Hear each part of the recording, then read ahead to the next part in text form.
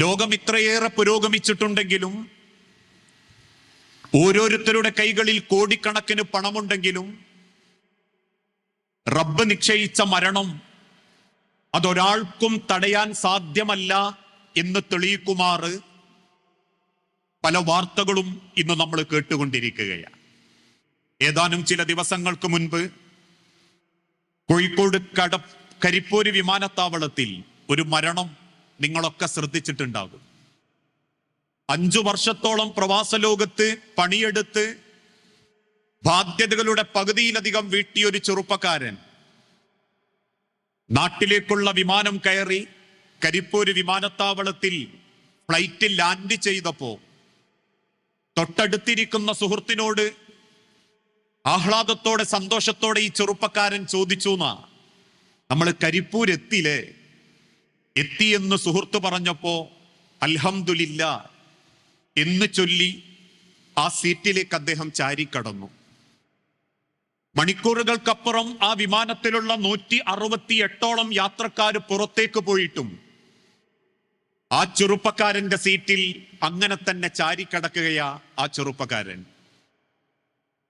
ഒരുപാട് പ്രതീക്ഷയോടെ ആ മകനെ കാണാൻ വന്നൊരു വൃദ്ധനായ വാപ്പയും ഉമ്മയും വിമാനത്താവളത്തിന്റെ പുറത്തുണ്ട്.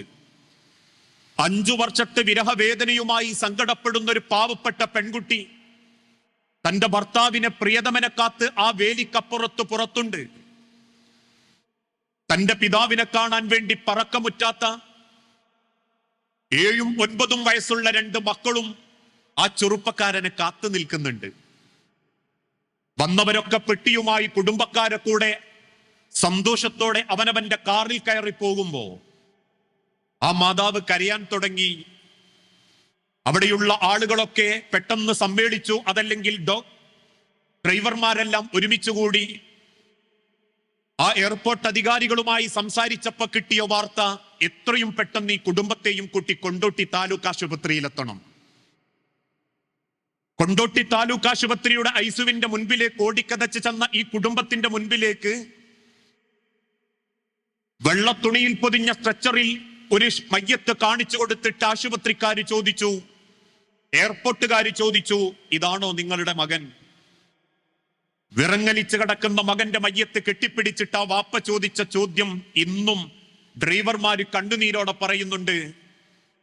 ആ മയ്യത്തിനെ മാറത്തെ കണച്ചുകൂട്ടി കെട്ടിപ്പിടിച്ച് ആ മകന്റെ കവിള് നിറയെ ചുംബനങ്ങൾ കൊടുത്തിട്ട് ആ വാപ്പ ചോദിച്ച ചോദ്യം, എന്തിനാ പടച്ചോനെ നിന്റെ മോനെ കൊണ്ടുപോയത്?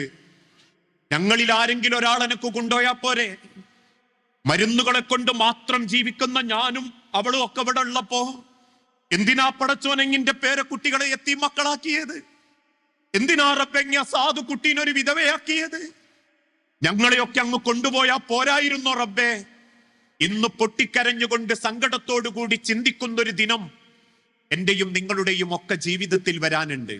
അതുകൊണ്ടാ മുൻകാലഘട്ടത്തിലുള്ള തഴവ കുഞ്ഞു മുഹമ്മദ് മുസ്ലിയാർ പാടിയതും വലത്തുക ഉമ്മുക യബ്ന ആദമ ബാക്കിയ വന്നാസു ഹൗലക യൽഹഖൂന സുറൂറാ ഫഅമൽ ബിനഫ്സിക ഇദാ തകുൻ ബകാ ഫി യൗമി മൗതിക ലാഹികൻ മസ്റൂറാ വലത്തുക ഉമ്മുക യബ്ന ആദമ ബാക്കിയാ.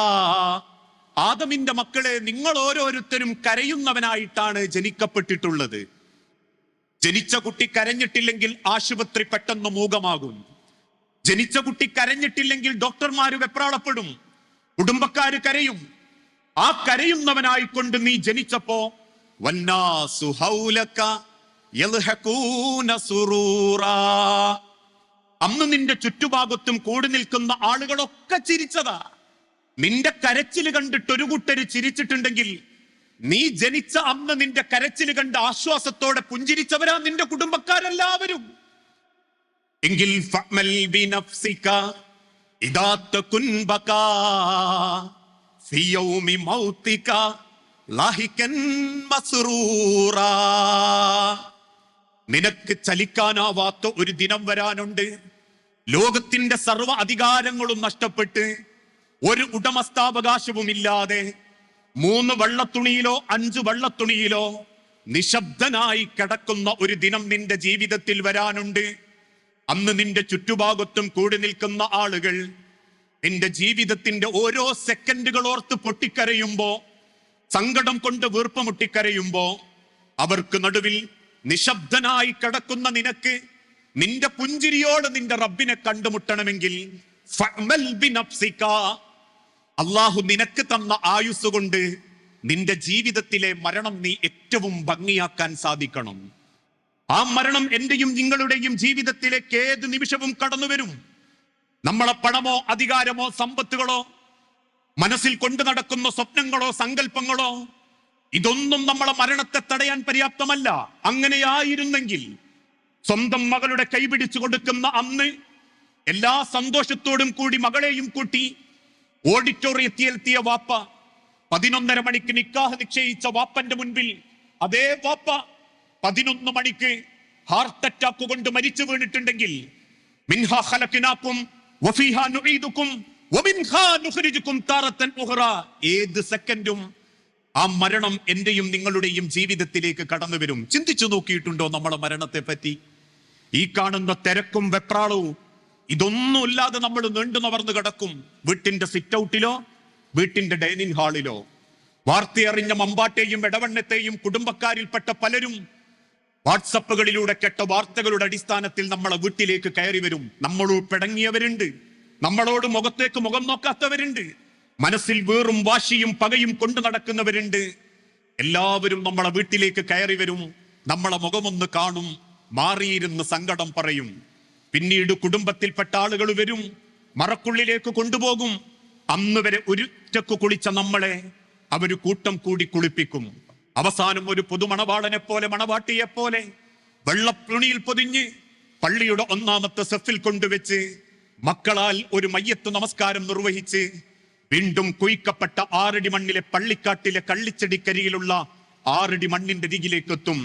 ആ മണ്ണിലേക്ക് ഇറക്കി കിടത്തി 3 പിടി മണ്ണ് വാരിയിട്ട് കബറിന്റെ മേലെയുള്ള സ്ലേവിൽ നിന്ന് ഒരു തരി മണ്ണ് പോലും ആ മയ്യത്തിന്റെ ശരീരത്തിലേക്ക് വീഴില്ലെന്ന് ഉറപ്പ് വരുത്തി 4 ഭാഗത്തും കൂടി നിൽക്കുന്ന കുടുംബക്കാരും ബന്ധുക്കളും 2 കൈകൾ ഉപയോഗിച്ച് 3 പിടി മണ്ണ് നമ്മളെ കബറിമ്പലേക്ക് വാരിയിടുമ്പോ ഒരു ഭാഗത്തുനിന്ന് ഒരാൾ ചൊല്ലിത്തുടങ്ങിയിട്ടുണ്ടാകും, അല്ലാഹുമ്മ സബ്ബിതുഹു ഇൻദ സുആൽ, അല്ലാഹുമ്മ അൽഹിംഹുൽ ജവാബ്, അല്ലാഹുമ്മ ജാഫിൽ ഖബ്റ അൻ ജംബി, അല്ലാഹുമ്മ ഇഗ്ഫിർ ലഹു വർഹംഹു, അല്ലാഹുമ്മ ആമിൻഹു മിൻ കുല്ലിൽ ഫസ. അല്ലാഹുമ്മ അല്ലാഹുവേ സബ്ബിതുഹു ഇൻദ സുആൽ, ഈ ഖബർ കിടക്കുന്ന വ്യക്തിക്ക് നിന്റെ മുൻപിൽ നിൽക്കാനുള്ള ധൈര്യം കൊടുക്കണേ നാഥാ. അല്ലാഹുമ്മ അൽഹിംഹുൽ ജവാബ്, നീ ചോദിക്കുന്ന ചോദ്യത്തിന് കൃത്യമായൊരു ഉത്തരം കൊടുക്കാൻ ഈ ഖബർ കിടക്കുന്ന വ്യക്തിക്ക് ഇങ്ങ് കഴിവ് കൊടുക്കണേ നാഥാ. അല്ലാഹുമ്മ ജാഫിൽ ഖബ്റ അൻ ജംബി, ഏതൊരു മയ്യത്തിനെ ഖബറിലേക്ക് വെക്കുന്ന സമയത്തും ആ ഖബറിന്റെ ഭയാനകതയും ഖബറിന്റെ വേദനയും ആ ഖബറാളിയെ അറിയിക്കാൻ വേണ്ടി പ്രപഞ്ചത്തിന്റെ സൃഷ്ടാവ് ഖബറിന്റെ 2 ഭാഗങ്ങൾ അങ്ങ് ഇടുക്കിക്കളയും. ആ ഇടുങ്ങുന്ന സമയത്ത് ഖബർ കിടക്കുന്ന ഖബറാളിയുടെ 2 വാരിയല്ലുകൾ പുറത്തു പോകുമാറ് വേദന കൊണ്ട് അൻവൻ ആ ഖബർ കിടന്ന് കരയുമ്പോ ആ കരച്ചില് മനുഷ്യനല്ലാത്ത ഭൂലോകത്തെ സർവചരാചരങ്ങളും കേൾക്കുകയും അമ്പരപ്പോടെ അവരെ സങ്കടപ്പെടുകയും ചെയ്യുന്ന സമയം അല്ലാഹുമ്മ ജാഫിൽ ഖബ്റ അൻ ജംബി, ആ ഖബറിന്റെ ഭയാനകതയിൽ നിന്ന് ഈ ഖബറക്ക് കിടക്കുന്ന ആൾക്കിങ്ങി ഒരു സമാധാനം കൊടുക്കണേ റബ്ബേ. അല്ലാഹുമ്മ ഇഗ്ഫിർ ലഹു വർഹംഹു, അല്ലാഹുവേ സർവ്വ പാപങ്ങളും പൊറുത്ത് നിർഭയത്വത്തിന്റെ ഒരു സ്വർഗ കവാടം നീ തുറന്നു കൊടുക്കണേ റബ്ബേ എന്ന് 10-15 മിനിറ്റ് നേരം എല്ലാവരും നമ്മളെ ഖബറും പുറത്തുനിന്ന് തിരിച്ചു പോരും. പിന്നെ ആരാ മനുഷ്യരെ എന്തെങ്കിലും ഖബറ് തെരഞ്ഞു വരിക? ഈ ഇരിക്കുന്ന എത്ര പേര്, എത്ര മയ്യത്ത്, എത്ര ഖബറുകളിലേക്ക് അടക്കി പോന്നവരാ? തൊട്ടു മുൻപ് നമസ്കരിച്ച മഗ്‌രിബ് നമസ്കാരത്തിന് പോലും അള്ളാഹുവിന്റെ നേരെ കൈനീട്ടുമ്പോ, പടച്ചോനെ അന്ന് ഞാൻ ഖബറിൽ വെച്ചു പോന്ന അഹമ്മദ്, അന്ന് ഞാൻ ഖബറിലേക്ക് ഇറക്കി വെച്ചു പോന്ന സുലൈഖ, അന്ന് ഞാൻ മയ്യത്ത് കണ്ടുപോന്ന ജമീല, അന്ന് ഞാൻ ഖബറിലേക്ക് ഇറക്കി വെച്ച് ദ്വാരുന്നു പോന്ന ഇന്ന ആൾ ഓർത്തിട്ടുണ്ടോ നമ്മൾ ആരെങ്കിലും? ഇതുപോലെ ആളുകൾ ഓർക്കാത്തൊരു മരണം എന്റെയും നിങ്ങളുടെയും ജീവിതത്തിൽ സംഭവിക്കാനുണ്ട്. നമ്മൾ മരിച്ചതിന്റെ പേരിൽ ലോകത്തൊരു ചുക്കും സംഭവിക്കാനില്ല. പിറ്റേന്നും വെയിലുദിക്കും, സൂര്യൻ വരും, സൂര്യൻ അസ്തമിക്കും. പ്രപഞ്ചത്തിന്റെ സൃഷ്ടാവ് തീരുമാനിച്ചാൽ മഴ വർഷിക്കും. അള്ളാഹു തീരുമാനിച്ചാൽ മനുഷ്യരില ഓരോരുത്തരും സുഖസുന്ദരമായിട്ട് ജീവിക്കും. ആ തിരിച്ചുള്ള യാത്രക്ക് മുൻപ് എന്റെയും നിങ്ങളുടെയും ജീവിതത്തിൽ നമ്മളെ ഖബറിന്റെ മനോഹരമായൊരു ലോകത്തേക്ക് വേണ്ടി എന്താണ് നമ്മൾ സമ്പാദിച്ചതെന്നും എന്തൊക്കെ നമുക്ക് സമ്പാദിക്കാൻ സാധിച്ചിട്ടുണ്ടെന്നും ചിന്തിക്കുന്നിടത്താണ് നമ്മളെ ജീവിതത്തിന്റെ ലക്ഷ്യവും അർത്ഥവും നമുക്ക് കണ്ടെത്താൻ സാധിക്കുക. ആലീസ് മട്ടിൽ കെട്ടിപ്പടുത്ത മാലേറിസ കൊട്ടാരങ്ങളിൽ ഒരാളും കാത്തരി മണ്ണോ കാത്തരി പൊന്നോ പടച്ചറബിന്റെ 6 അടി മണ്ണിലേക്ക് കൊണ്ടുപോകാൻ സാധിച്ചിട്ടില്ലെങ്കിൽ 6 അടി മണ്ണിലേക്ക് കൊണ്ടുപോകാൻ പറ്റുന്ന അമലുകൾക്ക് വേണ്ടി ജീവിതത്തിന്റെ ഭൂരിഭാഗവും അധ്വാനിക്കാൻ വേണ്ടി നിശ്ചയിക്കപ്പെട്ടവരാണ് നമ്മൾ ഓരോരുത്തരും. പ്രിയപ്പെട്ടവരെ, നമ്മളെ നാട് വല്ലാതെ മാറിക്കൊണ്ടിരിക്കുകയാ. ഒരിക്കലും കേൾക്കാൻ ആഗ്രഹിക്കാത്ത വാർത്തകളും ഒരിക്കലും സംഭവിക്കരുതേ എന്ന് ചിന്തിക്കുന്ന കാര്യങ്ങളുമാ ഇന്ന് സമൂഹത്തിന്റെ പല ഭാഗത്തു നിന്നും നമ്മൾ കേട്ടുകൊണ്ടിരിക്കുന്നത്. മനുഷ്യൻ മൃഗങ്ങളെക്കാൾ അധപ്പതിച്ചു കൊണ്ടിരിക്കുന്ന ഒരു കാലഘട്ടം. അതുകൊണ്ടാണല്ലോ ഒരു 19 വയസ്സുകാരൻ ഉമ്മയുടെ തലയറുത്തു മാറ്റുന്നു. ഒരു 24 വയസ്സുകാരൻ കുടുംബത്തിലെ 6 പേരെ നിഷ്കരുണം കൊന്നു തള്ളുന്നു. ഒരു 18 വയസ്സുകാരൻ സ്വന്തം അനിയത്തിയെ മൃഗീയമായി പീഡിപ്പിക്കുന്നു. ഒരു 48 വയസ്സുകാരൻ 11 വയസ്സുകാരിയെ പ്രയാസപ്പെടുത്തുന്നു. ഇങ്ങനെ ജീവിതത്തിന്റെ പല തോന്നിവാസങ്ങളിലേക്കും അന്ധതയിലേക്കും അന്ധകാരത്തിലേക്കും നീങ്ങിക്കൊണ്ടിരിക്കുമ്പോ ഒരു ഭാഗത്ത് കള്ളും കഞ്ചാവും പെണ്ണും മദിരാശിയും വ്യാപകമായി കൊണ്ടിരിക്കുന്ന ഒരു കാലഘട്ടം. ഒരു തരം ഭയപ്പാടാ മനുഷ്യൻ ഇന്ന്, അല്ലേ? ചിന്തിച്ചു നോക്കൂ. ഓരോ ചെറുപ്പക്കാരെയും കാണുന്ന സമയത്ത് പോലും സ്വന്തം കുടുംബത്തിലെ വീട്ടിലെ ചെറുപ്പക്കാരെ കാണുമ്പോ പോലും ഇന്ന് ചിലർക്കൊരു ഭയപ്പാടാ. ഇക്കഴിഞ്ഞ ദിവസം പത്രത്തിൽ നമ്മൾ വായിച്ചു, MBBS പഠിക്കുന്ന ഒരു ചെറുപ്പക്കാരൻ കുട്ടി. നാട്ടുകാർക്കൊക്കെ നല്ല അഭിപ്രായം, കുടുംബങ്ങൾക്കൊക്കെ നല്ല അഭിപ്രായം. പക്ഷെ കൈവശം വെച്ച ഏറ്റവും മാരകമായ വിഷം MDMA ആ ഡോക്ടേഴ്സ് വിഭാഗം പഠിക്കുന്ന ചെറുപ്പക്കാരൻ അറസ്റ്റ് ചെയ്യപ്പെട്ടപ്പോ അമ്പരപ്പോടെ മൂക്കത്ത് വിരൽ വെക്കാനേ നമ്മളിൽ പലർക്കും സാധിച്ചിട്ടുള്ളൂ. ഒരു ഭയപ്പാടിലാണ് ഇന്ന് നമ്മളിൽ പലരും. അത്രയേറെ ലഹരി എന്ന മഹാവിപത്ത് ഈ സമൂഹത്തിന്റെ പല ഭാഗത്തെയും തകർത്തുകൊണ്ടിരിക്കുന്നു. കുടുംബങ്ങളെ തകർത്തുകൊണ്ടിരിക്കുന്നു. ദാമ്പത്യ ജീവിതം തകർന്നുകൊണ്ടിരിക്കുന്നു. പരസ്പര വഞ്ചനയും അവിഹിതങ്ങളും വലിയ ഹീറോയിസമായി ചിത്രീകരിക്കപ്പെട്ടുകൊണ്ടിരിക്കുന്നു. ഭർത്താവിനെ കൊല്ലാൻ കൊട്ടേഷൻ കൊടുക്കുന്ന ഭാര്യയെയും കാമുകിക്ക് വേണ്ടി ഭാര്യയെ വിഷം കൊടുത്തു കൊല്ലുന്ന ഭർത്താക്കന്മാരും വീട്ടിന്റെ ഗേറ്റിന്റെ അടുത്തെത്തുന്ന ഭർത്താവിന്റെ ശബ്ദം കേട്ട് മറുഭാഗത്തുള്ളവന് മെസ്സേജ് കൊടുത്ത് ഇനി മെസ്സേജ് അയക്കരുതെന്ന് വാണിംഗ് കൊടുക്കുന്ന ഭാര്യമാരും വീട്ടിന്റെ ഗേറ്റിന്റെ അടുത്തെത്തുമ്പോ തന്റെ മൊബൈലിലുള്ളതെല്ലാം ക്ലീനാക്കി വീട്ടിൽ ഭാര്യയുടെ മുൻപിൽ നല്ല പിള്ളയായി അഭിനയിക്കുന്ന ഭർത്താക്കന്മാരും ഇന്ന് സർവ്വസാധാരണമായി കുടുംബത്തിൽ മാറിക്കൊണ്ടിരിക്കുന്നുണ്ടെങ്കിൽ അപകടകരമായ ഒരു രീതിയിലേക്കാണ് ഈ സമൂഹം നമ്മളെ കൂട്ടിക്കൊണ്ടുപോയിക്കൊണ്ടിരിക്കുന്നത്. ഒരു ഭാഗത്ത് ഇത്രയേറെ അധപ്പതനങ്ങൾ നടക്കുമ്പോ മറുഭാഗത്ത് മനുഷ്യനെ അത്തരത്തിലുള്ള ജീവിതത്തിൽ നിന്നും രക്ഷപ്പെടുത്തേണ്ട ഇസ്ലാം എന്ന മതത്തെ, ആ രക്ഷ പഠിപ്പിച്ച മതത്തെ ചില ആളുകൾ സ്വന്തം വാണിജ്യ കാര്യങ്ങൾക്ക് വേണ്ടി ഉപയോഗപ്പെടുത്തിക്കൊണ്ടിരിക്കുന്നു. അന്ധവിശ്വാസങ്ങളും അനാചാരങ്ങളും വീണ്ടും നമ്മളെ കേരളക്കരയിലേക്ക് തിരിച്ചു വരാൻ തുടങ്ങി. കേട്ടല്ലോ, അപസ്മാരം ബാധിച്ചൊരു 13 വയസ്സുകാരി വേദന കൊണ്ട് പൊളഞ്ഞു വാപ്പനോട് പറഞ്ഞു, വാപ്പ എനിക്കൊരു മരുന്ന് വാങ്ങിത്തരണം, എനിക്ക് വേദന സഹിക്കാൻ പറ്റുന്നില്ല വാപ്പ. പക്ഷേ ആ കുട്ടിയുടെ കരച്ചിൽ കണ്ടിട്ടും മനസ്സാക്ഷി അടങ്ങാത്ത വാപ്പ പള്ളിയിൽ മന്ത്രി ചൂതുന്ന ഏലസിനു വേണ്ടി കാത്തിരുന്നു. ആരോ മന്ത്രി ചൂതിക്കൊടുത്ത ഏലസും കെട്ടി. പിറ്റേന്ന് നേരം വെളുത്തപ്പം വായിൽ നിന്നും നൊരയും പതയും വന്ന് മരിച്ചു കിടക്കുന്ന പെൺകുട്ടി യൂറോപ്യൻ രാജ്യത്തിലല്ല, ഈ കേരളക്കരയിലെ കണ്ണൂരിന്റെ മണ്ണില, ഈ മലപ്പുറം ജില്ലയിൽ പോലും മരിച്ച തന്റെ ഭർത്താവിന്റെ മയ്യത്ത് 3 മാസം ചാക്കിൽ പൊതിഞ്ഞു വെച്ചൊരു പെൺകുട്ടിയുണ്ടായിരുന്നു. എന്റെ ഷെയ്ഖിന്റെ മുരീദിനെ ഒരിക്കലും ആത്മാവ് കൊണ്ടുപോകാൻ സമ്മതിക്കുകയില്ലെന്നും അതുകൊണ്ട് ആ മയ്യത്ത് കാത്തുവെച്ചാൽ, ആ മുരീദായി കൂടിയാൽ, ഷെയ്ഖിന്റെ ആളായി കൂടിയാൽ തിരിച്ചുപോയ ആത്മാവ് തിരിച്ച ശരീരത്തിലേക്ക് വരുമെന്ന വിശ്വാസത്തിന്റെ പേരിൽ പാപപ്പെട്ട ഒരു കുടുംബത്തിലെ ഒരു മരണപ്പെട്ട ചെറുപ്പക്കാരന്റെ മയ്യത്ത് 3 മാസമാ ചാക്കിൽ പൊതിഞ്ഞ് കേരളത്തിലെ ഈ ജില്ലയിൽ കാത്തു സൂക്ഷിച്ചു വെച്ചിട്ടുള്ളത്.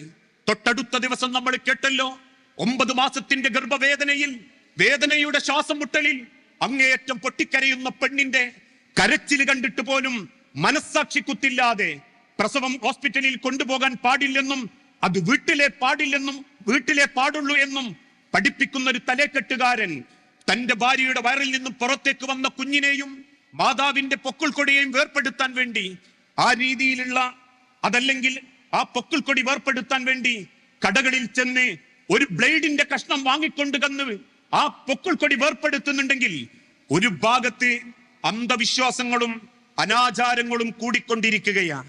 കെട്ടുകഥകളും മായാവി കഥകളും മുസ്ലിം ഉമ്മത്തിനെ സ്വാധീനിക്കാൻ തുടങ്ങി. കേട്ടല്ലോ, ആകാശത്തു കൂടെ പോകുന്ന ഫ്ലൈറ്റ് അങ്ങ് മടവൂര് പിടിച്ചിറക്കി ഷെയ്ഖിനെ കയറിപ്പോയി എന്ന് കേട്ടപ്പം തക്ബീർ വിളിക്കുന്നത് മുസ്ലിം സഹോദരങ്ങളാ. ചീറിപ്പാഞ്ഞു വരുന്ന തീവണ്ടിയെ കൊയിലാണ്ടി കടപ്പുറത്ത് തടഞ്ഞു നിർത്തി ഇനി അങ്ങോട്ട് ഫറോക്ക് വരെ സ്പീഡ് കുറച്ചിട്ടേ പോകാവൂ. ഈ സ്ഥലത്തിന്റെ ഉള്ളിൽ ഷെയ്ഖുനാന്റെ മക്ബറയുണ്ടെന്നും ഷെയ്ഖുനാന്റെ കുടുംബമുണ്ടെന്നും ആ തീവണ്ടിയെ ഉപദേശിച്ചപ്പോഴേക്കും പിന്നീട് ആ തീവണ്ടി കൊയിലാണ്ടി കടപ്പുറത്ത് നിന്ന് ഫറോക്കിലെത്തുന്നതിന്റെ ഇടയ്ക്ക് ഒരിക്കലും സ്പീഡ് കൂടാൻ പറ്റിയിട്ടില്ല എന്ന് കേൾക്കുമ്പോഴേക്കും തക്ബീർ വിളിക്കുന്നത് മുസ്ലിമീങ്ങളാ. ഗർഭം ധരിക്കാത്ത പെണ്ണിന് ബിരിയാണി തിന്നുന്നതിനിടയിൽ കോഴിക്കാര് കൊടുത്ത് ഗർഭമുണ്ടാക്കിയത് മുതൽ ഇപ്പോഴും പരിശുദ്ധ റമദാനിലെ ഒരു രാത്രി ഹിളർ നബിയോടും ജിബ്രീലിനോടും കൂടെ ചിറ്റടിമീത്തല വീട്ടിന്റെ പറമ്പിൽ വന്ന് കഞ്ഞി കുടിച്ചു പോകുന്നവനാണ് CM ഷെയ്ഖ് എന്ന് പറയുമ്പോഴേക്കും അത് തൊണ്ട തൊടാതെ വിശ്വസിക്കുന്ന ഒരന്ധവിശ്വാസ കൗമിലേക്ക് കൊണ്ടെത്തിക്കാൻ പുരോഹിത വർഗത്തിന് സാധിച്ചിട്ടുണ്ടെങ്കിൽ 1400 വർഷങ്ങൾക്ക് മുൻപ് ഒട്ടകത്തിന്റെ മൂക്ക് കയറ് മാത്രം പിടിച്ച് ഒരു ജനതയെ അന്ധവിശ്വാസത്തിൽ നിന്നും ശിർക്കൻ ജീവിതത്തിൽ നിന്നും ഏകദൈവ വിശ്വാസത്തിന്റെ പാതയിലേക്ക് കൊണ്ടു നടന്ന ഒരു പ്രവാചകനോടും ആ പ്രവാചകൻ ലോകത്തിന് ഓതിക്കൊടുത്ത ഇസ്ലാം എന്ന മതത്തെയും പച്ചക്ക് നശിപ്പിക്കുന്ന ഒരു പുരോഹിത വർഗത്തിന്റെ മുൻപിലാ ഇന്ന് ഞാനും നിങ്ങളും ജീവിച്ചു കൊണ്ടിരിക്കുന്നത്. അത് തന്നെയാ ഈ ഉമ്മത്തിന് സംഭവിച്ച ഏറ്റവും വലിയ പാതകവും ഏറ്റവും വലിയ തെറ്റും. ഏകനായ അള്ളാഹുവിനെ, ആ റബ്ബിനെ തിരിച്ചറിയാൻ പലർക്കും സാധിക്കുന്നില്ല. അറിയേണ്ട രീതിയിൽ ആ റബ്ബിനെ ആരും അറിഞ്ഞിട്ടുമില്ല. അതാണ് റബ്ബ് ഓർമ്മപ്പെടുത്തുന്നതും വമാ ഖദറുല്ലാഹ ഹഖ്ക ഖദരിഹി. റസൂലേ, അവരിൽ പലരും അള്ളാഹുവിനെ അറിയേണ്ട പ്രകാരം അറിഞ്ഞിട്ടില്ല നബിയെ. അള്ളാഹുവിനെ തിരിച്ചറിയേണ്ട രീതിയിൽ അവർ മനസ്സിലാക്കിയിട്ടില്ല നബിയെ. ഏതൊരു പ്രയാസത്തിന്റെ മുൻപിലും നെഞ്ചും വിരിച്ചു നിന്ന സ്വഹാബത്തിനെ ജീവിക്കാൻ പ്രേരിപ്പിച്ച ഏകദൈവ വിശ്വാസം അല്ലേ ഇസ്ലാമിക ലോകത്ത് ഇന്നും മതിവരാത്തൊരു ചരിത്രമുണ്ട്. ഉഹദിന്റെ രണാങ്കണത്തിൽ അള്ളാഹുവിന്റെ ഹബീബിന്റെ കൂടെ യുദ്ധക്കളത്തിലേക്ക് പുറപ്പെടുന്ന സ്വഹാബത്ത്, ആ യുദ്ധക്കളത്തിൽ ഒരൽപ്പം സഹാബത്തിൽപ്പെട്ട ചിലര് റസൂലുള്ളാഹിനോട് ധിക്കാരം കാണിച്ച് മലമുകളിൽ നിന്നും ഇറങ്ങിപ്പോന്നപ്പോ അതുവരെ ജയിച്ചു എന്ന പരിധിയിൽ നിന്നിരുന്ന അള്ളാന്റെ റസൂലിന്റെയും സഹാബത്തിന്റെയും നേരെ ശത്രുക്കൾ അടിച്ചു കയറി. പിന്തിരിഞ്ഞോടുകയല്ലാതെ സഹാബാക്കൾക്കും റസൂലുള്ളാഹിക്കും പ്രത്യേകിച്ച് വഴിയില്ല. ഓടുന്ന ഓട്ടത്തിനിടയിൽ അതുവരെ കൂടെ ഓടിയ റസൂലുള്ളാഹി സല്ലല്ലാഹു അലൈഹി വസല്ലമയെ ത്വൽഹ റളിയല്ലാഹു അൻഹു കാണുന്നുണ്ട്. പക്ഷെ ഒരല്പം കൂടി മുൻപോട്ടെത്തിയപ്പോ അള്ളാഹുവിന്റെ ഹബീബിനെ കാണുന്നില്ല. തിരിച്ചോടി ഉഹദിലേക്ക് തന്നെ തിരിച്ചോടുന്ന ത്വൽഹ റളിയല്ലാഹു അൻഹു ഉറക്കെ ചോദിക്കുന്നുണ്ട്, ഐന റസൂലല്ലാഹ്, അള്ളാന്റെ ഹബീബ് എവിടെ, അള്ളാന്റെ പ്രവാചകൻ എവിടെ? ഉഹദിലേക്ക് തിരിച്ചോടുന്ന ത്വൽഹ റളിയല്ലാഹു അൻഹു കണ്ടത് ഉഹദിന്റെ തൊട്ടടുത്തുള്ള ഒരു പൊട്ടക്കിണറ്റിൽ വീണ് മുൻവശത്തുള്ള 2 പല്ലുകൾ പൊട്ടി ഒരു ഇരുമ്പിന്റെ കമ്പി തൊണ്ട തൊളയോട് കൂടി നെറ്റി കവിളത്ത് തറഞ്ഞു കിടക്കുന്ന അള്ളാഹുവിന്റെ ഹബീബായ നബി തങ്ങളെ ഓടിച്ചെന്ന് ആ ഒരു പൊട്ടക്കിണറ്റിലേക്ക് ചാടിയിറങ്ങുന്ന ത്വൽഹ റളിയല്ലാഹു അൻഹു അള്ളാഹുവിന്റെ റസൂലിനെ പിടിച്ചെഴുന്നേൽപ്പിച്ചിട്ട് പറയുന്നുണ്ട്, റസൂലേ, താങ്കൾ രക്ഷപ്പെട്ടുകൊള്ളുക, എന്റെ മുതുക്കത്ത് കയറി താങ്കൾ രക്ഷപ്പെട്ടുകൊള്ളുക റസൂലേ. അള്ളാന്റെ ഹബീബായ നബി തങ്ങൾ ചോദിച്ചു, ത്വൽഹ, താങ്കൾ എന്ത് ചെയ്യും? പുഞ്ചിരിയോടെ ത്വൽഹ റളിയല്ലാഹു അൻഹുവിന്റെ മറുപടി, അവർക്ക് എന്നെയല്ല റസൂലേ വേണ്ടത്, താങ്കളെയാ റസൂലേ അവർക്ക് വേണ്ടത്. മക്കയിലുണ്ടായിരുന്ന ജാറങ്ങളും മക്ബറകളിലേക്കും പോകരുതെന്ന് പറഞ്ഞതിന്റെ പേരിൽ താങ്കൾക്കെതിരാണവർ. അതുകൊണ്ട് തന്നെ റസൂലേ, താങ്കൾ എങ്ങനെയെങ്കിലും രക്ഷപ്പെടണം. അള്ളാഹുവിന്റെ ഹബീബ നബി തങ്ങള് ത്വൽഹ റളിയല്ലാഹു അൻഹുവിന്റെ മുതുക്കത്ത് ചവിട്ടി മുകളിലേക്ക് കയറി. റസൂലുള്ളാഹിനെ കണ്ട ഉടനെ 4 ഭാഗത്തും ശത്രുക്കൾ വളഞ്ഞു. 4 ഭാഗത്തും ഓരോരുത്തരും ഊരിപ്പിടിച്ച വാളുമായി നിൽക്കാൻ തുടങ്ങി. അതുവരെ അൽ അമീൻ എന്ന് വിളിച്ചിരുന്ന നാട്ടിൽ ഇഷ്ടപ്പെട്ട ഒരു മനുഷ്യനെ എങ്ങനെയാണ് ആ മർദ്ദിക്കുക, വെട്ടിത്തുടങ്ങുക എന്ന ആശങ്കയിൽ ചുറ്റും കൂടി നിൽക്കുന്ന ശത്രുക്കൾ നിൽക്കുമ്പോ ആ പൊട്ടക്കിണറ്റിൽ നിന്നും ത്വൽഹ റളിയല്ലാഹു അൻഹു മുകളിലേക്ക് വലിഞ്ഞു കയറി ഓടിച്ചെന്ന് റസൂലുള്ളാഹിനെ പൊതിഞ്ഞങ്ങ് കെട്ടിപ്പിടിച്ചു. അതേ സെക്കൻഡിൽ ശത്രുക്കൾ വെട്ടാൻ തുടങ്ങി. കറങ്ങിത്തിരിഞ്ഞ് ചുറ്റിത്തിരിഞ്ഞ് ശത്രുക്കൾ വെട്ടുന്ന ഓരോ വെട്ടുകളും സ്വന്തം മുതുകുകൊണ്ട് തടുത്ത് അള്ളാന്റെ ഹബീബിന്റെ മേനിയിൽ ഒരൊറ്റ വെട്ടിന്റെ അടയാളം പോലും തൊടിക്കാതെ ത്വൽഹ റളിയല്ലാഹു അൻഹു സംരക്ഷിക്കാൻ തുടങ്ങി. അവസാനം വേദന കൊണ്ട് പൊളഞ്ഞ് ശരീരത്തിൽ മാരകമായ മുറിവുകൾ പറ്റിയിട്ടും അള്ളാന്റെ ഹബീബിനെ കാണിച്ചു കൊടുക്കാതിരുന്നപ്പോ ശത്രുക്കൾ നിരാശരായി തിരിഞ്ഞു നടന്നു. ആ നടന്നു പോകുന്ന സമയത്ത് ഓടിക്കതച്ചു വരുന്ന അബൂബക്കർ റളിയല്ലാഹു അൻഹുവിനോട് അള്ളാന്റെ റസൂലുള്ള പറയുന്നുണ്ട്, അബൂബക്കറെ, ത്വൽഹാന്റെ ശരീരത്തിൽ എത്ര വെട്ടുകളുണ്ടെന്ന് പരിശോധിക്കണം. ത്വൽഹ റളിയല്ലാഹു അൻഹുവിനെ തിരിച്ചു കടത്തി അദ്ദേഹത്തിന്റെ മുതുക്കത്ത് കിട്ടിയ വെട്ടുകളുടെ എണ്ണം അബൂബക്കർ സിദ്ദീഖ് എണ്ണിത്തുടങ്ങുമ്പോ സിദ്ദീഖുൽ അക്ബറിന്റെ കണ്ണുകളിലൂടെ കണ്ണുനീരുകൾ ധാരയായി ഒഴുകാൻ തുടങ്ങി. കണ്ണുനീരോടെ എഴുന്നേറ്റ് നിന്ന അബൂബക്കർ റളിയല്ലാഹു അൻഹുവിനോട് റസൂലുള്ള ചോദിച്ചു, പറ അബൂബക്കർ, എത്ര വെട്ടുകളുണ്ട് ത്വൽഹാന്റെ ശരീരത്തിൽ? ഒട്ടിക്കരഞ്ഞുകൊണ്ട് അബൂബക്കർ സിദ്ദീഖ് റളിയല്ലാഹു അൻഹു പറഞ്ഞു, റസൂലേ, 84 പരം വെട്ടുകളുണ്ട്. അതിൽ 14 വെട്ടുകൾ പിൻഭാഗത്തു നിന്നും മുൻഭാഗത്തേക്ക് എത്തിയിട്ടുണ്ട് റസൂലേ. വേദന കൊണ്ട് പൊളയുന്ന ത്വൽഹാനെ കൂട്ടിപ്പിടിച്ച് അള്ളാന്റെ റസൂല് ചോദിച്ചു, ത്വൽഹ, താങ്കൾക്ക് വേദനിച്ചിട്ടില്ലേ? ആ വെട്ടുകൾ ഏൽക്കുമ്പോ താങ്കൾക്ക് എന്തേ അനുഭവപ്പെട്ടത്? അള്ളാന്റെ ഹബീബിന്റെ മുഖത്ത് നോക്കി ത്വൽഹ റളിയല്ലാഹു അൻഹു പറഞ്ഞു, റസൂലേ, ഓരോ വെട്ടുകൾ എന്റെ ശരീരത്തിൽ ഏൽക്കുമ്പോ എനിക്ക് മാറണം എന്ന് തോന്നിയിരുന്നു പ്രവാചകരെ. പക്ഷെ ഞാനെങ്ങാനും മാറിയാൽ ആ ഓരോ വെട്ടുകളും ഹബീബായ അങ്ങയുടെ ശരീരത്തിലാണ് ഏൽക്കുക എന്ന് ചിന്തിച്ചപ്പോ എനിക്കത് മാറാൻ തോന്നിയിട്ടില്ല റസൂലേ. അള്ളാന്റെ റസൂലിന്റെ ശരീരത്തിൽ നിന്ന് ബോധം കെട്ടി വീഴാൻ ഒരുങ്ങുന്ന ത്വൽഹ റളിയല്ലാഹു അൻഹു അവസാനം പറഞ്ഞ വാക്കിങ്ങനെയാ, എന്റെ അടയാളങ്ങൾ എന്റെ സ്വർഗത്തിനുള്ള അടയാളമാണ് പ്രവാചക.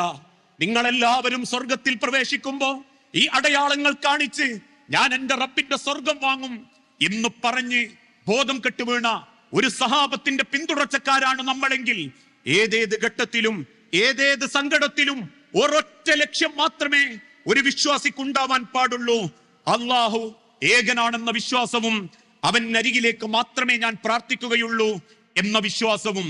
അത് പഠിപ്പിക്കാൻ ആ പ്രവാചകന്മാര് വന്നത്. അമ്പിയാക്കൾ ലോകത്തേക്ക് നിയോഗിക്കപ്പെട്ടതിന്റെ ഉദ്ദേശം തൗഹീദ്, ഏകദൈവ വിശ്വാസം ഈ സമൂഹത്തിന് ബോധ്യപ്പെടുത്തി കൊടുക്കാനാ. അതാ റബ്ബ് പഠിപ്പിച്ചതും, വമാ അർസൽനാ മിൻ ഖബ്ലിക മിൻ റസൂലിൻ ഇല്ലാ നൂഹിയ ഇലൈഹി അന്നഹു ലാ ഇലാഹ ഇല്ലാ അന ഫഅബ്ദുൻ. 1,00,000 പരം പ്രവാചകന്മാർ, ആദം നബി മുതൽ അവസാനത്തെ പ്രവാചകനായ മുഹമ്മദ് സല്ലല്ലാഹു അലൈഹി വസല്ലം വരെ ഈ ലോകത്തേക്ക് നിയോഗിക്കപ്പെട്ട സർവ്വ പ്രവാചകന്മാരും ഒരൊറ്റ കാര്യത്തിൽ മാത്രമേ ഈ ഉമ്മത്തിനോട് ദേഷ്യത്തോടെയും കണിശതയോടെയും പറഞ്ഞിട്ടുള്ളൂ, ലാ ഇലാഹ ഇല്ലല്ലാഹ്. നിങ്ങൾ അല്ലാഹുവിനെ മാത്രമേ ആരാധിക്കാവൂ, അവനോട് മാത്രമേ പ്രാർത്ഥിക്കാവൂ, അവന്റെ മുൻപിലെ സുജൂദ് ചെയ്യാവൂ, അവനോട് മാത്രമേ സഹായം ചോദിക്കാവൂ. മറ്റൊന്നിന്റെ നേരെയും നിങ്ങളെ കൈ നീളാൻ പാടില്ല, മറ്റൊരാൾക്ക് നേരെയും നിങ്ങൾ സഹായം ചോദിക്കാൻ പാടില്ല. കാരണം അത് നിങ്ങളുടെ ജീവിതത്തിലെ ഏറ്റവും വലിയ പാതകമായ ശിർക്കിലേക്ക് കൊണ്ടെത്തിക്കും. ആ ശിർക്ക് ചെയ്തിട്ടാണ് നിങ്ങൾ മരിക്കുന്നതെങ്കിൽ അള്ളാഹുവിന്റെ ഹബീബിനോട് പോലും അള്ളാഹുവിന്റെ കൽപ്പന വന്നിട്ടുണ്ട്, നബിയെ, താങ്കളാണ് ശിർക്ക് ചെയ്യുന്നതെങ്കിൽ പോലും ലയഹ്ബതന്ന അമലുക, നിങ്ങളെ അമലുകൾ ബാത്തിലായി പോകും. പ്രിയപ്പെട്ട സഹോദരങ്ങളെ, നമ്മളെ വിശ്വാസത്തെ അബദ്ധത്തിലേക്ക് കൊണ്ടെത്തിക്കാൻ വേണ്ടി ഒരു കൂട്ടം ആളുകൾ പണിയെടുത്തുകൊണ്ടിരിക്കുകയാ.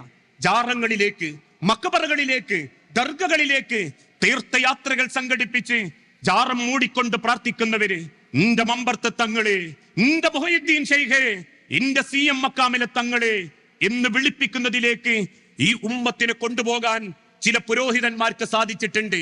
ഇത് കേവലം കക്ഷിത്വത്തിന്റെ വർത്തമാനമല്ല. ഈ മമ്പാട്ട റോഡ് സൈഡിൽ ഒരു അപകടം പറ്റി കിടക്കുന്നവന്റെ ചോരയുടെ നിറം ചുവപ്പാണെങ്കിൽ അവന്റെ നിറമോ അവന്റെ ജാതിയോ അവന്റെ കുലമോ നമ്മൾ പരിഗണിക്കുന്നില്ലെങ്കിൽ അതേ മനസ്സേ ഈ വിഷയത്തിലുള്ളൂ.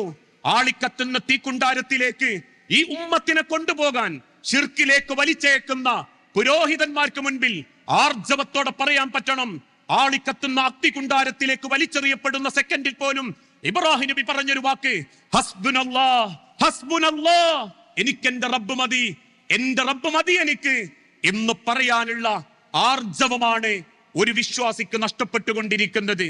അതറിയണമെങ്കിൽ ഒന്ന് ചിന്തിച്ചു നോക്കൂ.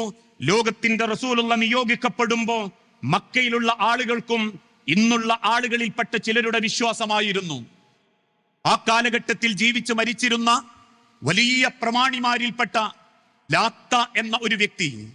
ലാത്ത മരണപ്പെട്ടപ്പം മക്കക്കാർ കുറച്ച് ഗോത്രക്കാർ ഒരുമിച്ച് കൂടിയിട്ട് പറഞ്ഞു, ലാത്ത പുണ്യപുരുഷനായതുകൊണ്ട് ലാത്തയുടെ കബർ നമുക്കങ്ങനെ അനാദരവോടെ ഇടാൻ പാടില്ല, അത് കുറച്ചൊന്ന് കെട്ടിപ്പൊക്കണം. അങ്ങനെ ലാത്തയുടെ കബർ അവർ കെട്ടിപ്പൊക്കി. കുറച്ച് കഴിഞ്ഞപ്പം അവർ വീണ്ടും ഒരുമിച്ച് കൂടിയിട്ട് പറഞ്ഞു, ആ കെട്ടിപ്പൊക്കിയ കബർ അങ്ങനെ ഇട്ടിട്ട് കാര്യമല്ല, അവിടെ ചില ആഘോഷങ്ങൾ സംഘടിപ്പിക്കണം. അങ്ങനെയായിരുന്നു ലാത്തയുടെ കബറിങ്കൽ ആഘോഷങ്ങൾ വന്നത്. യാത്ര പോകുന്ന കച്ചവടക്കാര് ലാത്തന്റെ കബറിങ്കൽ വരും, യാത്ര പോകുന്ന ആളുകൾ ലാത്തയുടെ കബറിങ്കൽ വരും. ഉസ്സ എന്നൊരു മരമുണ്ടായിരുന്നു, ആ മരത്തിന്റെ ചുവട്ടിൽ ചെന്നവർ പ്രാർത്ഥിക്കും. മനാത്ത എന്നൊരു കൽബിംബം ഉണ്ടായിരുന്നു, ആ ബിംബത്തെയും അവർ ആരാധിക്കും. ആ ഒരു കാലഘട്ടത്തിലാണ് അള്ളാഹുവിന്റെ പ്രവാചകൻ മക്കയിലേക്ക് നിയോഗിക്കപ്പെടുന്നത്. മക്കയിലേക്ക് നിയോഗിക്കപ്പെട്ട റസൂലുള്ള ആദ്യം തന്റെ ഉമ്മത്തിനോട് പറഞ്ഞതെന്താ? നിങ്ങൾ ഒരിക്കലും മരിച്ച ആളുകളിൽ കരികിൽ പോകാൻ പാടില്ല. എന്നെ പറ്റി എന്റെ അടിമകൾ ചോദിച്ചാൽ റസൂലെ അവരോട് പറയണം, ഞാൻ അവരുടെ അടുത്ത് തന്നെയുണ്ട് എന്ന അള്ളാഹുവിന്റെ വചനം. ആ വചനം പഠിപ്പിക്കപ്പെട്ടതിന് ശേഷമാ സഹാബാക്കൾ അവരുടെ വിശ്വാസത്തിൽ നിന്ന് റസൂലുള്ളാന്റെ വിശ്വാസത്തിലേക്ക് കയറി വരുന്നത്. ആ ജാഹിലിയത്തിൽ നിന്ന് റസൂലുള്ളാന്റെ മാർഗത്തിലേക്ക് അവർ വന്നതും ആ വിശ്വാസത്തെ ഹൃദയത്തിലേക്ക് ഏറ്റെടുത്തതിന്റെ പേരില. ഇന്നും ഈ സമൂഹത്തിനിടയിൽ നമ്മൾ പറയുന്നതും അത്രമാത്രമേയുള്ളൂ. ജാറത്തിങ്കൽ പോകല്ലേ, മക്ബറയിൽ ചെന്ന് പ്രാർത്ഥിക്കല്ലേ, മറ്റുള്ള ആളുകളോട് ഇസ്തിഗ്ഫാർ നടത്തല്ലേ, സഹായം ചോദിക്കല്ലേ. 1 നൂറ്റാണ്ടിന്റെ പാരമ്പര്യമുള്ള മുജാഹിദ് പ്രസ്ഥാനത്തിലെ ചെറു കുട്ടികൾക്ക് പോലും നെഞ്ചത്ത് കൈവച്ച് പറയാൻ സാധിക്കും, ഏതിരുട്ടിലും ഏത് വെളിച്ചത്തിലും ഏത് പകലിലും ഏത് വിജനതയിലും എനിക്കെന്റെ റബ്ബ് മതി എന്ന് ആശങ്കകളില്ലാതെ, ഒരു പ്രയാസമില്ലാതെ, ഒരു കെട്ടിക്കൊടുക്കുന്ന ചിന്തകൾക്ക് മുൻപിലും അടിപതറാതെ ആർജവത്തോടെ പറയാൻ പറ്റണം, എനിക്കെന്റെ റബ്ബുണ്ട്. അല്ലാഹു ലാ ഇലാഹ ഇല്ലാ ഹുവൽ ഹയ്യുൽ ഖയ്യൂം ലാ തഖുദുഹു സിനത്തുൻ വലാ നൗമുൻ ലഹു മാ ഫിസ് സമാവാതി വമാ ഫിൽ അർളി മൻ ദല്ലദി യശ്ഫഉ ഇൻദഹു ഇല്ലാ ബിഇദ്നിഹി യഅലമു മാ ബൈന ഐദീഹിം വമാ ഖൽഫഹും. വെള്ളത്തിന് വേണ്ടി കാലിട്ടടിക്കുന്ന ഇസ്മായിൽ നബിയെ പരിഗണിക്കാതെ സഫക്കും മർവക്കും കുന്നുകൾക്ക് മുകളിലെ കോടിക്കയറിയ ഹാജറ ബീവിയുടെ ഉള്ളിലുണ്ടായ വിശ്വാസം വിജനമായ പ്രയാസങ്ങളിൽ മരുഭൂമിയിൽ അകപ്പെട്ട് അങ്ങേയറ്റം പ്രയാസപ്പെട്ടുകൊണ്ടിരിക്കുന്ന കാലഘട്ടത്തിൽ പോലും അള്ളാഹുവിന്റെ പ്രവാചകൻ ബദറിന്റെ രണാങ്കണത്തിൽ നിന്ന് പ്രാർത്ഥിച്ച റബ്ബിനോടുള്ള പ്രാർത്ഥന, മത്സ്യത്തിന്റെ വയറ്റിൽ അകപ്പെട്ടപ്പം യൂനുസ് നബി പ്രാർത്ഥിച്ച പ്രാർത്ഥന, ശരീരമാസകലം വ്രണപ്പെട്ട രോഗം ബാധിച്ച് നാട്ടുകാരൊറ്റപ്പെടുത്തി അങ്ങേയറ്റം മാറ്റി നിർത്തിയപ്പോഴും ആ അയ്യൂബ് നബി പ്രാർത്ഥിച്ച പ്രാർത്ഥന, ആ പ്രാർത്ഥനയിലേക്ക് മാത്രമേ നിങ്ങൾക്ക് പോകാൻ പാടുള്ളൂ എന്ന് പറഞ്ഞതിന്റെ പേരിലാ ഇന്നാളുകൾ നമ്മളെ കുറ്റം പറയുന്നത്. ഇനി ഒരു വേള ചിന്തിച്ചു നോക്കൂ, മക്കയിലെ ജീവിത കാലഘട്ടത്തിനിടയിൽ, മദീന ജീവിത കാലഘട്ടത്തിനിടയിൽ വഫാത്താകുന്ന റസൂൽ സല്ലല്ലാഹു അലൈഹി വസല്ലമയുടെ ഒരു ചരിത്രമുണ്ട്. ഇന്ന് നമ്മളൊക്കെ ചിന്തിക്കുന്നത് പോലെ ഒരു പെട്ടെന്നുള്ള മരണമല്ല ഹബീബായ പ്രവാചകൻ സല്ലല്ലാഹു അലൈഹി വസല്ലമക്ക്. ഏകദേശം ഒരു 13 ദിവസം നല്ല പനി ബാധിച്ച് കിടന്നിട്ടുണ്ട്. സഫർ മാസം 30-ാം തീയതി മരണപ്പെട്ടൊരു സുഹാബിയുടെ മയ്യത്ത് ബഖീഉൽ അർഖദ് അഥവാ മദീന പള്ളിന്റെ അരികിലുള്ള ഖബർസ്ഥാനിൽ അടക്കി തിരിച്ചു വീട്ടിലേക്ക് മടങ്ങുന്ന പ്രവാചകൻ സല്ലല്ലാഹു അലൈഹി വസല്ലമ പെട്ടെന്ന് കുനിഞ്ഞിരുന്ന് 2 കൈകൊണ്ടും തലങ്ങനെ പൊതിഞ്ഞു പിടിക്കാൻ തുടങ്ങി. കണ്ടു നിൽക്കുന്ന റസൂലുള്ളാന്റെ മുഖത്തേക്ക് നോക്കി സഹാബത്ത് ചോദിച്ചു, പ്രവാചകരെ എന്തു പറ്റിയതാ? റസൂലുള്ള തിരിച്ചു പറഞ്ഞു, നിങ്ങൾ 2 ആൾ അനുഭവിക്കുന്ന വേദന ഞാൻ അനുഭവിക്കുന്നുണ്ട്. കയ്യിലുള്ള തോർത്തുമുണ്ടെടുത്ത് സഹാബത്ത് നെറ്റിയിൽ വരിഞ്ഞു കെട്ടിക്കൊടുത്തു. അവിടുന്ന് അങ്ങോട്ട് റബീഉൽ അവ്വൽ 12 വരെ അള്ളാഹുവിന്റെ ഹബീബ് സൂക്കേടുകാരനാ, രോഗിയാ, കഠിന പനി ബാധിച്ചവനാ. ആ പനി ബാധിച്ച പ്രവാചകൻ സല്ലല്ലാഹു അലൈഹി വസല്ലമ മരിക്കുന്നത് റബീഉൽ അവ്വൽ 12-ന്റെ അന്നാ. നേരം വെളുത്തു, സൂര്യൻ അതിന്റെ ചൂടിങ്ങനെ കാണിച്ചു തുടങ്ങിയപ്പോ കയ്യിലുണ്ടായിരുന്ന ഒരു തോർത്തുമുണ്ടെടുത്ത് അള്ളാന്റെ ഹബീബ് മുഖത്തേക്ക് ഇങ്ങനെ ഇടും, മുഖത്തുനിന്ന് ഇങ്ങനെ വലിച്ചു മാറ്റും. കണ്ടു നിൽക്കുന്ന ആയിഷ റളിയല്ലാഹു തആല അൻഹ റസൂലുള്ളാന്റെ തലയെടുത്ത് മടി കടത്തിയിട്ട് ചോദിക്കും, എന്തേ പ്രവാചകരെ, കഴിഞ്ഞ 12 ദിവസവും കാണാത്തൊരു വേദന നിങ്ങളുടെ മുഖത്ത് ഞാൻ കാണുന്നുണ്ടല്ലോ റസൂലേ, എന്താ നിങ്ങൾക്കൊരു പ്രയാസം? പുഞ്ചിരിയോടെ റസൂലുള്ള തിരിച്ചു പറഞ്ഞു, ആയിഷ, അന്ന് ഖൈബറിലെ ജൂതപ്പെണ്ണ് തന്ന വിഷമാംസത്തിന്റെ വേദന അത് ഞാൻ അനുഭവിച്ചു തുടങ്ങിയിട്ടുണ്ട് ആയിഷ. അന്ന് മരിക്കേണ്ട മരണം ഇന്ന് എന്നെ തേടി വന്നിട്ടുണ്ട് ആയിഷ. മരണം എന്നെ തേടി പുറപ്പെട്ടിട്ടുണ്ട് ആയിഷ. മരണം റസൂലുള്ളാനെ തേടി വരുന്നുണ്ട് എന്നറിഞ്ഞപ്പോ സഹാബത്ത് വീട്ടിന്റെ ചുറ്റുഭാഗവും കൂടി. ആയിരക്കണക്കിന് സഹാബാക്കൾ പ്രവാചകന്റെ വിവരമറിയാൻ വേണ്ടി റസൂലുള്ളാന്റെ വീട്ടിന്റെ മുമ്പിൽ തമ്പടിച്ചു കൂടുമ്പോ അള്ളാഹുവിന്റെ പ്രവാചകൻ സല്ലല്ലാഹു അലൈഹി വസല്ലമ ആയിഷ ബീവിന്റെ മടിയിൽ തലവെച്ച് പറയുന്നുണ്ട്, ആയിഷ ഇന്നലിൽ മൗത്തി സക്കറാത്ത്, മരണത്തിന് വല്ലാത്ത വേദനയുണ്ട് ആയിഷ, മരണത്തിന് വല്ലാത്ത വേദനയുണ്ട് ആയിഷ. അല്ലാഹുമ്മ അഇന്നി, അല്ലാഹുമ്മ അഇന്നി, എനിക്ക് ആ വേദനയൊന്ന് കുറച്ചു താ റബ്ബേ. ഇന്ന് സങ്കടം കൊണ്ട് കരയുന്ന റസൂലുള്ളാനെ വീണ്ടും ആയിഷ ബീവി മടിയിൽ കിടത്തി ആശ്വസിപ്പിക്കാൻ തുടങ്ങി. ആ സമയത്ത് റസൂലുള്ള ബോധം കെട്ടു. അല്പം വെള്ളമെടുത്ത് റസൂലുള്ളാന്റെ മുഖത്ത് തളിച്ചപ്പോ ഹബീബായ നബി തങ്ങളുടെ നാവുകൾ മന്ത്രിക്കാൻ തുടങ്ങി. ആ മന്ത്രിച്ച കൂട്ടത്തിൽ ഒരു വാക്കിങ്ങനെയായിരുന്നു, ലഅനത്തുല്ലാഹി അലൽ യഹൂദി വന്നസാറ, ജൂത ക്രൈസ്തവന്മാരെ അള്ളാഹു ശപിച്ചിരിക്കുന്നു, അള്ളാന്റെ ശാപം കിട്ടിയിരിക്കുന്നു. ജൂതന്മാർക്കും ക്രൈസ്തവന്മാർക്കും എന്തേ ശാപം കിട്ടാനുള്ള കാരണം? അത് വ്യഭിചരിച്ചതല്ല, അവർ കള്ളത്തരം കാണിച്ചതല്ല, അളവിലും തൂക്കത്തിലും കൃത്രിമം കാണിച്ചതല്ല, ആരാന്റെ പണ്ടം പറമ്പും മോഷ്ടിച്ചെടുത്തതല്ല. അവര് ചെയ്ത ഒരൊറ്റ കുറ്റം, ഇത്തഖദൂ ഖുബൂറ അംബിയാഇഹിം മസാജിദാ, അവരുടെ അമ്പിയാക്കൾ മരിക്കുമ്പോ, അവരുടെ ഉമ്മത്തിൽപ്പെട്ട ശ്രേഷ്ഠന്മാര് മരണപ്പെടുമ്പോ ആ മരിച്ചവരുടെ കബറുകൾ കെട്ടിപ്പൊക്കി ആ കബറിൽ കുമ്മായമിട്ട് ആ കബറിന്റെ അടുത്ത് സുജൂദ് ചെയ്യുകയും ആ കബറിന്റെ അടുത്ത് പ്രാർത്ഥിക്കുകയും ആ കബറാളികൾക്ക് റബ്ബിന് കൊടുക്കേണ്ടത് കൊടുക്കുകയും ചെയ്ത ആ ജൂത ക്രൈസ്തവന്മാരെ അള്ളാഹു ശപിച്ചിരിക്കുന്നു, അള്ളാഹു ശപിച്ചിരിക്കുന്നു.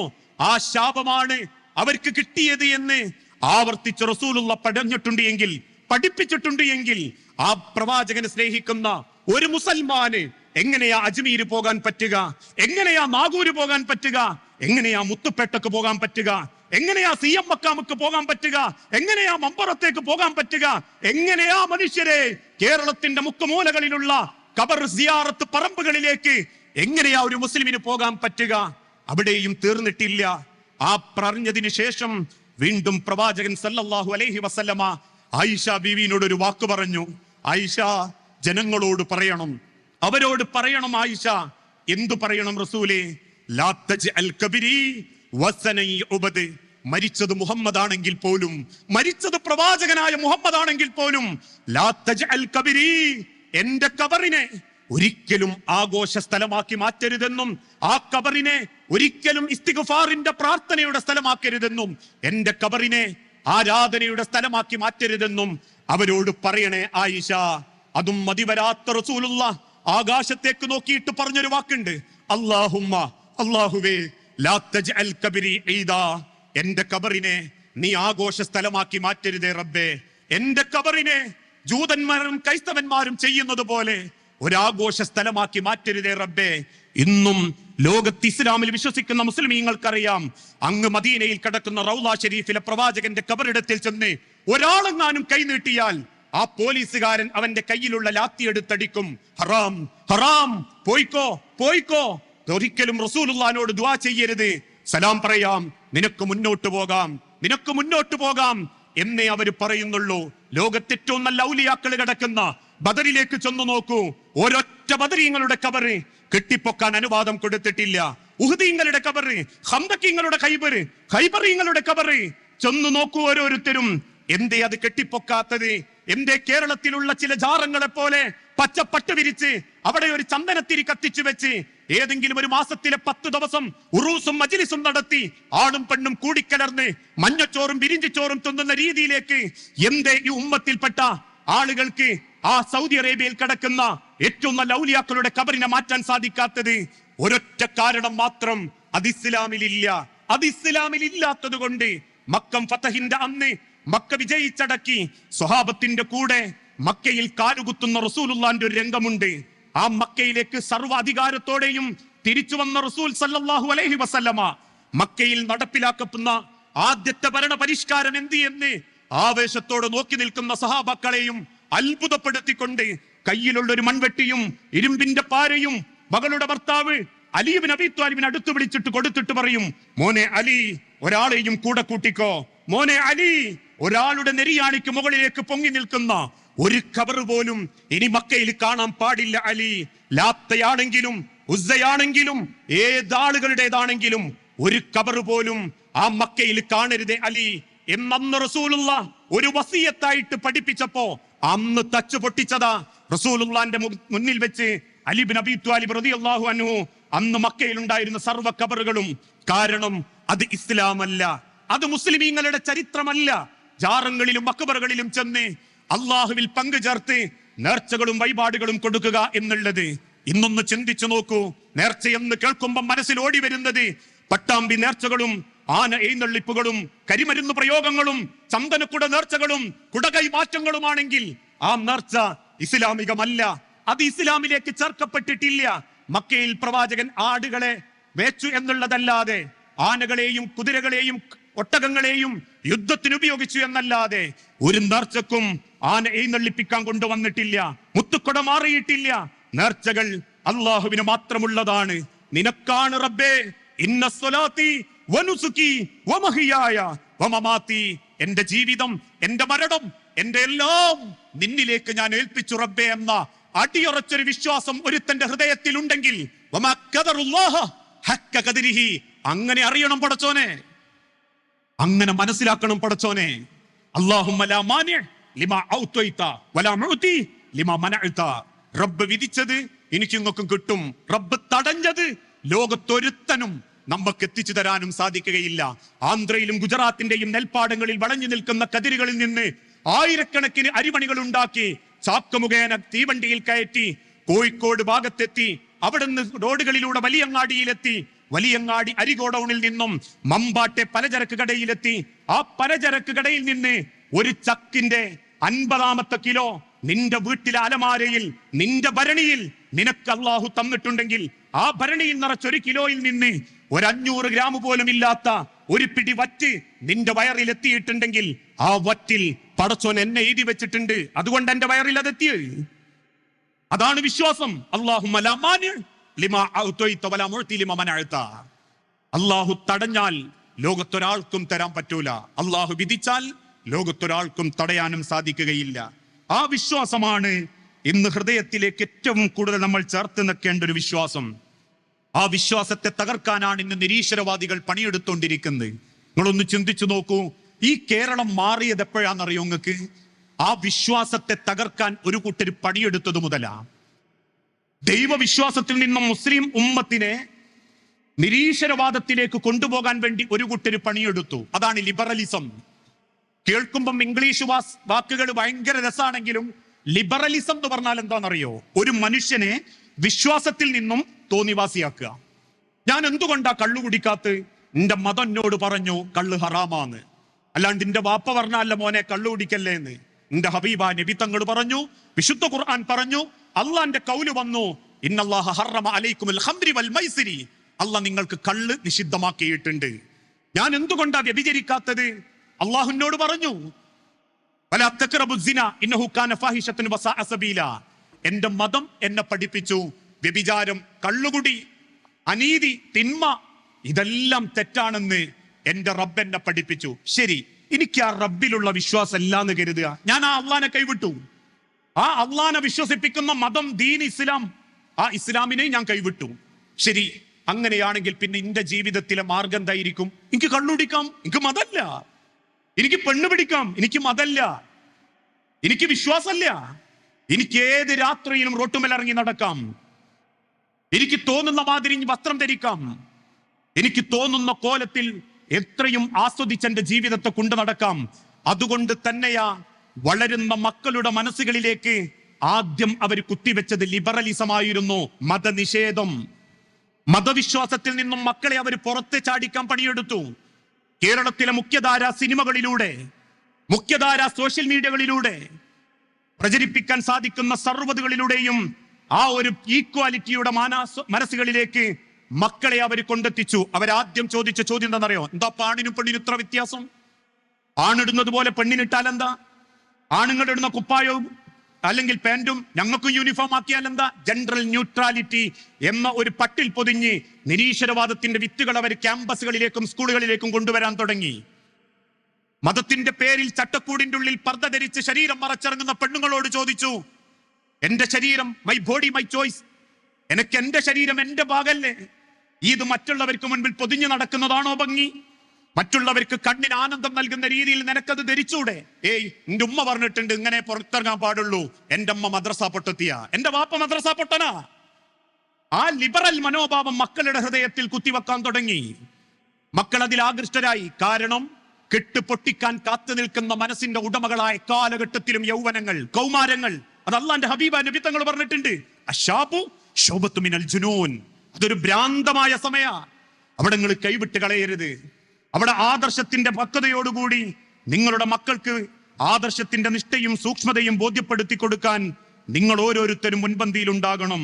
യൗവനങ്ങൾ തകർച്ചയിലേക്ക് എത്താനുള്ള കാരണം ആ ലിബറൽ മനോഭാവം മക്കളുടെ മനസ്സിലേക്ക് കയറിക്കൂടിയത് കൊണ്ടാ. കേരളത്തിലെ ഒരു മുസ്ലിം മാനേജ്മെന്റ് നടത്തുന്ന ഒരു മുസ്ലിം ഭൂരിപക്ഷമുള്ള ഒരു കോളേജിൽ കയറി ചെന്ന് കേരളത്തിലുള്ള ഒരു വലിയ പത്രക്കാരൻ ചോദിച്ചൊരു പെൺകുട്ടിയോട്, ഈ ഏക സിവിൽ കോഡിനെ പറ്റി എന്താ നിങ്ങൾക്ക് അഭിപ്രായം എന്ന്. ഈ യൂട്യൂബിൽ 15 സെക്കൻഡിന്റെ റീൽസ് കണ്ടു നടക്കുന്ന ചില വാപ്പാർക്കുമാർക്കും ഇപ്പോഴും തിരിഞ്ഞിട്ടില്ല എന്താ ഏക സിവിൽ കോഡ് എന്നൊന്നും. ഒരൊറ്റ മതം അല്ലെങ്കിൽ ഒരൊറ്റ രീതി, അത് കത്തിക്കാനാണെങ്കിൽ കത്തിക്കണം. പള്ളിയും മക്ബറയും അതല്ലെങ്കിൽ ഖബർസ്ഥാനും ഒന്നും ഉണ്ടാവാൻ പാടില്ല. എല്ലാരെയും കത്തിക്കാനാണോ എങ്കിൽ വൈദ്യുതി ഇട്ട് കത്തിക്കണം. എല്ലാരെയും പൊടിച്ചു കളഞ്ഞ് ഒഴുക്കി കളയാനാണോ അങ്ങനെ ഒഴുക്കി കളയണം. ആ ഏക സിവിൽ കോഡിനെ പറ്റി ചോദിച്ചപ്പോ ഒരു പെൺകുട്ടി, ഒരു മുസ്ലിമായ പെൺകുട്ടി ആദ്യം പറഞ്ഞത്, അത് നല്ലതല്ലേ, എല്ലാവർക്കും ഒരേ നിയമം വന്നാ പിന്നെ പ്രശ്നമൊന്നുമില്ലല്ലോ, ഇവിടെ മതാണ് പ്രശ്നം, ഞങ്ങൾ കൂട്ടം കൂടി കളിക്കുന്നതും കൂട്ടം കൂടി പഠിക്കുന്നതും എന്റെ കൂട്ടുകാരായിട്ട് അന്യമതക്കാര് വീട്ടിൽ വരുന്നൊന്നും എന്റെ വാപ്പാക്കും ഉമ്മാക്കും ഇഷ്ടപ്പെടുന്നില്ല. ആ മതവേലിക്കെട്ടുകൾ പൊട്ടിച്ചെറിയണം.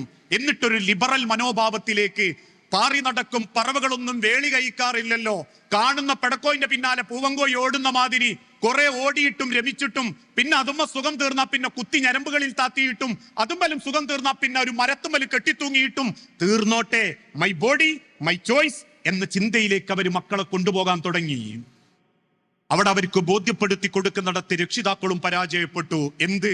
മോളെ, വാപ്പ മരിച്ചാൽ വാപ്പാനെ മയ്യത്ത് കുളിപ്പിച്ച് കർപ്പൂരത്തിന്റെ വെള്ളം ചേർത്ത് പള്ളിയുടെ 1ാമത്തെ സഫിൽ കൊണ്ടുവച്ച് വാപ്പാന്റെ തലക്കും ഭാഗത്ത് നിന്ന് അല്ലാഹു മഗ്ഫിർ ലഹു വർഹംഹു വഅഫീഹി വഅഫു അൻഹു വഅക്രിം നുസുലഹു വവസ്സി മദ്ഖലഹു എന്നൊക്കെ പ്രാർത്ഥിക്കുന്ന സമയത്ത് കോടാനുകോടി മലക്കുകൾ ആമീൻ ചൊല്ലി ആ മലക്കുകളുടെ അകമ്പടിയോടെ അള്ളാന്റെ അരികിലേക്ക് പോകുന്ന ഒരു യാത്രയുണ്ട്. കൊണ്ടുവെക്കുന്ന കബർ പോലും സ്വർഗീയ ആരാമങ്ങളാൽ അള്ള ഒരുക്കി തരുന്ന ഒരു പാരത്രിക ലോകമുണ്ട്. അവിടെ നമുക്ക് ആ ലോകത്ത് ചെയ്തതിനെല്ലാം കണക്ക് പറയേണ്ടി വരും. നന്മയാണോ നന്മ കിട്ടും, തിന്മയാണോ തിന്മ കിട്ടും. ആ പാരത്രിക ലോക വിശ്വാസത്തെയും തകർക്കാൻ വേണ്ടി ലിബറലുകൾ പണിയെടുത്തപ്പോ മക്കൾക്ക് പാരത്രിക ലോകവും ഇല്ല, ദുനിയാവും ഇല്ല. ഇത് ബോധ്യപ്പെടുത്തി കൊടുക്കുന്നിടത്ത് നമ്മൾ പരാജയപ്പെടുകയും ചെയ്തു. അതുകൊണ്ട് തന്നെയാണ് കുടുംബ ബന്ധം നമ്മൾ കൊണ്ടു നടക്കേണ്ടത് ആദർശബന്ധത്തിലാ. കുടുംബത്തിൽ ആദർശബന്ധമുണ്ടോ, നാളെ പരലോകത്തും നമ്മൾ ഒരുമിച്ചിട്ടായിരിക്കും. ആദർശബന്ധല്ലേ? വാപ്പ നല്ല മുത്തക്കിയായിരിക്കും, മക്കള് നരകത്ത് പോകുന്നുണ്ടാകും. മക്കള് നല്ല മുത്തക്കിങ്ങളായിരിക്കും, വാപ്പയമ്മയും നരകത്ത് പോകുന്നുണ്ടാകും. തമ്മ് കാണുന്ന സമയത്തുണ്ടാകുന്ന ഒരു രംഗം അള്ളാഹുവിന്റെ വിശുദ്ധ ഖുർആനിലൂടെ പടച്ചറബ് തന്നെ പഠിപ്പിച്ചിട്ടുണ്ട്. റബ്ബിന്റെ മഹിഷറാ ലോകത്ത് വാപ്പയമ്മയും മക്കളും ഒരുമിച്ച് കൂടും. വാപ്പാര് മരിച്ചോയ മക്കൾ ഈ കൂട്ടത്തിലുണ്ട്, ബേജാറാണ്ട. വാപ്പനൊക്കെ ഒരിക്കൽ കൂടി നിങ്ങൾക്ക് കാണാൻ പറ്റും. നരകത്തിലേക്കുള്ള വാപ്പയാണെങ്കിൽ, സ്വർഗത്തിലേക്കുള്ള വാപ്പയാണെങ്കിലും മക്കളാണെങ്കിലും നിങ്ങൾക്ക് ഒരുമിച്ച് കാണാൻ പറ്റും. നരകത്തിലേക്ക് നിശ്ചയിക്കപ്പെട്ട കുടുംബം, ഞാൻ, എന്റെ പെണ്ണുങ്ങൾ, എന്റെ വാപ്പ, എന്റെ അമ്മ, എന്റെ മക്കള്, എന്റെ അനിയന്, ഏട്ടന്, മൂത്താപ്പ, എളാപ്പ, ദേ വലിയ തറവാട് ഞങ്ങൾ ഇങ്ങനെ നിൽക്കുകയാണ്. എവിടേക്കാ? അള്ള നിശ്ചയിച്ചു നരകത്തിലേക്ക്. എല്ലാരും മുഖത്തോട് മുഖം നോക്കുന്നുണ്ട്. കണ്ണേ കരളെ പെണ്ണെ, ഭാര്യയുണ്ട്, എന്റെ പിയ്യാപ്പിള കരളിന്റെ കണ്ണം അയാളുണ്ട്, എന്റെ കൽക്കണ്ടങ്ങളായ മക്കള് അവരുണ്ട്, എന്റെ പ്രാണനായിരുന്ന മാതാപിതാക്കള് അവരുണ്ട്. പക്ഷെ അന്ന് ആ കാഴ്ചനെ പറ്റി അള്ള പറഞ്ഞൊരു വാക്കുണ്ട്, യുബസ്സറൂനഹും യവദ്ദുൽ മുജ്രിമു ലൗ യഫ്തദി മിൻ അദാബി യൗമിഇദിൻ ബിബനി. അന്ന് നിങ്ങൾ കരയും മനുഷ്യരെ, പോറ്റി വലുതാക്കിയ മക്കളെ ഓർത്ത് നിങ്ങൾ കരയും, ജനിപ്പിച്ച പടച്ച റബ്ബിന്റെ ദുനിയാവോർത്ത് നിങ്ങൾ കരയും, അള്ള തന്ന സമ്പത്തോർത്ത് നിങ്ങൾ കരയും, അള്ള തന്ന ആരോഗ്യമോർത്ത് നിങ്ങൾ കരയും, പടച്ചോൻ തന്ന കുടുംബമോർത്ത് നിങ്ങൾ കരയും. എന്നിട്ട് റബ്ബിനോട് പറയും, ലൗ യഫ്തദി, റബ്ബേ എന്നെ മാത്രം നീ രക്ഷപ്പെടുത്തിയാൽ എനിക്കെന്റെ പെണ്ണുങ്ങൾ വേണ്ട, എനിക്കിന്റെ മക്കള് വേണ്ട, എനിക്കിന്റെ വാപ്പമ്മ വേണ്ട, എനിക്കിന്റെ കുടുംബക്കാര് വേണ്ട. ഇന്നത്തെ ദിവസം ആ വേദനാജനകമായ നരകത്തിന്റെ തീക്കുണ്ടാരത്തിൽ നിന്ന് നീ എന്നെ രക്ഷപ്പെടുത്തുകയാണെങ്കിൽ ബിബനീ, എന്റെ മക്കളെ ഞാൻ നിനക്ക് തരും റബ്ബേ. എന്റെ മക്കളാണ് ഈ മക്കള്, ഞാൻ പറഞ്ഞത് കേൾക്കാത്ത മക്കള്, ഞാൻ അനുസരിപ്പിച്ചിട്ടും അനുസരിക്കാത്ത മക്കള്, ഞാൻ തീറ്റിപ്പോറ്റി വലുതാക്കി കൊണ്ടുവന്ന മക്കള്. ഇവർക്ക് വേണ്ടിയാ റബ്ബെ ഞാൻ ഹറാമ് ചെയ്തത്, ഇവർക്ക് വേണ്ടിയാ റബ്ബെ ഞാൻ നിസ്കാരം പോലും ഒഴിവാക്കിയത്, ഇവർക്ക് വേണ്ടിയാ റബ്ബെ ഹക്കും ബാത്തിലും നോക്കാണ്ട് ഞാൻ മുതലുണ്ടാക്കിയത്. അതുകൊണ്ട് ബിബനീ, ആ മക്കളെ നീ അങ്ങെടുത്തോ. അള്ളാഹുവിന്റെ മുഖത്ത് തെളിച്ചല്ല. വീണ്ടും രണ്ടാമത്തെ വർത്താനം, അള്ളാഹുവേ നിനക്ക് ബിബനീ വസ്വാഹിബതിഹി, കൂടെ കൂടിയ പെണ്ണാണ് റബ്ബേ അവള്, അവൾക്ക് വേണ്ടി ഞാൻ പലതും ചെയ്തിട്ടുണ്ട് റബ്ബേ. അവളെ കണ്ണു നിറയാതിരിക്കാൻ, അവളെ വാശി, അവളെ ദേഷ്യം, അവന്റെ വാശി, അവന്റെ ദേഷ്യം, ഇങ്ങനെ പെണ്ണുങ്ങൾക്കും പിയ്യാപ്പിളക്കും വേണ്ടി എല്ലാ തീരുമാനങ്ങളും മാറ്റി അവളുടെ ഇഷ്ടത്തിനും അവന്റെ ഇഷ്ടത്തിനും വേണ്ടി മലവെള്ളപ്പാച്ചിലെ ചണ്ടിയെപ്പോലെ കാലത്തിന്റെ ഗതിക്കനുസരിച്ച്, സിനിമക്കനുസരിച്ച്, റീലിനനുസരിച്ച് ഞങ്ങൾ ജീവിച്ചെന്റെ ആണും പെണ്ണുമാണ് റബ്ബേ. വസ്വാഹിബതിഹി, ആ പെണ്ണിനെ നീ എടുത്തോ, ആ പുതിയ ആപ്പിളിനെ നീ എടുത്തോ. അതും വേണ്ട റബ്ബിനൊന്ന് തോന്നുമ്പോ മൂന്നാമത്തെ വർത്താനം, വഅഖീ, എന്റെ ഫലമായിരുന്ന എന്റെ കുടുംബം ഇതാ റബ്ബേ. മൂത്ത കാർന്നോരുണ്ട്, ഇളയ കാർന്നോരുണ്ട്, ഇളയ പെങ്ങളുണ്ട്, പെങ്ങളെ പയ്യാപ്പിള അളിയാക്കയുണ്ട്, എല്ലാ കുടുംബക്കാരുമുണ്ട് റബ്ബേ. ആ കുടുംബത്തിൽ നിനക്ക് ഇഷ്ടപ്പെട്ട, നീ ആഗ്രഹിക്കുന്ന ഒരാളെ എടുത്തിട്ട് എന്നെ നീ ഒന്ന് രക്ഷപ്പെടുത്തണം. അതും റബ്ബിന് വേണ്ട. വീണ്ടും നാലാമത്തെ ചോദ്യം, റബ്ബേ ഞാൻ വാങ്ങിവെച്ച 10-20 ഏക്കറയുണ്ട്, 3-4 പെറുമുടി പീടികയുണ്ട് റബ്ബേ. വീട്ടിന്റെ പോർച്ചിൽ ഒരു 18 ലക്ഷത്തിന്റെ കാർ ഉണ്ടായിരുന്നു റബ്ബേ. 1800, 2800, 4800 സ്ക്വയർ ഫീറ്റിന്റെ വീടുണ്ട്. ബാങ്ക് ബാലൻസുകളിൽ റബ്ബേ കോടികളുണ്ട് റബ്ബേ. അവളെ കഴുത്തിലും കാലിലും ലക്ഷങ്ങളുടെ ആഭരണങ്ങളുണ്ട് റബ്ബേ. അള്ളാഹുവേ, ഈ ദുനിയാവിൽ അള്ളാഹുവേ നീ എനിക്ക് തന്ന ദുനിയാവിലെ എന്തൊക്കെ നിനക്ക് വേണമോ അതൊക്കെ നീ എടുത്തു റബ്ബേ. എനിക്കെന്റെ വീട് വേണ്ടായിരുന്നു റബ്ബേ, വാഹനം വേണ്ടായിരുന്നു റബ്ബേ, മക്കൾ വേണ്ടായിരുന്നു റബ്ബേ, ചാഞ്ഞു കിടക്കുന്ന സപ്രമഞ്ച കട്ടിലുകൾ വേണ്ടായിരുന്നു റബ്ബേ, കടിക്കാനുള്ള ഭക്ഷണത്തിന്റെ പാത്രങ്ങൾ പോലും എനിക്ക് വേണ്ടായിരുന്നു റബ്ബേ. അതും റബ്ബിന് വേണ്ട എന്ന് റബ്ബ് പറയുമ്പോ അഞ്ചാമതായി ചോദിക്കുന്ന ഒരു ചോദ്യമുണ്ട്, വമൻ ഫിൽ അർളി ജമീആ, സൂര്യൻ ഉദിച്ചസ്തമിക്കുന്ന ഈ പടച്ചറപ്പിന്റെ 7 ആകാശത്തിന്റെ താഴെ, 7 ആകാശങ്ങളിലും ഭൂമിയിലും ഭൂമിക്കടിയിലുമുള്ള എന്ത് തന്നാലാണ് റബ്ബേ ആ നരകത്തിൽ നിന്ന് എന്നെയൊന്ന് നീ രക്ഷപ്പെടുത്തി തരിക എന്നവൻ കണ്ണുനീരോടെ തിരിച്ചു പറയുമ്പോ അള്ളാഹു ഒരൊറ്റ വാക്കിലൂടെ അത് തിരുത്തും. കല്ലാ ഇന്നഹാ ലളാ, നിർത്തടോ, കരച്ചിലൊക്കെ അവിടെ നിർത്തി. ഇതൊക്കെ ദുനിയാവിൽ പടച്ചോൻ പറഞ്ഞു തന്നിട്ടില്ലേ? അതിനല്ലേ 6000 ആയത്തുകളുള്ള 114 സൂറത്തുള്ള ഒരു അള്ളാന്റെ കലാമ് മുഅ്ജിസത്ത് നിന്റെ കയ്യിലേക്ക് അല്ലാഹ് തന്നിട്ടില്ലേ? ഒരാവർത്തി നീ അതൊന്ന് വായിച്ചു നോക്കിയിരുന്നോ?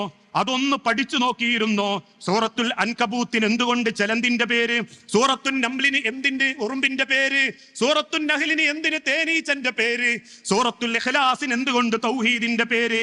സൂറത്തു ത്വാഹാക്ക് എന്ത് പേര്? സൂറത്തുൽ മറിയമിന് എന്ത് പേര്? എന്തിന് നിന്റെ തലക്കും ഭാഗത്ത് ആരൊക്കെയോ ഓതിത്തീർത്ത സൂറത്തുൽ യാസീനിൽ പോലും അള്ളാഹ് പറഞ്ഞൊരു വാക്കില്ലേ, നിങ്ങൾക്ക് നിങ്ങളുടേതേ ഉണ്ടാകൂ, നിങ്ങൾ ചെയ്ത അമലേ ഉണ്ടാകൂ. മരണം നിങ്ങളെ തേടിയെത്തുന്നുണ്ടെങ്കിൽ ജീവിച്ചിരിക്കുന്ന കാലത്ത് നിങ്ങൾക്കുള്ള ഉപദേശമായിരുന്നു,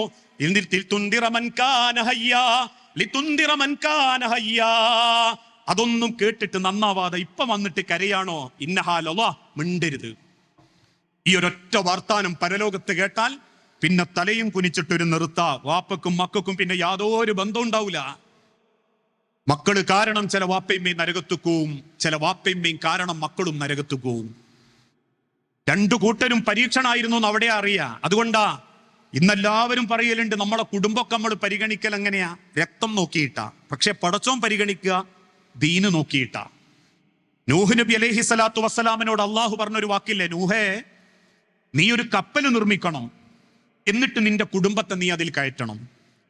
കപ്പൽ നിർമ്മിച്ചു, വെള്ളപ്പൊക്കണ്ടായി, വെള്ളത്തിൽ ഇങ്ങനെ മുങ്ങിത്താന്ന് രക്ഷപ്പെടുത്താനുള്ളവരെ ഒക്കെ നൂഹ് നബി കപ്പലിലേക്ക് അള്ളാന്റെ കൽപ്പന പ്രകാരം കയറ്റുന്ന സമയത്താണ് സ്വന്തം മകൻ വെള്ളം കുടിച്ച് ശ്വാസം മുട്ടി വെള്ളത്തിന്റെ അടിയിലേക്ക് പോണുകാന്ന്, സ്വന്തം ചോര. ഉടനെ നൂഹ് നബി അള്ളഹാനോട് പറഞ്ഞൊരു വാക്ക് വിശുദ്ധ ഖുർആൻ പറയുന്നുണ്ട്, വനാദാ നൂഹുൻ റബ്ബഹു ഫഖാല റബ്ബി ഇന്ന ബിനീ മിൻ അഹ്ലി. വനാദാ നൂഹുൻ, നൂഹ് റബ്ബിനെ വിളിച്ചു പറഞ്ഞ സന്ദർഭം, റബ്ബേ റബ്ബി ഇന്ന ബിനീ മിൻ അഹ്ലി, അതിന്റെ മോനാ റബ്ബേ, നിന്റെ ചോരയാ റബ്ബേ, ആ വെള്ളം കുടിച്ച് താഴുന്നതിന്റെ മോനാ റബ്ബേ. അതുകൊണ്ട് റബ്ബേ നീ പറഞ്ഞ വാക്ക് പാലിക്കണം. നീ ഏറ്റവും നല്ല വിധി കൽപ്പിക്കുന്നവനാണെങ്കിൽ പടച്ചോനെ എന്റെ കുടുംബത്തിൽ നിന്ന് രക്ഷപ്പെടുത്താന്ന് പറഞ്ഞ മോനെയും കൂടി ഇതിൽ കയറ്റാൻ പറ്റണം. ഉടനെ അള്ളാന്റെ കൽപ്പന വന്നു, നൂഹേ ഇന്നഹു ലൈസ മിൻ അഹ്ലിക, അവൻ നിന്റെ കുടുംബത്തിൽപ്പെട്ടവനല്ല നൂഹേ. സ്വന്തം ചോര, സ്വന്തം വാപ്പ, സ്വന്തം പെണ്ണുങ്ങളിലുണ്ടായ മോൻ. പക്ഷെ അള്ളാഹ് പറയുന്നു, ഇന്നഹു ലൈസ മിൻ അഹ്ലിക, നിന്റെ കുടുംബത്തിൽപ്പെട്ടവനല്ല നൂഹേ അവൻ. എന്തേ കാരണം? നൂഹ് നബി വിശ്വസിച്ച ഏകദൈവത്തിൽ ആ മകൻ വിശ്വസിച്ചിട്ടില്ല. അള്ളാഹുവിൽ അവൻ അടിയുറച്ചു നിന്നിട്ടില്ല. ആർക്കൊക്കെയോ വേണ്ടി അവൻ ആദർശം മാറ്റി, ആർക്കൊക്കെയോ വേണ്ടി അവൻ അബദ്ധ വിശ്വാസത്തിൽ പോയി. ഉടനെ അള്ളാന്റെ കൽപ്പന വന്നു, നൂഹേ എന്റെ മകനാണെങ്കിലും നിന്റെ കുടുംബത്തിലേക്ക് അള്ളാഹ് ചേർക്കാൻ പറഞ്ഞ ആദർശ ബന്ധത്തിന്റെ ചേർച്ച ആ മകൻ ഇല്ലാത്തത് കൊണ്ട് ഒരിക്കലും അവനെ അള്ളാഹു ഇഷ്ടപ്പെട്ടവരുടെ കുടുംബത്തിലേക്ക് അവനെ കൂട്ടാൻ പാടില്ല നൂഹേ. സ്വന്തം കൺമുൻപിൽ വെച്ച് മകൻ മുങ്ങി മരിക്കുന്നത് കാണേണ്ടി വന്നു. ഇവിടെ വിശുദ്ധ ഖുർആൻ പഠിപ്പിക്കുന്ന ഒരു ചരിത്രമുണ്ട്. ഏത് ബന്ധവും ആദർശ ബന്ധാവണം. ആദർശ ബന്ധമുണ്ടോ ആ ബന്ധത്തെ അള്ളാഹു പോഷിപ്പിക്കുന്ന, ആദർശത്തിന് പ്രാധാന്യം കൊടുക്കുന്ന ബന്ധം. ഇന്ന് പ്രത്യേകിച്ച് രക്ഷിതാക്കളോടൊക്കെ പറയാണ്ട്, വാപ്പാര് നല്ല മുവഹിദീങ്ങളാ, പക്ഷെ മക്കളിൽ പലരും ഇപ്പൊ സൂഫികളാ. എന്തേ കാരണം? 15 സെക്കൻഡിന്റെ ഇൻസ്റ്റഗ്രാം റീലില് ആരെങ്കിലും ഒരു പുകയും ചുരുളും വിട്ടിട്ട് കുറച്ച് കഞ്ചാവ് അടിച്ചിട്ട് ഒരു പാട്ടും പാടിയ ഓൻ അതിന്റെ ആളായി. പിന്നെ ഓൻ യാത്ര പോവുക എവിടേക്ക്? അജ്മീർ ഷെയ്ഖിന്റെ ഹോജയുടെ മാപ്പിളാപ്പാട്ടിലേക്ക്. അതിന്റെ ഒരു ഭാഗമായിട്ട് കേരളത്തിലും കുറെ മാപ്പിള ഗാനങ്ങൾ ഇറങ്ങി. എന്തേപ്പ അതിന്റെ ഗണം? ഒരു ഗുണവുമില്ല. ഏതെങ്കിലും ഒരു പാട്ടിന്റെ അവസാനം ഒരു മുസ്ലിം പേരുണ്ടാവും, എന്നിട്ട് പറയും അത് സൂഫികളുടെ പാട്ടാണ്. എല്ലാ പാട്ടിന്റെ അവസാനങ്ങൾ കാണല്ലേ? കൽബാണ് ഫാത്തിമ, അഴകാണ് ഫാത്തിമ, കുളിരാണ് ഫാത്തിമ എന്നൊക്കെയാ. ഫാത്തിമ ആരാന്ന് അറിഞ്ഞൂടാത്തോൻ അത് പാടുന്നത്. ഫാത്തിമ റബീവിന്റെ ചരിത്രം എന്താന്ന് അറിഞ്ഞൂടാത്തോൻ മാപ്പിളാപ്പാട്ടിന്റെ പേരും പറഞ്ഞ് മക്കളെയൊക്കെ സൂഫികളാക്കാൻ മനക്കിടുക ഇവിടത്തെ ചില ആളുകൾ. ഒരു ഭാഗത്ത് അങ്ങനെ നടക്കുന്നു, മറുഭാഗത്തതാ മതവിശ്വാസത്തിൽ നിന്ന്, ഏകദൈവത്തിൽ നിന്ന് ബഹുദൈവത്വത്തിലേക്ക് കൊണ്ടുപോകാൻ ഒരു കൂട്ടര് പണിയെടുക്കുന്നു.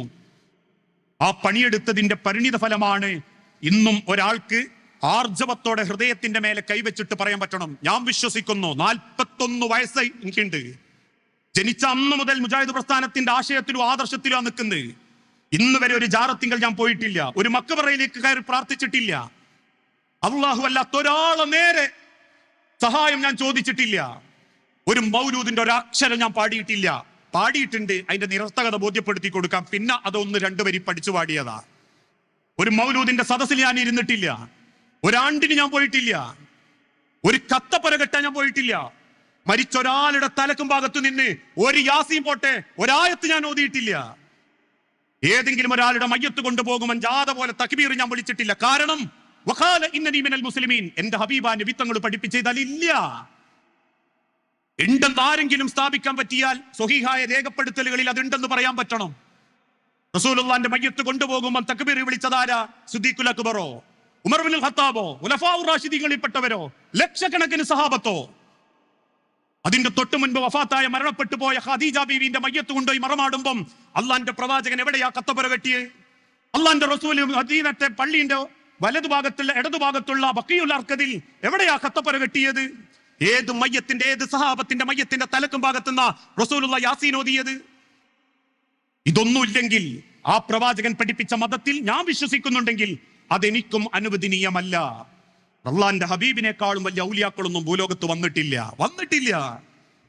അഷ്റഫുൽ ഹൽക്കായ മുഹമ്മദ് മുസ്തഫ റസൂലുള്ളാഹി സ്വല്ലല്ലാഹു അലൈഹി വസല്ലമയോടും അള്ളാഹുവിനെ സ്നേഹിച്ചൊരു വ്യക്തിയും ഈ ഭൂലോകത്ത് കഴിഞ്ഞുപോയിട്ടില്ല. ഇന്ന് അങ്ങനെയൊക്കെ ആളുകൾ നമ്മളെ മക്കളുടെ വിശ്വാസത്തിൽ അബദ്ധങ്ങൾ കൊണ്ടുവരുന്നത്. ഓൽക്കതൊരു രസ, ഒരു ഹര. വിശ്വാസത്തിൽ എന്തെങ്കിലുമൊക്കെ ഒരു വെറൈറ്റി വേണമെന്നാ പറയുന്നത്. ആ വെറൈറ്റി തേടി അലയുന്നതിനിടയിലാണ് അവർക്ക് ഇങ്ങനത്തെ കാര്യങ്ങളൊക്കെ ഓരോരോ പാട്ടുകളിലൂടെയൊക്കെ മക്കളെ സ്വാധീനിക്കാൻ തുടങ്ങിയത്.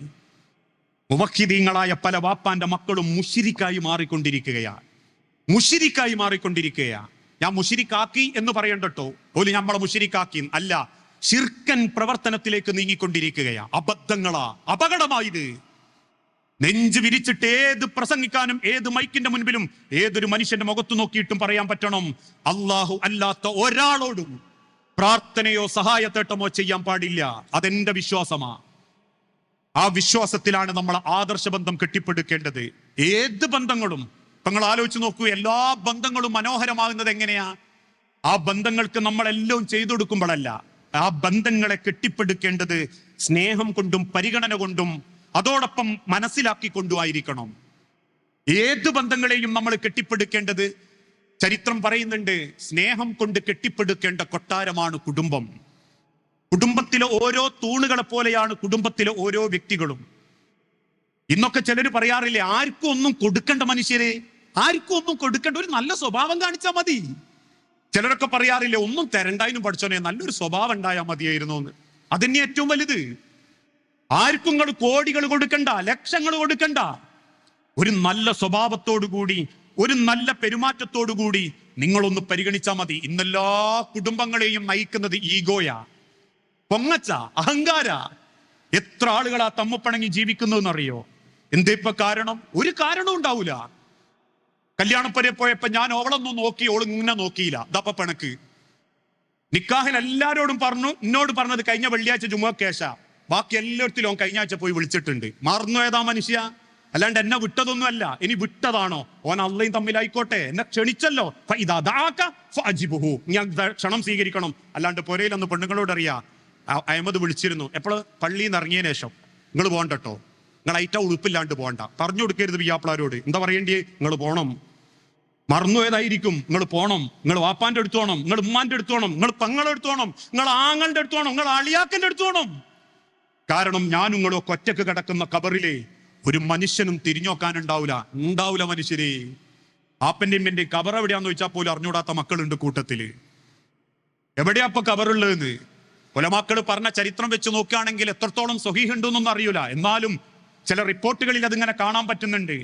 ഓരോ നല്ല ദിവസങ്ങളിലും പടച്ചോൻ കബറിൽ കിടക്കുന്നവർക്ക് ആശ്വാസം കൊടുക്കുന്ന, അള്ളാഹ്ക്ക് ഇഷ്ടപ്പെട്ട ദിവസങ്ങളില് അറഫാ ദിനം, അതോടൊപ്പം തന്നെ വെള്ളിയാഴ്ച ദിനമൊക്കെ, അന്നൊക്കെ പലരും ആഗ്രഹിക്കും, പടച്ചോൻ നിന്റെ മക്കളൊക്കെ ഒന്ന് നിന്റെ കബറും പുറത്ത് വന്നിട്ടോ, അല്ലെങ്കിൽ ഓല കൈ നീട്ടുമ്പോഴൊക്കെ ഒന്ന് ഇന്നൊക്കെ ഒന്ന് വേണ്ടി മനസ്സറിഞ്ഞ് ദ്വാരുന്നിനെങ്കിൽ എന്ന്. ഓൻ ആകെ പള്ളിയിൽ നിസ്കരിക്കാൻ വരിക 12:50. എന്തിനാപ്പം വരുന്നത്? ഓൻ പള്ളിയിൽ വന്നിട്ടുണ്ട് എന്ന് അറിയിക്കാൻ. സലാം വീട്ടി ഇമാം എഴുന്നേൽക്കുന്നതിന് മുമ്പ് ഓൻ ചിലപ്പോൾ വടങ്ങാടിയിൽ എത്തിയിട്ടുണ്ടാവും. ബാപ്പാന്റെയും ഉമ്മാന്റെയും കബറോർമ്മല്ല, വല്യാപ്പന്റെയും വല്യാമ്മന്റെയും കബറോർമ്മല്ല. ഇങ്ങനത്തെ ഒരു കാലഘട്ടത്തിൽ നമ്മൾ ചിന്തിക്കേണ്ടത്, ഏത് ബന്ധങ്ങളെയും, ഇന്നെല്ലാ ബന്ധങ്ങളും, പല ബന്ധങ്ങളും അലോഗ്യത്തിലാ. തമ്മുപ്പണങ്ങുക, വാശി കാണിക്കുക, ഈഗോ കാണിക്കുക, എത്രയോ കാരണങ്ങളൊന്നുമില്ലാതെ. ഞാൻ പറയാറുണ്ട്, നമ്മളോട് ആരെങ്കിലും എന്തെങ്കിലും ചെയ്താൽ തിരിച്ച് നമ്മൾ കണക്ക് വെക്കാൻ നിന്നാൽ അത്രയും കാലം നമ്മളെ മനസ്സ് വേദനിക്കുക. ഇപ്പൊ ഇവിടെ ആരെങ്കിലും എന്നോട് എന്തെങ്കിലും ഒന്ന് പറഞ്ഞു, ഞാൻ അത് മനസ്സിലിട്ട് പോയി, പുരയിൽ വീട്ടിലെത്തി, നാളെ മുതൽ ഞാൻ സ്കൂളിൽ പോയി, എൻ്റെ മനസ്സിൽ അത് തന്നെ, അയാൾ എന്താ അങ്ങനെ പറഞ്ഞതെന്ന് ചൊറിഞ്ഞ് ഒരു കൊല്ലം കഴിഞ്ഞ് ഞാൻ അടുത്ത പരിപാടിക്ക് ഇവിടെ നിന്ന് അപ്പോഴും ഇവരുണ്ട് സ്റ്റേജിൽ, ഞാൻ ഒന്നങ്ങ് തിരിച്ചു കൊള്ളിച്ച് പറഞ്ഞു. അപ്പൊ എൻ്റെ മനസ്സിനൊരാശ്വാസം. ഒരു കൊല്ലം ഞാൻ കൊണ്ടുനടന്നാൽ അത് കുറ്റമല്ല എന്നല്ല, ഒരു കൊല്ലം കൊണ്ടുനടന്നാലും കുറ്റം തന്നെയാ. അത് ചെയ്യണമെന്നില്ല, ഉള്ളു കൊണ്ടുനടന്നാൽ മതി കുറ്റാവാൻ. ചിലരൊക്കെ പറയും എൻ്റെ ഉള്ളിലുണ്ട്, ആ മാറുന്നിട്ടൊന്നുമില്ല, എൻ്റെ ഉള്ളിലുണ്ട് എന്ന്. ഉള്ളിലുണ്ടായിക്കോട്ടെ, ഓരോ ദിവസം നേരം വെളുത്ത് വൈകുന്നേരം വരെ പഠിച്ചോൻ അത് എഴുതിക്കൊണ്ടിരിക്കുക. അപ്പൊ നിങ്ങൾ ചോദിക്കും, അങ്ങനെ ഉള്ളു കൊണ്ടെടുക്കുന്നതിന് കുറ്റം എന്നൊക്കെ എവിടെയാ തെളിവ് എന്ന്? അബസവത്തവല്ല, നീ മുഖം ചുളിച്ച് പിന്മാറില്ലേ നബിയെ? അന്ധനായ അബ്ദുല്ലാഹിബ്നു ഉമ്മി മക്തൂമിനെ റസൂലുള്ള കണ്ടിട്ടുണ്ട്. പണക്കാരോട് സംസാരിച്ചോണ്ടിരിക്കുകയാണ്. അന്ധൻ ഒന്ന് ഉറക്ക ചോദിച്ചു, റസൂലിന്റെ ശബ്ദം കേട്ടിട്ട്, അല്ലിംനി റസൂലെ, എനിക്കും പറഞ്ഞു തരും എന്തെങ്കിലും. 3 തവണ ആ അന്ധനായ അബ്ദുള്ള ആവർത്തിച്ചിട്ടും അള്ളാന്റെ ഹബീബ് ഒന്നിങ്ങനെ നോക്കി അബ്ദുല്ലാന്റെ നേരെ, എന്നിട്ട് പ്രമാണിമാർക്ക് നേരെ തന്നെ തിരിഞ്ഞു. റസൂലുള്ള പറഞ്ഞിട്ടില്ല, അബ്ദുള്ള ഞാൻ കേട്ടിട്ടുണ്ട്, ഈ പള്ളിക്ക് പോയി കഴിഞ്ഞാൽ പിന്നെ പറഞ്ഞുതരാ എന്ന് പറഞ്ഞിട്ടില്ല. 3 തവണയും മറുപടി കിട്ടാതായപ്പോ അബ്ദുള്ള റളിയല്ലാഹു അൻഹു കരുതി റസൂൽ എന്തോ തിരക്കിലായിരിക്കും, ഞാൻ പോട്ടെന്നാല്. മദീന പള്ളിയിലേക്ക് കയറുന്നതിന്റെ ഇടയ്ക്ക് തന്നെ നസലൽ അമീനു മലക്ക് ജിബ്രീൽ വന്നു. ആരെടുത്ത്? അള്ളാന്റെ റസൂലിന്റെ അടുത്ത് വന്നിട്ട് പറഞ്ഞു, അബസവത്തവല്ല അൻജാഹുൽ അഅമ, റസൂലേ നിങ്ങൾ മുഖം ചുളിച്ചാന്നില്ലേ? ഒരു അന്ധ നിങ്ങൾ എടുത്തു വന്നപ്പോ നിങ്ങൾ മുഖം ചുളിച്ചില്ലേ നബിയെ? നിങ്ങൾക്ക് എന്തറിയാം റസൂലേ? എന്തറിയാം റസൂലേ നിങ്ങൾക്ക്? അപ്പോഴാണ് അബ്ദുള്ള പോലും ഇവരറിയുന്നത്, നിന്റെ വർത്താനം റസൂലുള്ള കേട്ടിട്ടും എന്നെ പരിഗണിക്കാത്തതാണ്. പക്ഷെ റസൂലുള്ളാന്റെ ആ സ്വഭാവം പോലും സംസാരിച്ചുകൊണ്ടിരിക്കുന്ന പ്രമാണിമാർക്ക് മനസ്സിലായിട്ടില്ല. കാരണം റസൂലുള്ള ചിന്തിച്ചത് എവിടെയാ? ഉള്ളിലാ, നെഞ്ചിന്റെ ഉള്ളിലാ റസൂലുള്ള ചിന്തിച്ച്. അബ്ദുള്ളനെ നോക്കിയിട്ട് ചിന്തിച്ചു, അബ്ദുള്ള എന്തായാലും മുസ്ലിം ആയിട്ടുണ്ട്, പ്രമാണിമാരൊക്കെ നേരെ തിരിയട്ടെ, ഓലിപ്പോ മുസ്ലിം ആയിട്ടില്ലല്ലോ, അതുകൊണ്ട് അബ്ദുള്ളനോട് ഇനി മിണ്ടണ്ട, അവലോട് എന്നെ സംസാരിക്കട്ടെ. ഉള്ളിലുള്ള കൽബിന്റെ ഉള്ളിലുള്ള ചിന്ത പരിഗണിച്ചിട്ട് പടച്ചോൻ ആയത്തിറങ്ങി.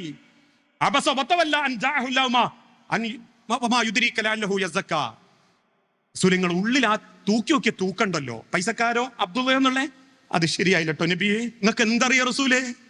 അതിന്റെ അർത്ഥം എന്താണെന്നറിയോ നിങ്ങൾക്ക്? ഉള്ളു കൊണ്ടുനടന്നാ മതി കുറ്റാവാൻ. എന്തെങ്കിലും ഉണ്ടെങ്കിൽ വാക്കാലെ പറഞ്ഞ് പൊരുത്തം വാങ്ങിക്കോളി, എന്തെങ്കിലും ഉണ്ടെങ്കിൽ വാക്കാലെ പറഞ്ഞ് പൊരുത്തവും സലാമും വാങ്ങിക്കോളൂ. അല്ലാണ്ട് മരിച്ചിട്ട് പള്ളി കൊണ്ടെക്കുമ്പം കാണാം മൈക്ക് കൈമ കിട്ടുമ്പോൾ ചില മക്കൾ വാപ്പനോടും മനോടുള്ള സ്നേഹം അവിടെയാ കാണിക്കുക. ആയ കാലത്ത് നല്ലോണം ഒരു വെള്ളം വാങ്ങി കൊടുക്കാത്തവനും ഇമാമത്ത് നിൽക്കാൻ വേണ്ടിയിട്ട് എല്ലാവരും ഇങ്ങനെ നോക്കും, ആരാപ്പം മൂത്തോൻ ജബ്ബാറ് കാണാൻ തലമുങ്ങലൊക്കെ ഒരു മൈക്കൊക്കെ കെട്ടിയിട്ട് വാപ്പ പോയി എന്തെങ്കിൽ പൊരുത്തപ്പെട്ടു കൊടുക്കണം. വാപ്പാനെ കൊണ്ടും ഉമ്മാനെ കൊണ്ടും പൊരുത്തം വാങ്ങിപ്പിക്കാൻ ആരാ പറഞ്ഞ്? അവർക്ക് പൊരുത്തം അവരാദ്യം വാങ്ങട്ടെ, അവർ ജീവിച്ചിരിക്കുമ്പോൾ വാങ്ങട്ടെ. ലോകം കണ്ട ഏറ്റവും നല്ല അഷ്റഫുൽ ഹൽക്ക് മുഹമ്മദ് മുസ്തഫ റസൂലുള്ളാഹി സ്വല്ലല്ലാഹു അലൈഹി വസല്ലമ 13 ദിവസം സൂക്കേട് ബാധിച്ച് കടന്നു എന്ന് ഞാൻ പറഞ്ഞു. മരിക്കുന്നതിന്റെ 2 ദിവസം മുൻപ് ശനിയാഴ്ച സഹാബാക്കളുടെ തോളിൽ കൈയിട്ട് റസൂലുള്ളാഹിനെ അങ്ങനെ പൊക്കിക്കൊണ്ടുവരുന്നുണ്ട് മദീനത്തെ പള്ളിയിലേക്ക്. നിലത്തുറയ്ക്കാത്ത റസൂലുള്ളാഹിന്റെ കാലുകൾ മദീന മണലിലൂടെ അങ്ങനെ വലിച്ചയക്കുന്നത് കണ്ട് പിന്നിൽ ആ കാഴ്ച കണ്ട് ആയിഷ ബീവി പൊട്ടിക്കരഞ്ഞു എന്ന് വരെ ചരിത്രത്തിലുണ്ട്. എന്തിനാ റസൂലുള്ളാഹി ഈ വയ്യാത്ത സമയത്ത് മദീനത്തെ പള്ളിയിൽ വന്നത് എന്നറിയാൻ വേണ്ടി സഹാബാക്കൾ പള്ളിയിലേക്ക് ഇടിച്ചു കയറിയപ്പോ മിമ്പറിന്റെ 2ാമത്തെ പടിയിലിരുന്ന് തലകുനിച്ച് പെരടി കാണിച്ചിട്ട് റസൂലുള്ള പറഞ്ഞത് എന്താണെന്നറിയോ? നിങ്ങൾക്ക് ആർക്കെങ്കിലും ഈ മുഹമ്മദിന്റെ നാവ് കൊണ്ടോ സ്വഭാവം കൊണ്ടോ പെരുമാറ്റം കൊണ്ടോ എന്തെങ്കിലും മനസ്സിലൊരു വെറുപ്പ് വന്നുപോയിട്ടുണ്ടെങ്കിൽ ഫഹാദാ ലഹിരി, എന്റെ മുതുകിതാ, എന്നെ വന്ന് തിരിച്ചു തല്ലണം. തല്ലിയാ തീരെങ്കിൽ തല്ലിക്കോ, എനിക്ക് പ്രശ്നമില്ല. ഫഹാദാ ഇർളി, എന്റെ അഭിമാനത, ആർക്കും പരസ്യമായിട്ട് ചീത്ത പറയാം. കരയുന്ന അള്ളാന്റെ ഹബീബിന്റെ അരികിൽ വന്ന് ഉമർ റളിയല്ലാഹു അൻഹു പൊട്ടിക്കരഞ്ഞ് ചോദിച്ചു, റസൂലേ അങ്ങനെ ഉണ്ടോ റസൂലേ? നിങ്ങൾ ഒരാളോടെങ്കിലും മുഖം കറുത്തിട്ടുണ്ടോ റസൂലേ? പിന്നെ എന്തിനാ പ്രവാചകരെ നിങ്ങൾ ഇങ്ങനെയൊക്കെ പറയുന്നത്? റസൂലുള്ള കണ്ണീരോടെ പറഞ്ഞു, ഉമറേ, പ്രവാചകൻ മുഹമ്മദ് എന്നൊക്കെയുള്ള പരിഗണനക്കപ്പുറം പടച്ചോന്റെ മഹ്ശറയിൽ നമ്മൾ ഒറ്റക്ക. അള്ളാന്റെ വിചാരണക്ക് വിളിക്കുമ്പോൾ എന്റെ നിസ്കാരവും നോമ്പും ഒക്കെ പടച്ചോൻ ഇങ്ങനെ പരിഗണിക്കുമ്പോ അള്ളാഹ് ആദ്യം ചോദിക്കുന്ന ഈ വ്യക്തി കാരണം മനസ്സ് നൊമ്പരപ്പെട്ട് ജീവിച്ചവരോ മനസ്സ് വേദനിച്ചവരോ ഉണ്ടെങ്കിൽ ആ പൊരുത്തം കിട്ടാത്ത കാലത്തോളം എൻ്റെ നിസ്കാരവും നോമ്പോ ഇബാദത്തൊന്നും പടച്ചോൻ വിചാരണക്കെടുക്കൂല. അപ്പൊ നിങ്ങൾ ആലോചിച്ച് നോക്കി, പറഞ്ഞു നടന്നോലും ചെയ്തു പോയോലൊക്കെ ഓപ്പോസിറ്റ് ഇങ്ങനെ വരുമ്പോ ആരോടാ മനുഷ്യരെ പൊരുത്തം വാങ്ങുക? അള്ളാന്റെ മണ്ണിൽ വെച്ചിട്ട് ഒരാൾക്ക് മറ്റൊരാളെ മുഖത്തേക്ക് നോക്കാൻ പോലും കെൽപ്പില്ലാത്ത ലോകമാ അള്ളാന്റെ മഹ്ശറ, ഹശർ മൈതാനി. എന്നിട്ടല്ലേ ഒരാളെ മുഖത്ത് നോക്കിയിട്ടായും അത് എന്നോട് ഞാൻ അന്ന് അങ്ങനെ പള്ളിക്കൊലായിൽ വെച്ച് പറഞ്ഞോയതേ, ഞാൻ എന്റെ വിവരക്കേടുകൊണ്ട് പറഞ്ഞത് ഇനി അങ്ങ് പൊരുത്തപ്പെട്ട ആളെന്ന് അവിടുന്ന് പറയാൻ പറ്റൂല. അവിടുന്ന് പറയാം. അപ്പൊ നിങ്ങൾ ആലോചിക്കും ഇന്ന മറ്റോൻ തിരിപ്പിച്ചതല്ലേ എന്ന്. അതുകൊണ്ടാ അള്ളാന്റെ റസൂൽ ആദ്യം പറഞ്ഞത്, നിങ്ങൾ കേട്ടതൊന്നും പറയണ്ടട്ടോ, കീല വകാല, കേട്ടത് പറഞ്ഞാലും നിങ്ങൾ കുറ്റക്കാരനാവും. മൻ കാന യുഅ്മിനു ബില്ലാഹി വൽ യൗമിൽ ആഖിർ ഫൽയഖുൽ ഖൈറൻ ഔ ലിയസ്മുത്. പറയാണ്ടേ നല്ലത് പറഞ്ഞോ, അല്ലെ മിണ്ടാതൊന്നോ. ആള് പറയുന്നത് കേട്ട് കൂട്ടി പറയണ്ട. അത് രാത്രിയായാലും സരിതയായാലും സ്വപ്നയായാലും ഏത് മനുഷ്യന്റേതായാലും, അത് അന്നോനി ഇന്നോനി എന്നുള്ള വ്യത്യാസമൊന്നുമില്ല. അത് പള്ളി കമ്മിറ്റി ആയാലും മദ്രസ കമ്മിറ്റി ആയാലും റോഡ് സൈഡിലെ രാഷ്ട്രീയക്കാരനാണെങ്കിലും ഒരക്ഷരം ഒരാളെ നേരെ പറയുമ്പോൾ ആലോചിച്ചോ, ഓരോന്നും തിരിഞ്ഞു കുത്തുന്ന ഒരു ദിവസത്തിൽ വിരൽ കടിച്ചിട്ട് നമ്മൾ ചിന്തിച്ചു പോകും, അതെന്ത് നാശത്തിനാ പടച്ചോനെ ഞാൻ പറഞ്ഞോയത് എന്ന്. ഇന്ന് പറയാ മാത്രല്ല എഴുതി വിടും. എഴുതലും പാപം തന്നെയാ. ഈ എഴുതി വിടുന്നതിന്റെ ഒക്കെ ഒരു പാപം എന്താണെന്നറിയാം നിങ്ങൾക്ക്? അത് മരിച്ചു കഴിഞ്ഞാലും നമ്മളെ ഖബറിലേക്ക് കിട്ടുന്ന ഒരു കുറ്റായിട്ട് ഈ ദുനിയാവിൽ ഇൻവെസ്റ്റ്മെന്റാ. ഞാൻ ഇന്നാളൊരു ചർച്ചന്റെ ഇടയിൽ ഇങ്ങനെ ഇരിക്കുമ്പോ എന്തൊക്കെയോ ഒരു കുടുംബ പ്രശ്നത്തിന്റെ ഇടയിൽ ഇങ്ങനെ നിൽക്കുന്ന സമയത്ത് ഒരു മോൾ ഇങ്ങനെ പറയാണ്, പക്ഷെ പ്രായമുള്ള മോളാ, 10-65 വയസ്സുള്ള ഒരു മോളാ, ഒരു സ്വത്തിന്റെ വിഷയ. അങ്ങനെ പറഞ്ഞ കൂട്ടത്തിൽ ആ പെൺകുട്ടി പറഞ്ഞു, എന്റെ വല്യമ്മ പറഞ്ഞ കാലത്ത് പറഞ്ഞിട്ടുണ്ട് ഓൾ അങ്ങനത്തോളാ ഓൾ ഇങ്ങനത്തോളാന്ന്. ഞാൻ ചോദിച്ചു, വല്യമ്മ ഇപ്പൊ എവിടെയാ? മണ്ണിന്റെ അടിയിലാ. വല്യമ്മ മണ്ണിന്റെ അടിയിലാ. എന്നാൽ പറഞ്ഞ വർത്താൻ എപ്പോഴും മക്കളെ നാവുമ്മലുണ്ടെങ്കിലേ വല്യമ്മ മണ്ണ് കിടക്കലുണ്ടാവും, തോതങ്ങനെ വരുന്നുണ്ട് മണ്ണിന്റെ അടിയിലേക്ക്. മരിച്ചാലും കിട്ടുന്ന കുറ്റാണ്. എത്ര കാലം ഈ ലോകത്ത് ആ വാർത്ത ചുറ്റുന്നുണ്ടോ? ഇപ്പൊ കഴിഞ്ഞ ദിവസങ്ങൾ കണ്ടില്ലേ, കോഴിക്കോട് ഒരു മഹലിൽ വെച്ചിട്ട് രാത്രി ഒരു ചെറുപ്പക്കാരനെ പിടിച്ചിട്ട് കുറെ ആൾ തച്ചു. സദാചാരം എന്നാ പറയുന്നത്, അള്ളാഹു ആലം. ഈ സദാചാരം തന്നെ കുശുമ്പൊന്നും അസൂയമൊന്നും ഉണ്ടാകുന്നതാ. ഞാനൊക്കെ ഇവിടെ ഉണ്ടായിട്ട് അന്യ നാട്ടുകാരൻ ഇവിടെ വരിക, എന്നാ പിന്നെ അവനെ പിടിച്ചൊന്നും തല്ലണല്ലോ. നല്ല ഉദ്ദേശമാണെങ്കിൽ ആരും അറിയാണ്ടൊന്ന് പരിഹരിച്ചിട്ടേ ഇത് ശരിയല്ലോ, ഓളെ 2 ആളെയും കുടുംബം ഒന്നും ആയി പോയരുത്. അങ്ങനെ പരിഹരിക്കാനല്ല, അത് വീഡിയോ എടുക്കണം, 4 ആൾ അറിയിക്കണം, നാട് മൊത്തം നാറ്റിക്കണം. എന്നിട്ട് അവസാനം എന്താ ഇത് വന്ന് തീരാന്ന് ചോദിച്ചാൽ അത് നശിപ്പിച്ച് അള്ള പൊറുക്കാൻ റെഡിയാണെങ്കിലും പടപ്പിള് പൊറുക്കൂല. അതപ്പോഴത്തെ കാലഘട്ടത്തിന്റെ ഏറ്റവും വലിയൊരു ഫിത്തിന. പടച്ചോൻ പൊറുത്തിട്ടുണ്ടാവും, പടപ്പിള് പൊറുക്കൂല. തിന്ന് കൊല വിളിക്കും പച്ചയിറച്ചി. അതിനുള്ളതാ സോഷ്യൽ മീഡിയ, അതിനുള്ളതാ അന്നൊക്കെ വാട്സപ്പും ഫേസ്ബുക്കും ഒക്കെ. അപ്പൊ അന്ന് അത് വീഡിയോ എടുത്തിട്ട് ഓനെ തല്ലുന്നതും അവസാനം തല്ല് കിട്ടി ചോരയൊലിച്ച് മരത്തുമ്മ പിടിച്ച് കെട്ടിയിട്ടതൊക്കെ വീഡിയോ ആക്കിയിട്ട് അന്ന് പ്രചരിപ്പിച്ചു. ആ പ്രചരിപ്പിച്ച വ്യക്തികളിൽപ്പെട്ട ഒരു വ്യക്തി ആ സംഭവത്തിന്റെ 3 കൊല്ലങ്ങൾക്ക് ശേഷം മുക്കത്ത് വെച്ചിട്ടൊരു ടിപ്പർ അപകടത്തിൽ മരിക്കുകയാണ്. ഒരു ചെറുപ്പക്കാരനാ. ഓൻ മരിച്ചിട്ട് ഇന്നേക്ക് 7 കൊല്ലായി. ആ സംഭവം നടന്നിട്ട് 10 കൊല്ലായി. ഈ കഴിഞ്ഞ ദിവസം ഫേസ്ബുക്കിൽ അതേ വീഡിയോ വീണ്ടും എനിക്ക് വന്നിട്ടുണ്ട്. ആ മരിച്ച വ്യക്തിന്റെ പേരുണ്ട്, പക്ഷെ ഓൻ മരിച്ച മണ്ണിന്റെ അടിയില. ആ പോസ്റ്റ് ഇട്ടോ ഒന്ന് മണ്ണിന്റെ അടിയില. പക്ഷെ ആ ഫേസ്ബുക്കിൽ നിന്ന് നേരെ എനിക്ക് വന്നു 1 ഇയർ അപ്ഡേഷൻ. ഓൻ്റെ എങ്ങനെ വരും? നിങ്ങൾ ആലോചിച്ച് നോക്കി മനുഷ്യർ, ഒരു വാക്കിന്റെ വിലയൊക്കെ എത്രത്തോളം ഉണ്ടെന്നും എത്രമാത്രം നമ്മളെ അത് തിരിഞ്ഞു കുത്തുന്നുള്ളതൊന്നും ഇപ്പൊ അറിയൂല. പാപ്പരായി പടച്ചോന്റെ മുൻപിൽ നിൽക്കുമ്പോഴേ അറിയൂ. അതുകൊണ്ട് തന്നെയാണ് ഇന്നത്തെ മനുഷ്യന്മാർക്കുള്ള ഏറ്റവും വലിയൊരു പ്രശ്നം അതാ, ഈഗോ. മനുഷ്യന്റെ വാശി, പക, അഹങ്കാരം, ഇത് കൊണ്ടുവച്ച് നടക്കുക എല്ലാവരും.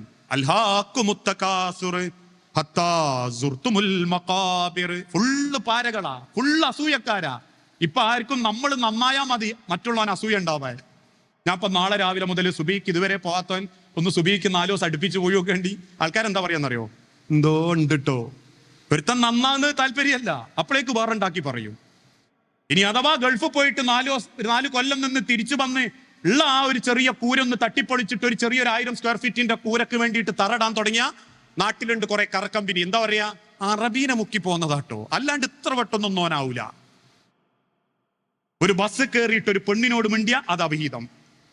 കണ്ടക്ടറിന്റെ പൈസ തിരിച്ചു പുറത്തേക്ക് ഇട്ടുകൊടുത്ത അത് അവിഹിതം. ഏതെങ്കിലും ഒന്ന് ഒരുത്തനൊരുത്തിയോടി മിണ്ടിക്കഴിഞ്ഞാൽ അത് അവിഹിതം. കുട്ടിയെ കോഴിക്കുട്ടികളെ മാതിരിയാ പോറ്റി ഓടുന്നത് കാണാ. പണ്ടൊക്കെ അത് കല്യാണ വീട്ടിൽ പറഞ്ഞു വരത്തലാണെങ്കിൽ ഇപ്പൊ അത് നേരെ എഴുതി വിടല. ആലോചിച്ചോളി മനുഷ്യരെ, ആലോചിച്ചോളിങ്ങള്. ഖബറിലെത്തുന്നത് വരെ ഇതൊക്കെ ഉണ്ടാവും. ഖബറിലെത്തിക്കഴിഞ്ഞാൽ കിട്ടുന്നതൊക്കെ അങ്ങോട്ട് തിരിച്ചു വരും. നമ്മൾ ഇസ്ലാം എന്ന് പറഞ്ഞാൽ കുറെ നിസ്കരിക്കലും നോമ്പ് വെക്കലും അല്ല. ആൾക്കാർക്ക് അങ്ങനെ ഒരു ധാരണ ഉണ്ട്. എല്ലാവരും നോക്കിയിട്ട് ഇങ്ങനെ പറയും നല്ല ദീനി കുടുംബാട്ടോ. എന്താ, വാപ്പ പള്ളിക്കും പോലുണ്ട്, ഉമ്മ ഖുർആൻ ക്ലാസ്സിനും ഉണ്ട്. പക്ഷെ ആ പൊരയിലെ മരുവൊക്കെ ഒരു സ്വൈര്യം ഉണ്ടാവില്ല. അല്ലെ, ഓന്റെ വീട്ടിൽ നോക്കിയിട്ട് പറയും നല്ല വാപ്പയാണ്, നല്ല അമ്മയാണ്, മൂപ്പര് പള്ളി കമ്മിറ്റിയിലുണ്ട്, മൂപ്പത്തി നാട്ടിലെ MGM ഉണ്ട്, അല്ലെ പെണ്ണുങ്ങളെ കമ്മിറ്റിയിലും ഉണ്ട്. ഓനോ കെട്ടി അന്ന് മുതൽ ആ കുട്ടി അനുഭവിച്ചു തുടങ്ങിയിരിക്കും ഓന്റെ സ്വഭാവക്കേട്. ഒരു മനുഷ്യന്റെ ദീന് എന്ന് പറഞ്ഞാൽ ഏറ്റവും വലുത് എന്താണെന്നറിയോ? ഒരു മുസ്ലിമിന്റെ ദീന് മറ്റൊരാളെ വേദനിപ്പിക്കാതിരിക്കല. ഒരു മുസ്ലിമിന്റെ ദീന് എന്ന് പറഞ്ഞാൽ അവൻ കാരണം മറ്റൊരാളെ വേദനിക്കാതിരിക്കലും വേദനിപ്പിക്കപ്പെട്ടവന്റെ മനസ്സിന്റെ പ്രാർത്ഥന അവന്റെ നേരെ വരാതിരിക്കലും ആ ദീന്. അൽ മുസ്ലിമു മൻ സലിമൽ മുസ്ലിമൂന മിൻ ലിസാനിഹി വയദിഹി. അല്ലാഹുവിന്റെ ഹബീബ് നബി തങ്ങൾ വെറുതെ പറഞ്ഞല്ല. ഒരു മുസ്ലിം എന്ന് പറഞ്ഞാൽ മൻ സലിമൽ മുസ്ലിമൂന, മറ്റൊരു മുസ്ലിമിന്റെ അടുത്ത് രക്ഷപ്പെട്ടോനാ. അവന്റെ നാവുമെന്നും അവന്റെ കൈമൊന്നും രക്ഷപ്പെട്ടോനാ. ഒരു ഇസ്ലാമിന്റെ ദീനാണത്. നമ്മൾ കാരണം ഒരാളും വേദനിക്കാതിരിക്കുക. ഞാൻ പറയാറുണ്ട്, ചില പള്ളിയിലൊക്കെ മയ്യത്തസ്കാരത്തിന് ആള് കൂടുന്നത് കണ്ടിട്ട് ചില ആൾക്കാർ പോരിശ പറയും, എമ്മാതിരി മയ്യത്തസ്കാര, മമ്പാട് അങ്ങനെ ഒരു നിസ്കാരം മുമ്പൊന്നും ഉണ്ടായിട്ടില്ല കേട്ടോ. മണ്ണിന്റെ അടി കൊണ്ടുവെക്കുമ്പോ സ്വൈര്യവും സമാധാനത്തിലും പടച്ചോന്റെ 6 അടി മണ്ണിൽ ആ പള്ളിക്കാട്ട് കിടക്കണമെങ്കിലേ ഒരാളെ മനസ്സും വേദനിപ്പിക്കാതെ ജീവിക്കണം, ഒരാളെ കണ്ണും നിറയിപ്പിക്കാതെ ജീവിക്കണം, ഒരാളെ ജീവിതത്തിലും ഒരു സങ്കടം ഉണ്ടാക്കാതെ ജീവിക്കണം. ഏത് ബന്ധങ്ങളും മനോഹരമാകുന്നത് അതിൽ സ്നേഹം കൊടുക്കുമ്പോഴാ. നിങ്ങൾ ആലോചിച്ച് നോക്കൂ. നമ്മളൊക്കെ നിക്കാഹത്ത് പറയും ആണിനോട് പറയും നീ മുഹമ്മദ് നബീന്റെ മാതിരി ആവണം, പെണ്ണിനോട് അറിയും നീ ഖദീജ ബീവിന്റെ മാതിരി ആവണം. ആദ്യം അതല്ല പറയണ്ടേ, പൊരേലന്മാരോട് പറഞ്ഞു കൊടുക്കണം, ദീന് എന്ന് പറഞ്ഞാൽ പൊരേലന്മാർക്കും ഉണ്ടാവണം. അല്ലാണ്ട് കെട്ടുന്ന ആണിനും പെണ്ണിനും മാത്രം ഉണ്ടായാൽ പോരാ. കയറി വരുന്ന പെൺകുട്ടിയെ സ്വന്തം മകളായിട്ട് ഒരു ഉമ്മാക്ക് കാണാൻ പറ്റണം. ആ പെൺകുട്ടി ഒരിക്കലും എന്റെ പൊരയിൽ വെച്ച് സങ്കടപ്പെടൂലെന്നും, എന്റെ മോളെ കൊണ്ടോ എന്റെ മോനെ കൊണ്ടോ എന്റെ പിയാപ്ലനെ കൊണ്ടോ എന്റെ ഭാര്യനെ കൊണ്ടോ എന്റെ പെൺകുട്ടികളെ കൊണ്ടോ എന്നെ കൊണ്ടോ ആ കുട്ടി ഒരിക്കലും ഈ പൊരന്റെ ഉള്ളിൽ വെച്ച് സങ്കടപ്പെടൂലെന്നും ഒരു വാപ്പക്കും ഉമ്മക്കും അള്ളാനെ സാക്ഷിയിട്ടിട്ട് പറയാൻ പറ്റിയാൽ അത് ദീനുള്ള കുടുംബ. അല്ലാണ്ട് നാട്ടിലെല്ലാ ഖുർആൻ ക്ലാസ്സിനും പോലും മാത്രമല്ല ദീനുള്ള കുടുംബമുള്ള ഐഡിയ. കൈപിടിച്ചെടുക്കുന്ന വാപ്പാക്കും പറയാൻ പറ്റണം, മോനെ അൻകഹതുക അമറല്ലാ, പടച്ചോൻ എന്നോട് പറഞ്ഞു എനക്ക് കുടുംബം ഉണ്ടാക്കാൻ എന്റെ മോളെ തരാൻ ഞാനിത് എനിക്ക് വാക്ക് തരിക. നിന്റെ മകളെ കൊണ്ട് എന്റെ കുടുംബം നശിക്കൂല, നിന്റെ മകളെ കൊണ്ട് ഇനി കരയൂല, നിന്റെ മകളെ കൊണ്ട് എന്റെ കുടുംബത്തിൽ ഒരു രാത്രി പോലും ഇനി സമാധാനം അല്ലാണ്ട് കിടന്നുറങ്ങേണ്ടി വരൂല. അമറല്ല, പടച്ചോൻ എന്നോട് പറഞ്ഞതാ എന്റെ കുടുംബത്തിന്റെ സമാധാനത്തിന് തസ്കുനു ഇലൈഹ, നിന്റെ മോളെ എനിക്ക് തരണമെന്ന്. അത് ആർജവത്തോടെ പിയാപ്പന്റെ കൈ പിടിച്ചിട്ട് വാപ്പാർക്ക് പറയാൻ പറ്റണം. അത് സ്വന്തം മക്കൾ ആ രീതിയിൽ ഒരുക്കണം. ഇതാ കുടുംബം. അല്ലാണ്ട് കുടുംബത്തിൽ ഓന് ദീനുണ്ട്, ഓൻ നല്ല ദീനുണ്ട്, വാപ്പക്കും ഉമ്മക്കും ഉണ്ടാവില്ല. ഒക്കെ ദീനുണ്ട്, ഒക്കെ വലിയ ദീനുണ്ട്, വാപ്പക്കും ഉമ്മക്കും ഉണ്ടാവും. കുടുംബത്തിൽ എല്ലാവർക്കും ദീനുണ്ടെങ്കിലേ കുടുംബം മനോഹരാവും.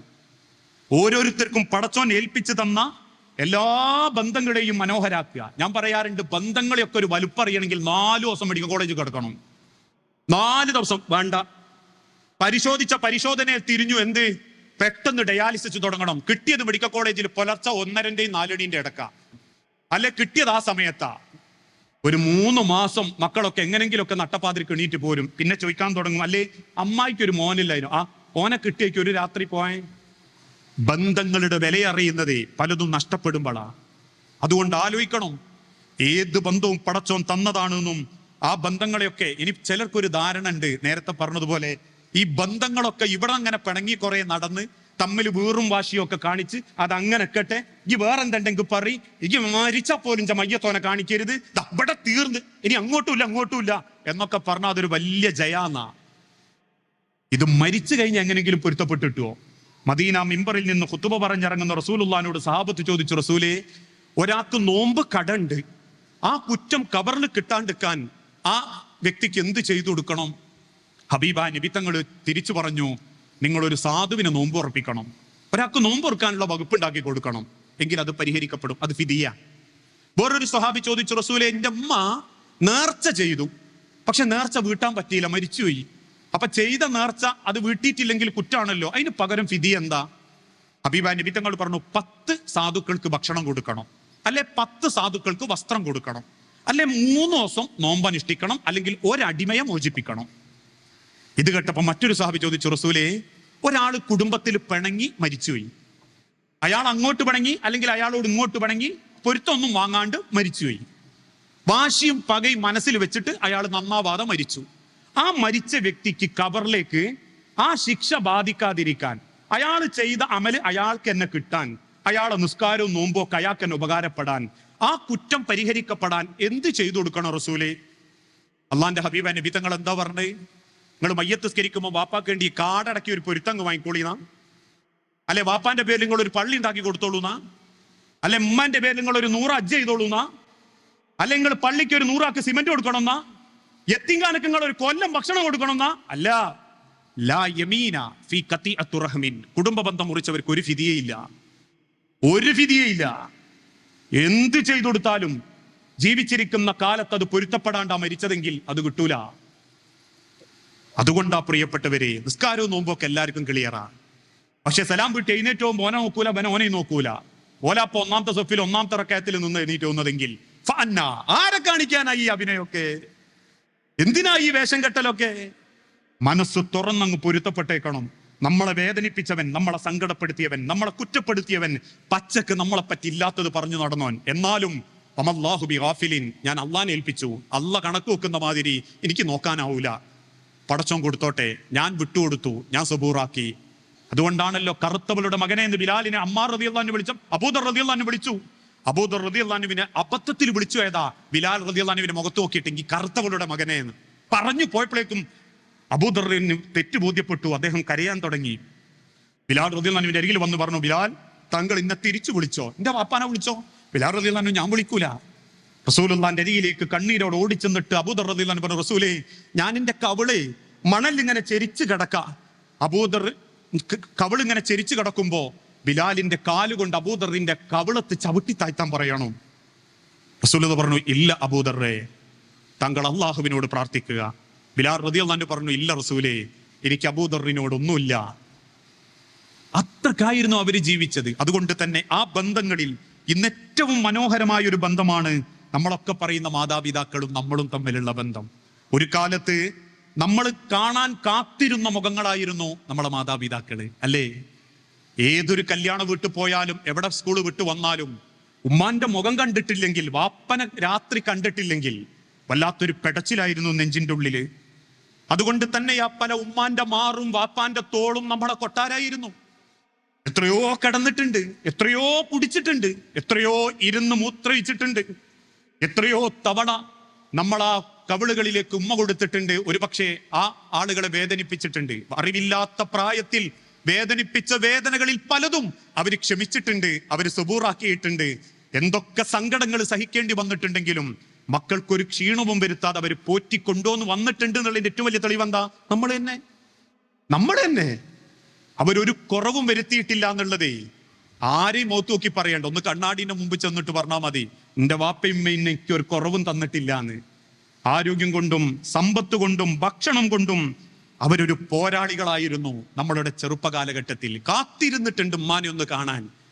കല്യാണ വീട്ടിൽ ഒരാളെ കൈമാറി കൊടുക്കുമ്പോഴേക്കും ഉമ്മാന്റെ മുഖം കാണുമ്പം കുട്ടിയുടെ മുഖത്തുണ്ടാകുന്ന ഒരു പ്രകാശമുണ്ട്, വാപ്പനെ കാണുമ്പം കുട്ടിയുടെ മുഖത്തുണ്ടാകുന്ന ഒരു പുഞ്ചിരിയുണ്ട്. സ്കൂളിൽ ഏതെങ്കിലും ഒരു കലോത്സവത്തിന്റെ മുൻഭാഗത്ത് ഉമ്മനെ കാണുമ്പം കുട്ടിക്കുണ്ടാകുന്ന ഒരു നെടുവീർപ്പുണ്ട്, ആശ്വാസമുണ്ട്. കാത്തിരുന്നിട്ടുണ്ട് ഞാനുങ്ങളും ഒക്കെ ഉമ്മനെയും വാപ്പനെയും കാണാൻ, അവരെ മാറത്തൊന്ന് പറ്റിക്കിടക്കാൻ, അവരുടെ തോളത്തൊന്ന് അണഞ്ഞൂട്ടിക്കിടക്കാൻ, അവരുടെ പോരാളികളിൽ നിന്ന് ആശ്വാസവും സന്തോഷവും അനുഭവിക്കാൻ.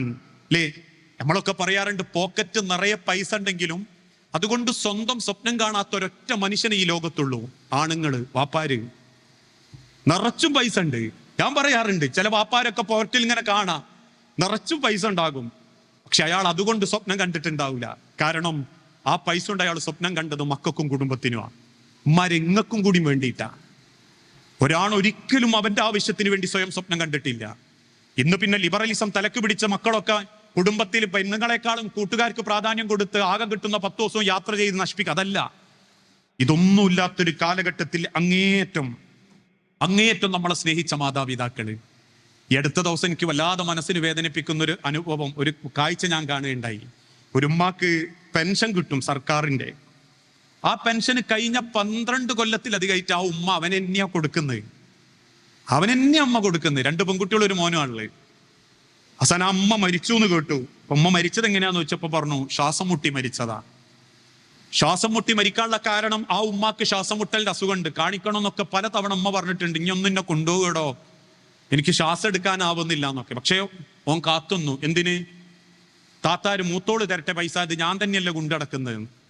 12 കൊല്ലത്തെ ഉമ്മാന്റെ പെൻഷന്റെ പൈസ കൈമല് വാങ്ങി തിന്നിട്ടും ഒരു ഉമ്മാനെ ശ്വാസം മുട്ടിച്ച് പറഞ്ഞേക്കേണ്ടി വന്നിട്ടുണ്ടെങ്കിലേ എഴുതി വെച്ചോളിങ്ങള്. സ്വന്തം പൊരൻ്റെ ഉള്ളിൽ ഒരു വാപ്പയുമ്മയും നെഞ്ചുപൊട്ടി കലങ്ങിയ കണ്ണുമായിട്ടാണ് പടച്ചോന്റെ മണ്ണുക്ക് പോയതെങ്കിൽ അത് മക്കളായാലും മരുക്കളായാലും എഴുതി വെച്ചോളിങ്ങള്. പടച്ചോൻ അത് വെറുതെ തരൂല. അങ്ങേയറ്റം സങ്കടപ്പെട്ട് നിൽക്കുന്ന സമയത്ത് കൂനുമ കുരു പോലെ പടച്ചോൻ നമ്മളെ പരീക്ഷിക്കും.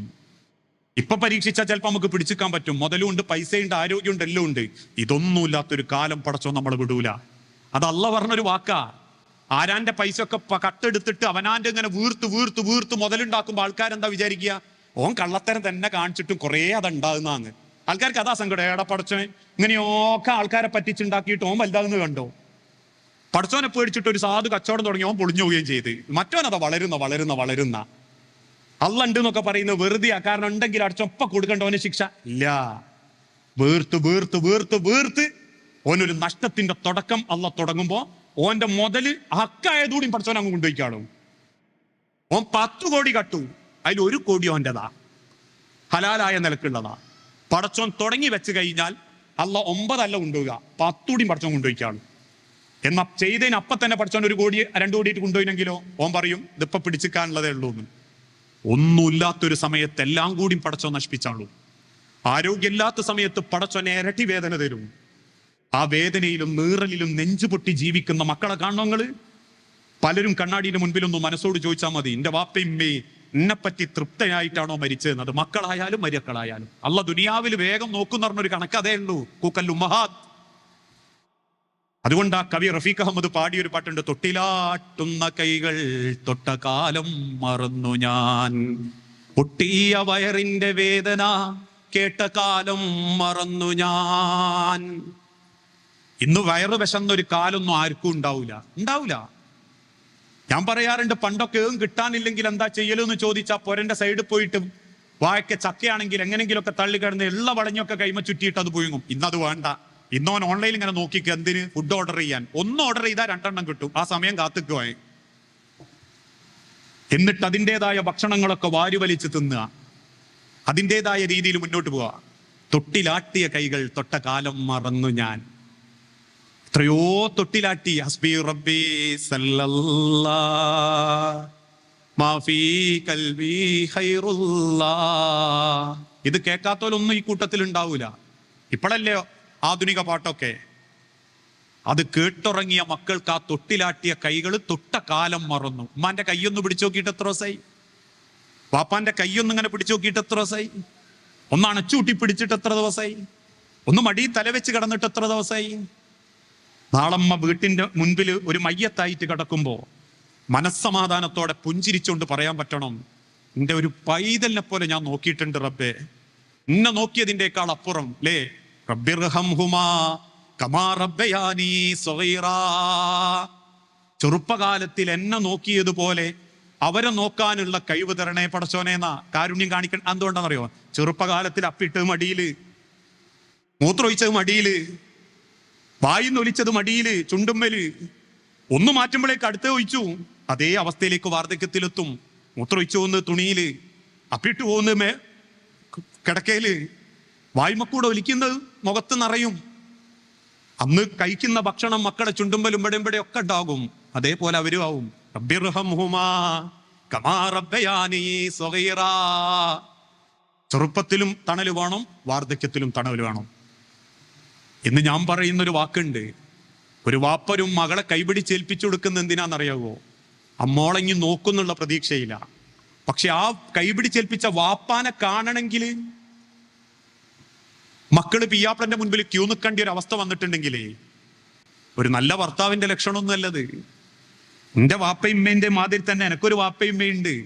എന്നെ ഇഞ്ച കൈമലേക്ക് കേൾപ്പിച്ചെന്ന വാപ്പാക്കും ഉമ്മാക്കും എന്റെ അടുത്ത് നിന്ന് കിട്ടേണ്ടതുണ്ട്. കൈപിടിച്ചേൽപ്പിച്ച വാപ്പാനെ കാണാൻ വേണ്ടി കാത്തു നിൽക്കേണ്ടി വരുന്ന ഒരു കാലഘട്ടങ്ങൾ ആലോചിച്ച് നോക്കി. സ്വന്തം മോളെ ഒന്ന് കാണാൻ ഒരു വാപ്പ കാത്തുക്കേണ്ടി വരിക, പിയാപ്പളന്റെ കാല് പിടിക്കേണ്ടി വരിക, മോളോട് കെഞ്ചി പറയേണ്ടി വരിക. ഇതൊക്കെ ദുനിയാവിൽ നടക്കും. പക്ഷെ അതെത്ര കൊല്ലം ഉണ്ടാവും? മാക്സിമം 100. നമ്മളാരും ഒരു 200 കൊല്ലം ജീവിക്കാൻ വന്നോന്നല്ല കേട്ടോ. 200 ഉറുപ്പ്യന്റെ ഒരു നോട്ട് പോക്കറ്റിലിന്റെ അടുത്ത് ഇങ്ങനെ നോക്ക്, അതിലൊരു 100 ഉറുപ്പ്യന്റെ ആയുസ് എനിക്ക് ഇങ്ങൊക്കെ ഉള്ളൂ. 200 കൊല്ലം ഒരു മനുഷ്യനും ജീവിക്കൂല. ആകെ വന്നത് അള്ളാന്റെ ഹബീബിന് കൊടുത്തത് പടച്ചോൻ 63 കൊല്ലം. അതുകൊണ്ട് തന്നെ ഏത് ബന്ധങ്ങളേക്കും അള്ളാഹ് വിശുദ്ധ ഖുർആനിൽ കൂടെ പറഞ്ഞ മാതിരി വഖളാ റബ്ബുക അല്ലാ തഅബുദു ഇല്ലാ ഇയ്യാഹു വബിൽ വാലിദൈനി ഇഹ്സാനാ ഇമ്മാ യബ്ലുഗന്ന ഇൻദകൽ കിബറ അഹദഹുമാ ഔ കിലാഹുമാ ഫലാ തഖുൽ ലഹുമാ ഉഫിൻ വലാ തൻഹർഹുമാ. കയർക്കല്ലേ മോനെ, മുഖം ചുളിച്ച് സംസാരിക്കല്ലേ, വെറുപ്പോടെ അവരെ നേരെങ്ങി നോക്കല്ലേ. സഹിക്കേണ്ടി വരും. വാർദ്ധക്യത്തിലേക്ക് ചെറിയ മക്കള് സഹിക്കുന്ന മാതിരി സഹിക്കേണ്ടി വരും. പറയാറില്ല ചില മക്കളെ പറ്റിയിട്ട്, ചെറുക്കൻ എന്തോ ഒരു വാശിയാണ്. ആ വാശി എന്നെ വാർദ്ധക്യത്തിൽ വരും. ആ വാശി എന്നെ അവരെയും സങ്കടപ്പെടുത്തും. അന്ന് നിങ്ങൾ ഏറ്റവും നല്ല രീതിയിൽ അവരെ പരിഗണിക്കണം. ഏറ്റവും മനോഹരമായിട്ട് അവരോട് നിങ്ങൾക്ക് സഹകരിക്കാൻ പറ്റണം. ഒരു വാപ്പ അങ്ങാടി കൂടെ ഇങ്ങനെ നടന്നു പോകുമ്പം മകൻ വാങ്ങുകയാണ് മോനൊരു കളിപ്പാട്ടം. അപ്പൊ വാപ്പ ഇങ്ങനെ ആലോചിച്ചു എന്നാ, ആ കളിപ്പാട്ടത്തിന്റെ വില പോലും എൻ്റെ മക്കൾ എനിക്ക് തരുന്നില്ലല്ലോ. ഒരു 5 ഉറുപ്പ്യന്റെ വില പോലും ഉണ്ടാവില്ല. ഒരു 5 നയാ പൈസയും കൈമേലുണ്ടാവില്ല. ആയ കാലത്ത് മമ്പാട്ടങ്ങാടിയിൽ പള്ളിയിൽ നിന്ന് ഇറങ്ങുന്നവർക്കൊക്കെ കാലിച്ചായ വാങ്ങിക്കൊടുത്ത വാപ്പ ഇപ്പം മകന് ഗൾഫിൽ നിന്ന് അയക്കുന്ന മോളോട് ചോദിക്കാനുള്ള ബേജാറുകൊണ്ട് ഇങ്ങനെ തലയും കുമ്പിട്ട് നിസ്കാരവും കഴിഞ്ഞ് പുറക്കു പോവുക. പേരക്കുട്ടിക്ക് ഒരു മുട്ടായിന്റെ പൈസ പോലും കൈമേലില്ലാണ്ട്. വാപ്പറിയാണ്ട് വാപ്പന്റെ നിസ്കി പിടിച്ചതും സാധനം വാങ്ങാൻ തന്നേന്ന് മിച്ചം പിടിച്ചതും മക്കള് വാപ്പ അറിയാണ്ട് പലതും വാങ്ങിക്കൊടുത്തമ്മ മക്കള് പുറത്തു പോയിട്ട് ഏമ്പക്കം വിട്ടിട്ട് ബ്രോസ്റ്റും കരിച്ചതും പൊരിച്ചതും പൊട്ടിത്തെറിച്ചതും ചീറിപ്പാഞ്ഞതും തിന്ന് തിരിച്ചു വരുമ്പോഴും പറയാ, കാത്തുക്ക് എന്തിന്, അൽഹംദുലില്ലാഹ് നിങ്ങൾ തിരിച്ചു വന്നല്ലോ എന്ന്. ഇതാ ഇന്നത്തെ കാലഘട്ടം. ഒരു കാലഘട്ടത്തിൽ മുജാഹിദ് പ്രസ്ഥാനത്തോട് പലരും പറഞ്ഞിരുന്നു യത്തീം മക്കൾക്ക് വേണ്ടി യത്തീംഖാന തുടങ്ങാൻ. സുഭിക്ഷമായിട്ട് യത്തീംഖാനയായി. ഇപ്പൊ ആള് രഹസ്യമായിട്ട് പറയുന്നുണ്ട്, വാപ്പക്കുമ്മക്കും വേണ്ടിയിട്ട്, മക്കൾക്ക് വേണ്ടാത്ത വാപ്പക്കുമ്മക്കും വേണ്ടിയിട്ട് ഒരു അഗതി മന്ദിരം, ഓൾഡ് ഏജ് ഹോം, ഇപ്പൊ അങ്ങനെയൊക്കെ ഇംഗ്ലീഷ് പേര്, അതൊക്കെ ഒന്ന് തുടങ്ങിക്കൂടെ. ഒരാൾ മരിച്ചു കഴിഞ്ഞിട്ടുണ്ടാകുന്ന ഒരു പെടച്ചിലുണ്ടല്ലോ, അതിന് കൊടുക്കുന്ന ഒരു അനുശോചനം ഉണ്ടല്ലോ, അതിനേക്കാൾ എത്രയോ നല്ലതാ ജീവിച്ചിരിക്കുന്ന കാലത്ത് കൊടുക്കുന്ന നല്ലൊരു വാക്കും നല്ലൊരു പ്രവൃത്തിയൊക്കെ. ഒരു യാത്രയൊക്കെ പോകുമ്പോൾ ഒന്ന് കൂടെ കൂട്ടുക. ഇനി അധികം ദൂരത്തേക്കൊന്നും പോകണ്ട, വാപ്പേ വരി വണ്ടിമ്മ കയറി നമ്മൾ നോമ്പാട്ട് അങ്ങാടി പോവുക. അവിടെ നല്ല പൊരിച്ച സാധനം കിട്ടുന്നുണ്ട്. ഒരു ദിവസം തിന്നാലൊന്നും വാപ്പാർക്ക് ഒരു ചുക്കും സംഭവിക്കൂല. ഞാൻ പറയലുണ്ട്, കല്യാണപ്പുരയെ കാണാ നമ്മളൊക്കെ ഇപ്പൊ നിക്കാവൊക്കെ കഴിഞ്ഞ് ചെറുപ്പക്കാരൊക്കെ ഡീസന്റിൽ ഇങ്ങനെ നിൽക്കുമ്പോൾ കാണാൻ 2 കൂട്ടരായിരിക്കും ഐസ്ക്രീമിന്റെ അടുത്തും ഐസിന്റെ അടുത്തും ഒക്കെ ക്യൂ. ആരൊക്കെയാ? ഒന്ന് ചെറിയ മക്കളും ഉണ്ടാവും, വയസ്സന്മാരും ഉണ്ടാവും. ആ പൂതി അറിയാനും മനസ്സിലാക്കാനും പറ്റാത്തൊരു മക്കള് അവനാന്റെ ജീവിതത്തിലുണ്ടെങ്കിൽ നിങ്ങൾ കൊട്ടാരുണ്ടാക്കിയിട്ട് AC റൂം വെച്ചെടുത്തിട്ടും കാര്യമല്ല. പടച്ചോനെ തിരയേണ്ടതേ പള്ളീന്റെ 1-ാമത്തെ സഫിലല്ല, മിനാരത്തിന്റെ മേലെയല്ല, കഅബാലയത്തിന്റെ ഉള്ളിലല്ല, നിസ്കാരപ്പായയിലല്ല, തസ്ബീഹ് മാലയിലല്ല. പടച്ചോനെ തിരയേണ്ടത് വാപ്പന്റെ ഇമ്മന്റെയും കൽബിലാ, അവരെ പുഞ്ചിരിയിലാ, അവരെ സമാധാനത്തിലാ. നിന്നെ മകനായി കിട്ടിയതോർത്തിട്ടും നിന്നെ മരുമക്കളായി കിട്ടിയതോർത്തിട്ടും മനസ്സമാധാനത്തോടെ അവർ കിടന്നുറങ്ങുന്നുണ്ടെങ്കിൽ ഈ ദുനിയാവിൽ ഒരു സ്ഥലത്തും മക്കളെ പടച്ചോങ്ങളെ കുഴക്കൂല, അള്ളങ്ങളെ കുഴക്കൂല. നിങ്ങൾക്കെതിരെ മനസ്സ് വേദനിച്ചു പോയൊരു വാപ്പയും ഉമ്മയും ഉണ്ടെങ്കിൽ ആ വേദനിച്ച മനസ്സിന്റെ വേദന മാറാത്ത കാലത്തോളം നിങ്ങൾ എവിടെയും ജയിക്കാനും പോകുന്നില്ല, എവിടെയും സമാധാനിക്കാനും പോണില്ല. അതുകൊണ്ടാ ജീവിച്ചിരിക്കുന്ന കാലത്ത് കൊടുക്കുന്നത് ആ ബഹുമാനവും ആദരവും ഒക്കെ. അത് രക്ഷിതാക്കൾ മക്കൾക്ക് തിരിച്ചും കൊടുക്കണം. മക്കളൊരു പരീക്ഷണ, മക്കൾ ഒരു അനുഗ്രഹവുമാണ്, അതിനേക്കാളേറെ ഒരു പരീക്ഷണവുമാണ്. ഒരിക്കലും മക്കൾക്കിടയിൽ വേർതിരിവ് കാണിക്കുന്ന ഒരു രീതി രക്ഷിതാക്കളുടെ ജീവിതത്തിൽ ഉണ്ടാവരുത്. അത് മക്കളായാലും ശരി, മരുക്കളാണെങ്കിലും ശരി. ഇന്ന് സ്നേഹത്തിൽ മാത്രമല്ല, ചിലർ സമ്പത്തിൽ വരെ വേർതിരിവാ. ചില മക്കൾക്കൊക്കെ കണ്ണായ സ്ഥലം ആദ്യം എഴുതി കൊടുക്കും, മരിച്ചു കഴിഞ്ഞിട്ടേ ഇത് ആരും അറിയൂ, മക്കൾ അറിയൂ. ബാക്കിയുള്ള മക്കൾ ആ വാപ്പാന്റെ ചതിയും ഉമ്മാന്റെ ചതിയും ആലോചിച്ച് മനസ്സ് ബേജാറായി ജീവിക്കുന്നുണ്ടെങ്കിൽ ഖബറിൽ പോലും സ്വൈര്യം കിട്ടൂല. അള്ളാന്റെ ഹബീബ നബി തങ്ങൾ വെറുതെ പറഞ്ഞതല്ല. ഒരു മനുഷ്യൻ ജീവിക്കുകയും പടച്ചോനെ ഭയപ്പെടുകയും നിസ്കരിക്കുകയും നോമ്പ് നിൽക്കുകയും അള്ളാഹുവിന് കീഴ്പ്പെട്ട് ജീവിക്കുകയും ചെയ്തൊരു വ്യക്തി മരണസമയത്ത് അവന്റെ അനന്തര സ്വത്തിൽ എന്തെങ്കിലും അന്യായം കാണിച്ചിട്ടുണ്ടെങ്കിൽ, അവന്റെ മക്കൾക്കിടയിൽ വേർതിരിവ് കാണിച്ചിട്ടുണ്ടെങ്കിൽ, ഇല്ലാ ദഖലന്നാർ, ആ വാപ്പയമ്മേ നരകത്തിലായിരിക്കും, ആ വാപ്പയമ്മേ നരകത്തിലായിരിക്കും. ഇത് ഹക്കായ നിലക്ക് മക്കൾ നല്ല നിലക്ക് നോക്കിയിട്ടും ഒരുത്തം മണിയടിച്ചു വരുമ്പോ ആ മക്കൾക്ക് വേർതിരിവ് കാണിച്ച് എഴുതി കൊടുക്കുന്നവനെ പറ്റിയാട്ടോ പറഞ്ഞ്. അല്ലാതെ ആയ കാലത്ത് ഉമ്മാനെയും വാപ്പാനെയും നോക്കാണ്ട് ചവിട്ടിത്തേച്ച് ഇറങ്ങിപ്പോയിട്ട് അവനാന്റെ സൗകര്യം മാത്രം നോക്കുന്ന മക്കളെ പറ്റിയല്ല. നല്ല നിലക്ക് നോക്കിയിട്ടും അവസാനം ചതിച്ച് മക്കളെ ചതിക്കുന്ന വാപ്പാരുമാരുണ്ട്. നിങ്ങളെ നല്ല ഞാൻ പറയണത്, സ്വത്ത് എഴുതി വെക്കുന്നതിൽ, കണ്ണായ സ്ഥലം മാറ്റി വെക്കുന്നതിൽ. ചില പെൺകുട്ടിക്ക് മാത്രം കൊടുക്കൂ. ആൺകുട്ടികളെ പറ്റി പറയൂ, ഓൻ അയച്ചുണ്ടാക്കിക്കോട്ടെ. എന്താ? ഓന്റെ ഓളോടുള്ള ദേഷ്യ. ഓൻ ഒന്നും ഇല്ലാത്തടുത്ത് കിട്ടിയതുകൊണ്ട് ഓളോടുള്ള ദേഷ്യം ഓനോട് തീർത്ത്. എങ്ങനെ? സ്വത്തിൽ കുറേ മോക്കങ്ങ് കൊടുത്തിട്ട് പറഞ്ഞു, ഉമ്മന്റെ കൈത്തിലും കാൽമേലും ഒക്കെ ഉള്ളു, മരിക്കുന്നതിന് മുമ്പ് ഉമ്മ ഉരിയം കൊടുത്തു. ആർക്ക്? അവക്ക് കൊടുത്തു. മരങ്ങനെ കൊടുക്കുന്നതിനല്ലോ, പെൺകുട്ടിക്ക് മാത്രം കൊടുക്കരുത്. ആൺകുട്ടിക്കും പെൺകുട്ടിക്കും ഇസ്ലാം പഠിപ്പിച്ചൊരു കണക്കുണ്ട്. അത് അനന്തര സ്വത്തിന്റെ നിയമ, ഫറായിൽ നിയമ. ആ നിയമത്തിൽ നിങ്ങൾ എന്തെങ്കിലും അന്യായം കാണിച്ചാൽ ദഖലന്നാർ, നരകത്തേക്ക് പോകേണ്ടി വരും. ഇനി അഥവാ വാപ്പനിമ്മനെ സ്നേഹിക്കുന്ന മക്കൾ ആദ്യം ചെയ്യേണ്ടത് എന്താ? മരണപ്പെട്ടതിന് ശേഷമേ അനന്തര സ്വത്ത് വീതുള്ളൂ. അനന്തര സ്വത്ത് മരണപ്പെട്ടതിന് ശേഷം വീതിക്കാനാ ഇസ്ലാമിക ചരിത്രത്തില്. അതെന്തുകൊണ്ടാണെന്നറിയോ? ഈ മക്കൾക്കിടയിൽ ഒരു പ്രശ്നം വരാതിരിക്കാനാ. അങ്ങനെ വന്നാൽ ആ മക്കളിൽ നിന്ന് തലമുറകൾ മാറി മാറി മാറി മക്കൾ വാപ്പനിമ്മനെ വെറുക്കും. ഇന്ന് വെറുക്കുന്നുണ്ട്. 3 മധ്യസ്ഥം ഞാൻ ഇപ്പൊ കഴിഞ്ഞു, 3-ാമത്തെ തലമുറയില്. എന്താ കാരണം? 3 തലമുറകൾക്ക് മുൻപുള്ള അമ്മ വാപ്പ വസിയത്ത് എഴുതി വെച്ചു പോയി. ആർക്ക്? മക്കളിൽപ്പെട്ട 1-2 ആൾക്ക്. ഇപ്പോഴും തീർന്നിട്ടില്ല. 3 തലമുറകൾക്ക് ഇപ്പറുള്ള പേരക്കുട്ടികൾ വരെ തമ്മിപ്പിണങ്ങില്ല. 8 കുടുംബം.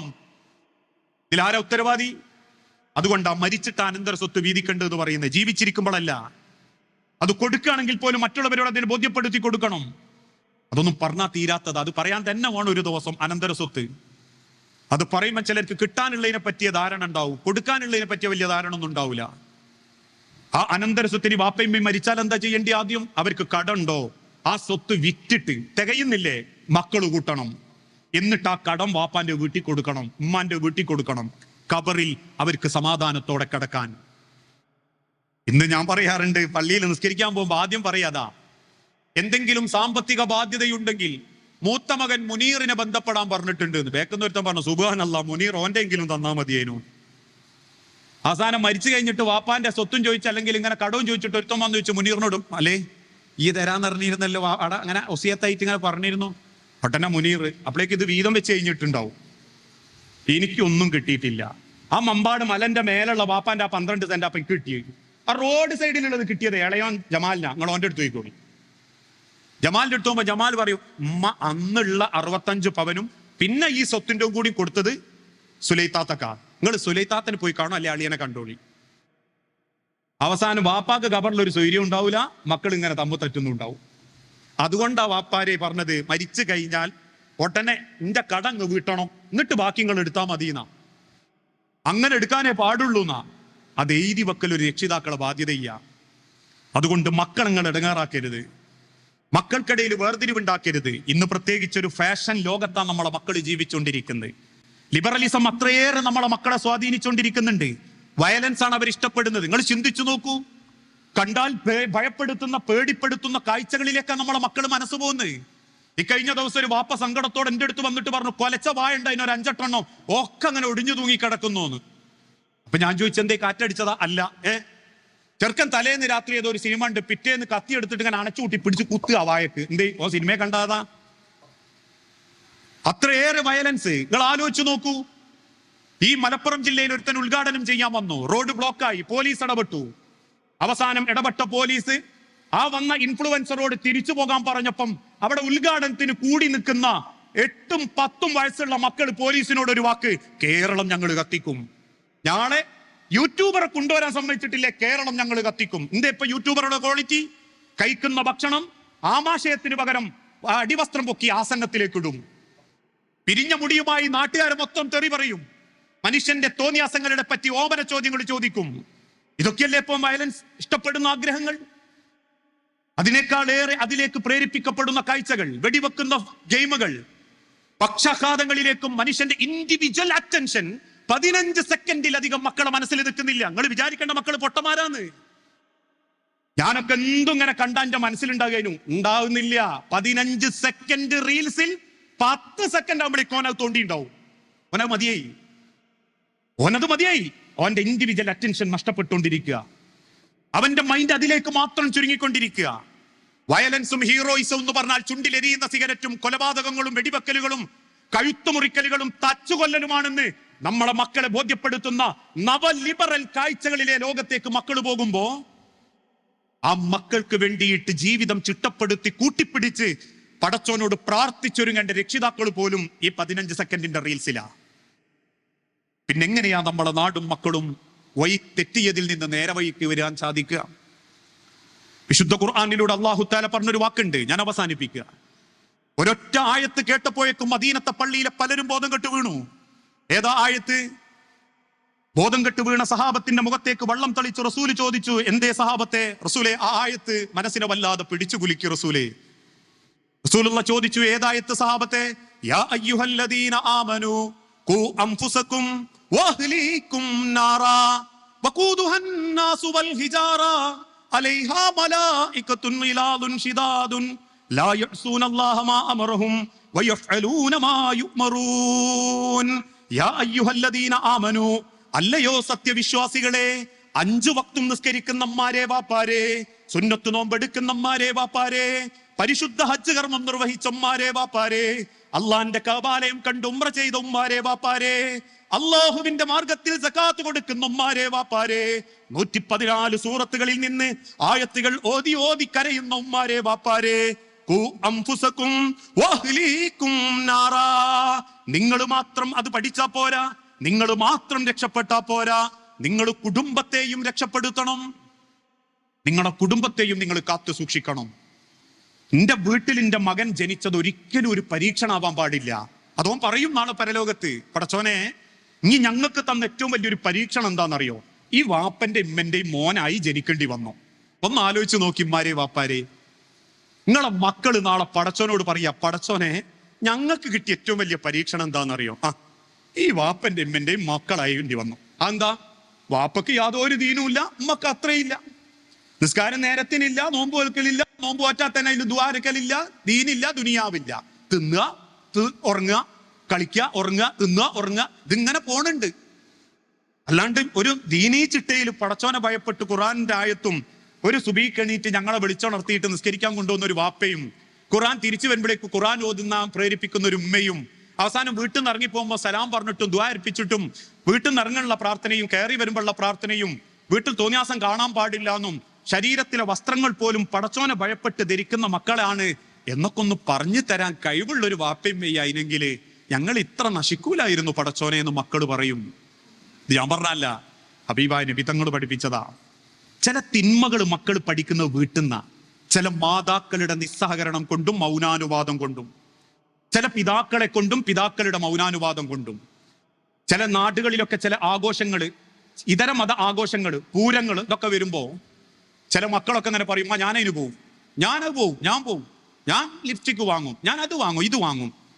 വാപ്പറയും മക്കളെ വേണ്ട, അതൊന്നും ശരിയല്ല, ഇതൊന്നും നമ്മളെ മതത്തിന് യോജിച്ചതല്ല.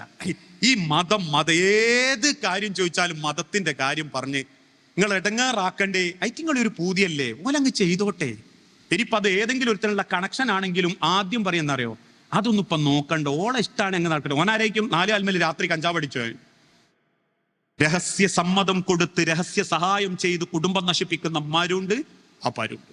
ഞാൻ ആക്ഷേപിക്കല്ലോ. അവസാനം 4 കാലില് മക്കള് കഴുത്തറുത്ത് തൂങ്ങിച്ച് മരിച്ച മക്കളെ മയ്യത്ത് കെട്ടിപ്പിടിച്ചിട്ട് കരയുന്നൊരു ഗതികേട് പല കുടുംബത്തിലും കാണുമ്പോൾ അള്ളാന്റെ ബർക്കത്തോടു കൂടി 100 കണക്കിന് ആൾക്കാർ ദുആ ഇറക്കുമ്പം ബാറക്കല്ലാഹു ലക്കുമാ ചെല്ലുമ്പം പാപ്പ സന്തോഷത്തോടെ കൈപിടിച്ചേൽപ്പിക്കുന്ന ഒരു കുടുംബത്തിലേക്ക് പോവുക.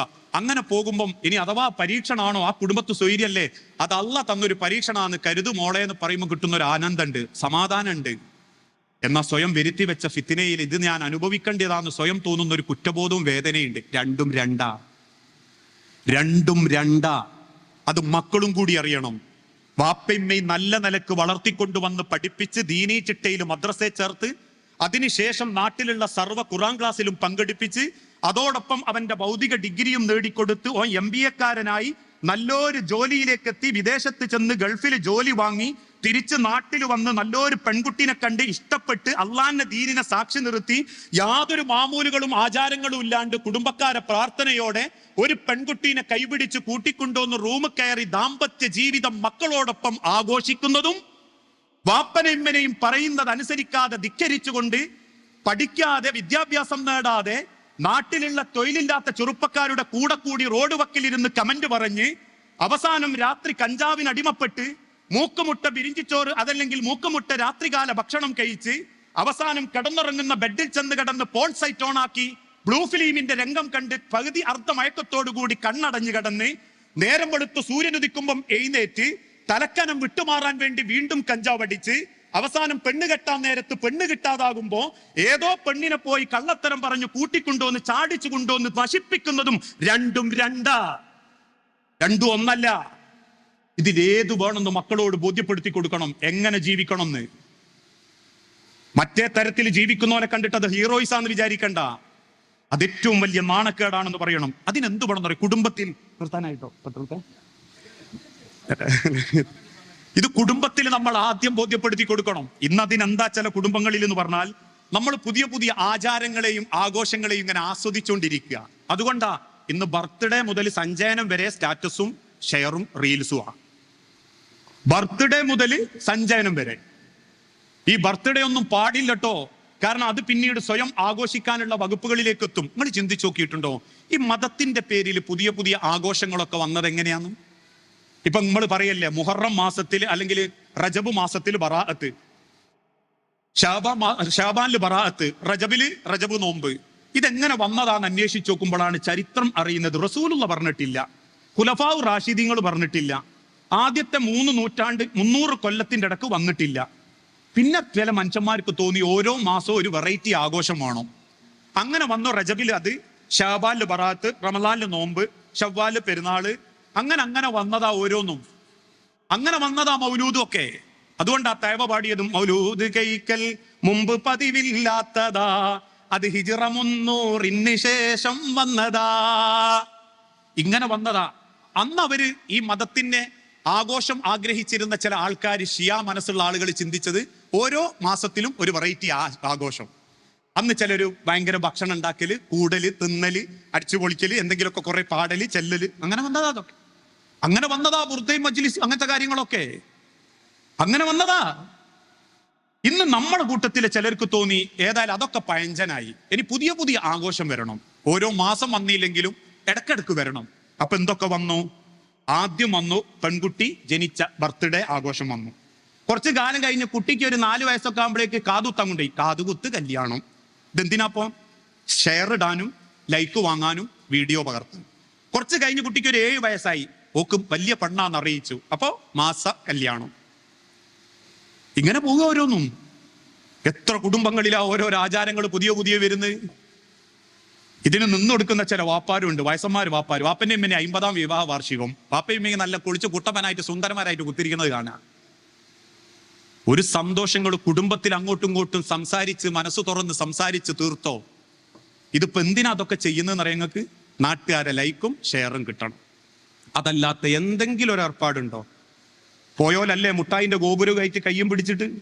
ഇപ്പൊ അതൊക്കെയാ. റസൂലുള്ളാഹി സ്വല്ലല്ലാഹു അലൈഹി വസല്ലം പറഞ്ഞ ഒരു പെൺകുട്ടിയെ കണ്ട് ഇഷ്ടപ്പെട്ടാൽ അവൾക്ക് നിങ്ങൾക്ക് ഒരു ഹദിയ കൊടുക്കാം. അത് അവളുടെ വലിയന്റെ കൈമ കൊടുത്തിട്ട് അവളെ ഏൽപ്പിക്കാൻ പറയണം. അത് നിങ്ങളുടെ ഒരു സന്തോഷമാണ്, മധുരാണ്. അതുകൊണ്ടാണ് കണ്ടുപോകുന്ന പെൺകുട്ടിക്ക് എന്തെങ്കിലും കൊടുക്കാന്ന് പറയുന്നത്. പണ്ടൊക്കെ അത് എന്തെങ്കിലും ഒന്ന് കൊടുക്കലേ ഉള്ളൂ. ഞാനൊക്കെ എക്കളേറിന്റെ മുട്ടായി കൊണ്ടുപോയി 25 ഉറുപ്പ്യന്റെ, അതിലാകെ 65 എണ്ണങ്ങാനെ ഉള്ളതിനൊന്ന് പിന്നെ ഒളിഞ്ഞോട് പറഞ്ഞിട്ടുണ്ട്. ഇപ്പൊ അതല്ലല്ലോ സ്റ്റാറ്റസ്. ഇപ്പൊ കഴിഞ്ഞ ദിവസം ഒരു കല്യാണം തെറ്റിപ്പോയി. കാരണം എന്താ? ഓൻ കൊണ്ടുവന്ന 3000 ഉറുപ്പ്യന്റെ മുട്ടായി ആണല്ലോ, ഓള് പ്രതീക്ഷിച്ച 30,000-ൻ്റെതാ. കുട്ടികാരികൾ പറഞ്ഞ പോലെ അഷ്ടിക്ക് വകല്ലാത്തവന്റെ പേരൊന്നും പോകണ്ടാന്ന്. മുട്ടായി തിരിച്ചു പോരെ കൊണ്ട കൊടുത്തിട്ട് പറഞ്ഞു ഞാള് മുന്നോട്ടില്ലാന്ന്. എന്താ ഇപ്പൊ കുഴപ്പം? ചെറുക്കൻ്റെതല്ല, ഓന്റെ വീടിന്റെ അല്ല, ഓന്റെ ദീനല്ല, കൊണ്ടുവന്ന മുട്ടായി ചെറുതായി പോയി. ഇനി മുട്ടായി വലുതാക്കുന്ന പോലെ ഉദ്ദേശം എന്താ? പോവാനായിട്ട് കുറെ മാരും ഉണ്ടാവും. ഞാൻ കുറ്റം പറയല്ലോ കേട്ടോ.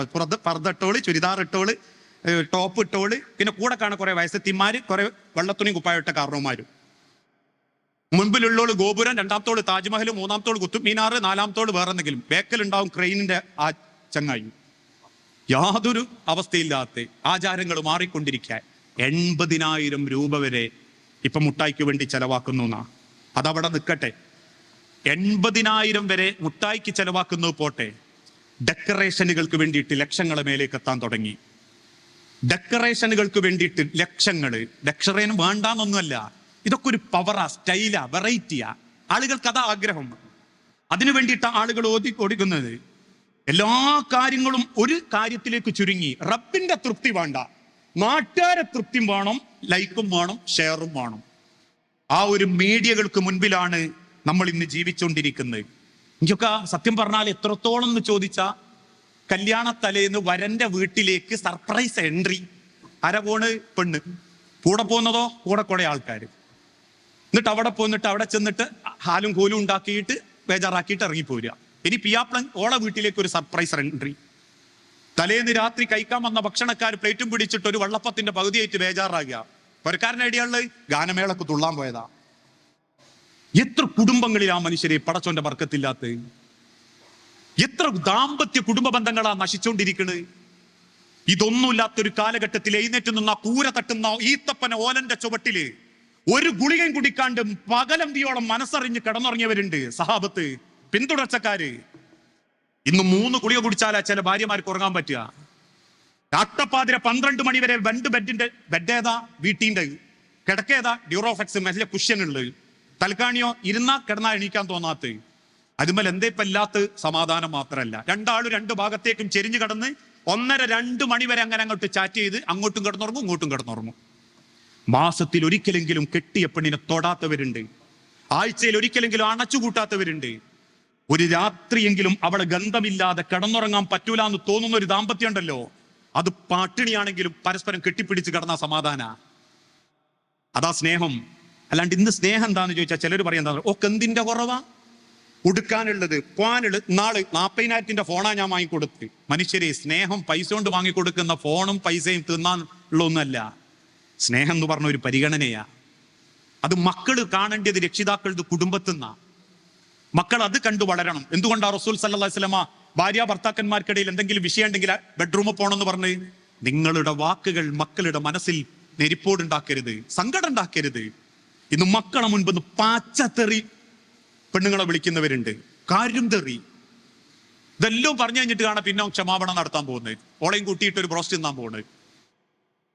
ഈ കാലഘട്ടത്തിലേക്ക് നമ്മൾ നീങ്ങിക്കൊണ്ടിരിക്കുമ്പോൾ എല്ലാം അഭിനയ, എല്ലാം വല്ലാത്തൊരു അഭിനയ ലോകത്തേക്ക് നമ്മൾ മാറിക്കൊണ്ടിരിക്കുകയാണ്. നിങ്ങൾ ആലോചിച്ച് നോക്കി, ഭ്രാന്തന്മാരെയാണ് ആളുകൾ ഇഷ്ടപ്പെടുന്നത്. ഭ്രാന്തന്മാരുടെ കോമാളിത്തരങ്ങളാണ് ആളുകൾ ഐഡന്റിറ്റി ചെയ്യുന്നത്. പാവനമായ പവിത്രമായ കല്യാണ സദസ്സുകളിൽ പോലും വേഷം കെട്ടിത്തുള്ളുന്ന കോലങ്ങളെ, ഭ്രാന്തന്മാരെ കൊണ്ടുവന്ന് തുള്ളിക്കുക, പണി കൊടുക്കാൻ. 10,000 പടകങ്ങൾ പൊട്ടിത്തീരുന്നു, 25,000 പൂത്തിരി കത്തിത്തീരുന്നു. പൈസന്റെ വില അറിയണോ? മെഡിക്കൽ കോളേജിന്റെ വരാന്തേ ചെന്നാ മതി. ഞാൻ ഇടക്കിടക്ക് പോലുണ്ട്. ഇടക്കിടക്ക് CH സെന്ററിന്റെ മുൻപിലുള്ള ചില കാര്യങ്ങൾക്കും അവിടെ ആളുകളെ സഹായിക്കാനും വേണ്ടി പോകുമ്പോൾ ഞാൻ കാണുന്ന ചില കാഴ്ചണ്ട്. ഒരു നിസാരമായ ബ്ലഡിന്റെ ടെസ്റ്റിന്റെ മുൻപിൽ കാത്തുനിന്ന് കിട്ടുന്ന ടെസ്റ്റ് പോസിറ്റീവ് ആണെന്ന് അറിയുമ്പോൾ ആ ടെസ്റ്റും പിടിച്ച് നെഞ്ചുപൊട്ടി കരയുന്നവന്റെ കണ്ണീര് കണ്ടിട്ടുണ്ടോ മനുഷ്യരിങ്ങള്? നിങ്ങൾ കണ്ടത് സിനിമയിൽ അഭിനയിക്കുന്നവന്റെ കണ്ണീരല്ലേ? നിങ്ങൾ കണ്ടത് ദുനിയാവിൽ മറ്റെന്തെങ്കിലും കണ്ണീരല്ലേ?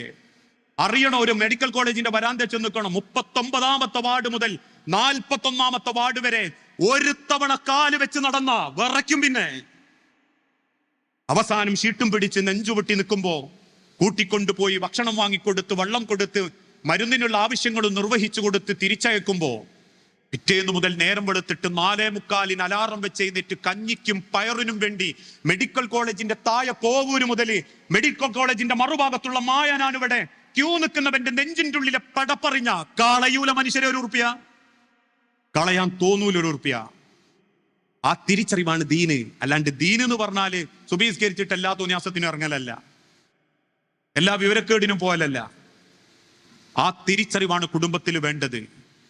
ആ മനോഹരമായ ഒരു ജീവിത ഇന്ന് മൊത്തത്തിൽ ഒരൊറ്റ കാര്യം പ്രകടമായി കൊണ്ടിരിക്കുക. മനുഷ്യന്റെ ലജ്ജ, ഈ നാണണ്ടല്ലോ, അത് എടുക്കപ്പെട്ടുകൊണ്ടിരിക്കുക. ഉളുപ്പില്ലായ്മ, ആ ഉളുപ്പില്ലായ്മ എടുക്കപ്പെട്ടുകൊണ്ടിരിക്കുന്നു എന്നുള്ളതിന്റെ ലക്ഷണമാണ്. നമ്മളൊക്കെ ഒരു കാലത്ത് ഭ്രാന്തന്മാരെ കാണുമ്പോ നോക്കിക്കുകയായിരുന്നു. സത്യ, അന്ന് അപൂർവമായിരുന്നു ഭ്രാന്തന്മാര്. ഇപ്പൊ ഒരു ഭ്രാന്തൻ അത പോന്നാന്ന് പറഞ്ഞാൽ കുട്ടികളൊക്കെ അങ്ങനെ നോക്കിക്കും അല്ലെ? ഓനെ എന്തെങ്കിലുമൊക്കെ ആക്കിയിട്ട് പിന്നാലെ പോക്കിയിട്ട് ഓനങ്ങനെ നോക്കിക്കും, ഓനെന്താ വേദനയാക്കും, ഓനെ കളിപ്പിക്കും. കാരണം ഭ്രാന്തന്മാരുടെ മാനസികാവസ്ഥ എന്തെന്ന് അവർക്ക് പോലും അറിയൂല. അതുകൊണ്ട് തന്നെ അവരെന്തൊക്കെയോ കാട്ടിക്കൂട്ടും, എന്തൊക്കെയോ അവര് ചെയ്തു കൂട്ടും. അതൊക്കെ കാണാൻ കുട്ടികൾ കൂട്ടം കൂടിയിരുന്നു. ഇന്ന് ആ മാനസിക വൈകല്യം ബാധിച്ച ആളുകളെ കാണാൻ ക്യൂ. എവിടെ? യൂട്യൂബിന്റെ മുമ്പിൽ. മാനസിക വൈകല്യം ബാധിച്ച ആളുകൾ, എന്തൊക്കെ മാനസിക വൈകല്യമുള്ളത്? ഒന്നും ഉടുക്കാതെ പുറത്തേക്ക് ഇറങ്ങുക, അത് പെണ്ണുങ്ങളാ. അത് കാണാൻ കുറച്ച് ആണുങ്ങൾ ക്യൂ. ഓള് വന്ന അതിന് ക്യൂ, ഓൾ ഉദ്ഘാടനം ചെയ്യാമെന്ന അതിന് ക്യൂ. പെണ്ണിന് എന്നെ തോന്നി തുടങ്ങി ഉടുക്കാണ്ട് വന്നാലേ ലൈക്കും ഷെയറും ഉള്ളൂ എന്ന്. ഇതാര് വരുത്തിയതാ? കണ്ടു നിൽക്കാൻ ആഗ്രഹിച്ച് നോക്കി നിൽക്കുന്ന ചില മാനസിക രോഗികൾക്ക് വേണ്ടി കാത്തു നിൽക്കുന്ന മാനസിക രോഗികൾ. മറുഭാഗത്ത് ഇതുപോലെയുള്ള ഇൻഫ്ലുവൻസർമാര് സമൂഹത്തിനൊരു ഗുണവും ചെയ്യാതെ ആരാന്റെ കടയിൽ ചെന്ന് എന്തൊക്കെയോ മൂക്കുമുട്ട വലിച്ചു കയറ്റി മനുഷ്യന്റെ ആമാശയം കത്തിച്ചു കളയുന്നതിന്റെ വിശദീകരണം കൊടുത്ത് ആശുപത്രികൾ, അരുതാലയങ്ങളെ കശാപ്പ് ശാലകളാക്കാൻ വേണ്ടി പണിയെടുക്കുന്ന ചില രാത്രികാല ഫുഡിന്റെ ബ്ലോഗർമാര് വന്നിട്ട് മൂക്കുമുട്ട തിന്നിട്ട് പറയും, നിങ്ങൾ അവിടെ പോയി തിന്നോളി, ഇതൊക്കെ ഉഷാറാണ്. നിങ്ങളിപ്പോ കഴിഞ്ഞ ദിവസം കേട്ടില്ലേ, അജിനാമോട്ടോയുടെ 1 മില്ലി ഇത് ഉള്ളിൽ ചെന്നാൽ ഗർഭിണികളും കുട്ടികളും അത് കഴിക്കാൻ പാടില്ല എന്നാ. അത് കേരളത്തിൽ ഒരു ചെറിയ പെട്ടിക്കോള വാർത്തയിലേ വന്നിട്ടുള്ളൂ. അത് നിങ്ങൾ ആരും കണ്ടിട്ടുണ്ടാവില്ല. ഒരു വാട്സപ്പുകാരനെ അത് പ്രചരിപ്പിച്ചിട്ടുമില്ല. അത് അത്രയേറെ ദോഷമാണ്. നിങ്ങൾ ലിപ്സ്റ്റിക്കിന്റെ കണ്ടില്ലേ? കേരളത്തിലെ മുഖ്യധാര ഒരു പത്രത്തിലെ മാധ്യമ പ്രവർത്തകൻ പറഞ്ഞു, ഒരു പെൺകുട്ടി ലിപ്സ്റ്റിക്ക്, അത് ഏത് നല്ല നിലക്ക് വരുന്ന ലിപ്സ്റ്റിക്ക്, യൂറോപ്യൻ രാജ്യത്തുനിന്ന് വരുന്ന കോസ്മെറ്റിക്കിന്റെ നല്ല ലിപ്സ്റ്റിക് ഉപയോഗിച്ചാൽ തന്നെ 10,000% അവന്റെ ഉള്ളിലേക്ക് അതിന്റെ വിഷാംശം ഇറങ്ങുന്നുണ്ട് എന്നാ. അതുപോട്ടെ, നാട്ടിൽ വരുന്ന ലോക്കൽ സാധനം വാരി പറ്റിച്ചിട്ടാ 2ാം ക്ലാസ്സിലെ മോളും ചുണ്ടു ചോപ്പിച്ചിട്ടാ വരുന്നത്. ഈ കോസ്മെറ്റിക് ഉപകരണങ്ങൾ എത്രത്തോളം നമ്മളെ സ്വാധീനിച്ചു എന്നുള്ളതിന്റെ തെളിവാണ്. ഒരൊറ്റ ചരിത്രം കൂടി പറഞ്ഞ് ഞാൻ അവസാനിപ്പിക്കാം. എന്ത് മാനസിക വൈകല്യമുള്ള ആളുകൾക്കും ഇന്ന് സമൂഹം കൊടുത്തൊരു പേരാണ് ഇൻഫ്ലുവൻസേഴ്സ്. എല്ലാ ഇൻഫ്ലുവൻസേഴ്സും അത്തരക്കാരെന്ന് ഞാൻ പറയുന്നില്ല. എന്തൊക്കെയോ കോപ്രായങ്ങൾ കാട്ടിയിട്ടും തോന്നിയാസങ്ങൾ കാട്ടിയിട്ടും ആരാന്റെ കുടുംബങ്ങളിലേക്ക് ഒളിഞ്ഞു നോക്കിയും അവനാന്റെ കുടുംബത്തിന്റെ അടുക്കള രഹസ്യങ്ങളും കിടപ്പറകളും സമൂഹത്തിന് മുൻപിൽ അവതരിപ്പിച്ചും ആണ് പെണ്ണിന്റെ വേഷം കെട്ടി കുഞ്ഞന്റെ സ്വഭാവം ഉണ്ടാക്കി സംസാരിച്ചും അതല്ലെങ്കിൽ ചെറിയ ചെറിയ കാരണങ്ങൾ കുത്തിപ്പെരിപ്പിച്ച് വലുതാക്കി വലിയ വലിയ വേദികൾ ഒരുക്കി വലിയ വലിയ മാലകളും പടക്കങ്ങളും പൊട്ടിച്ച് കുട്ടിയുടെ ജന്മദിനം മുതൽ വെഡിങ് ആനിവേഴ്സറി മുതൽ മറ്റു പലതും ആഘോഷിക്കുന്ന ഈ ലോകത്തെ മാനസിക രോഗികൾക്ക് ലോകം കൊടുത്തൊരു പേരാണ് ഇൻഫ്ലുവൻസേഴ്സ്. ഞാൻ ഒരിക്കൽ കൂടി പറയുന്നു, എല്ലാ ഇൻഫ്ലുവൻസേഴ്സും അല്ല. അത് കണ്ട് രസിക്കാൻ ഇന്നത്തെ ചില മാതാക്കളും പിതാക്കളും എത്രയേറെ അതിങ്ങനെ ആസ്വദിച്ചുകൊണ്ടിരിക്കുക.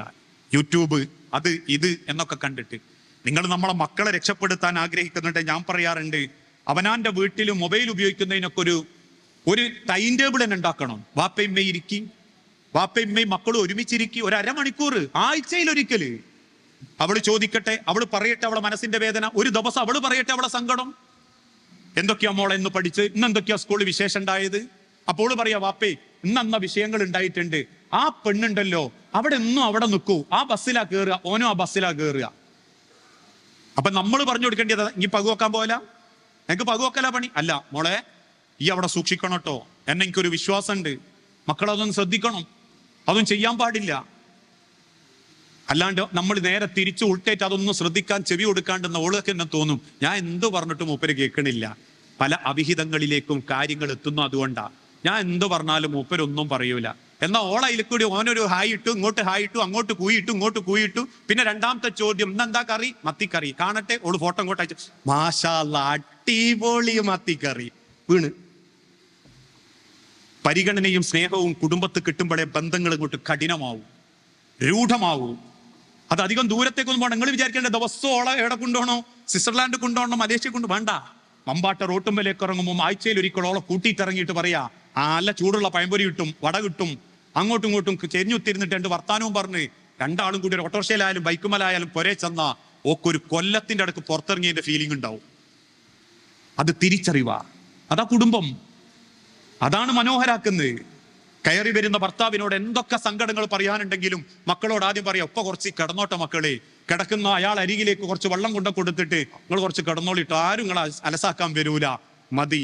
അയാൾ 10 മിനിറ്റ് അരമണിക്കൂർ കിടക്കാൻ വിചാരിച്ചെടുത്ത് നിന്ന് 10 മിനിറ്റ് കിടന്നിട്ട് എഴുന്നേറ്റ് വന്ന് ഓളോട് ചോദിക്കും, അല്ല എന്തൊക്കെയാന്ന് ഭക്ഷണമുള്ളത്, മക്കളൊക്കെ ഉറങ്ങിയോ, ഓൽക്ക് എന്തോ കൊടുത്തോ, മതി.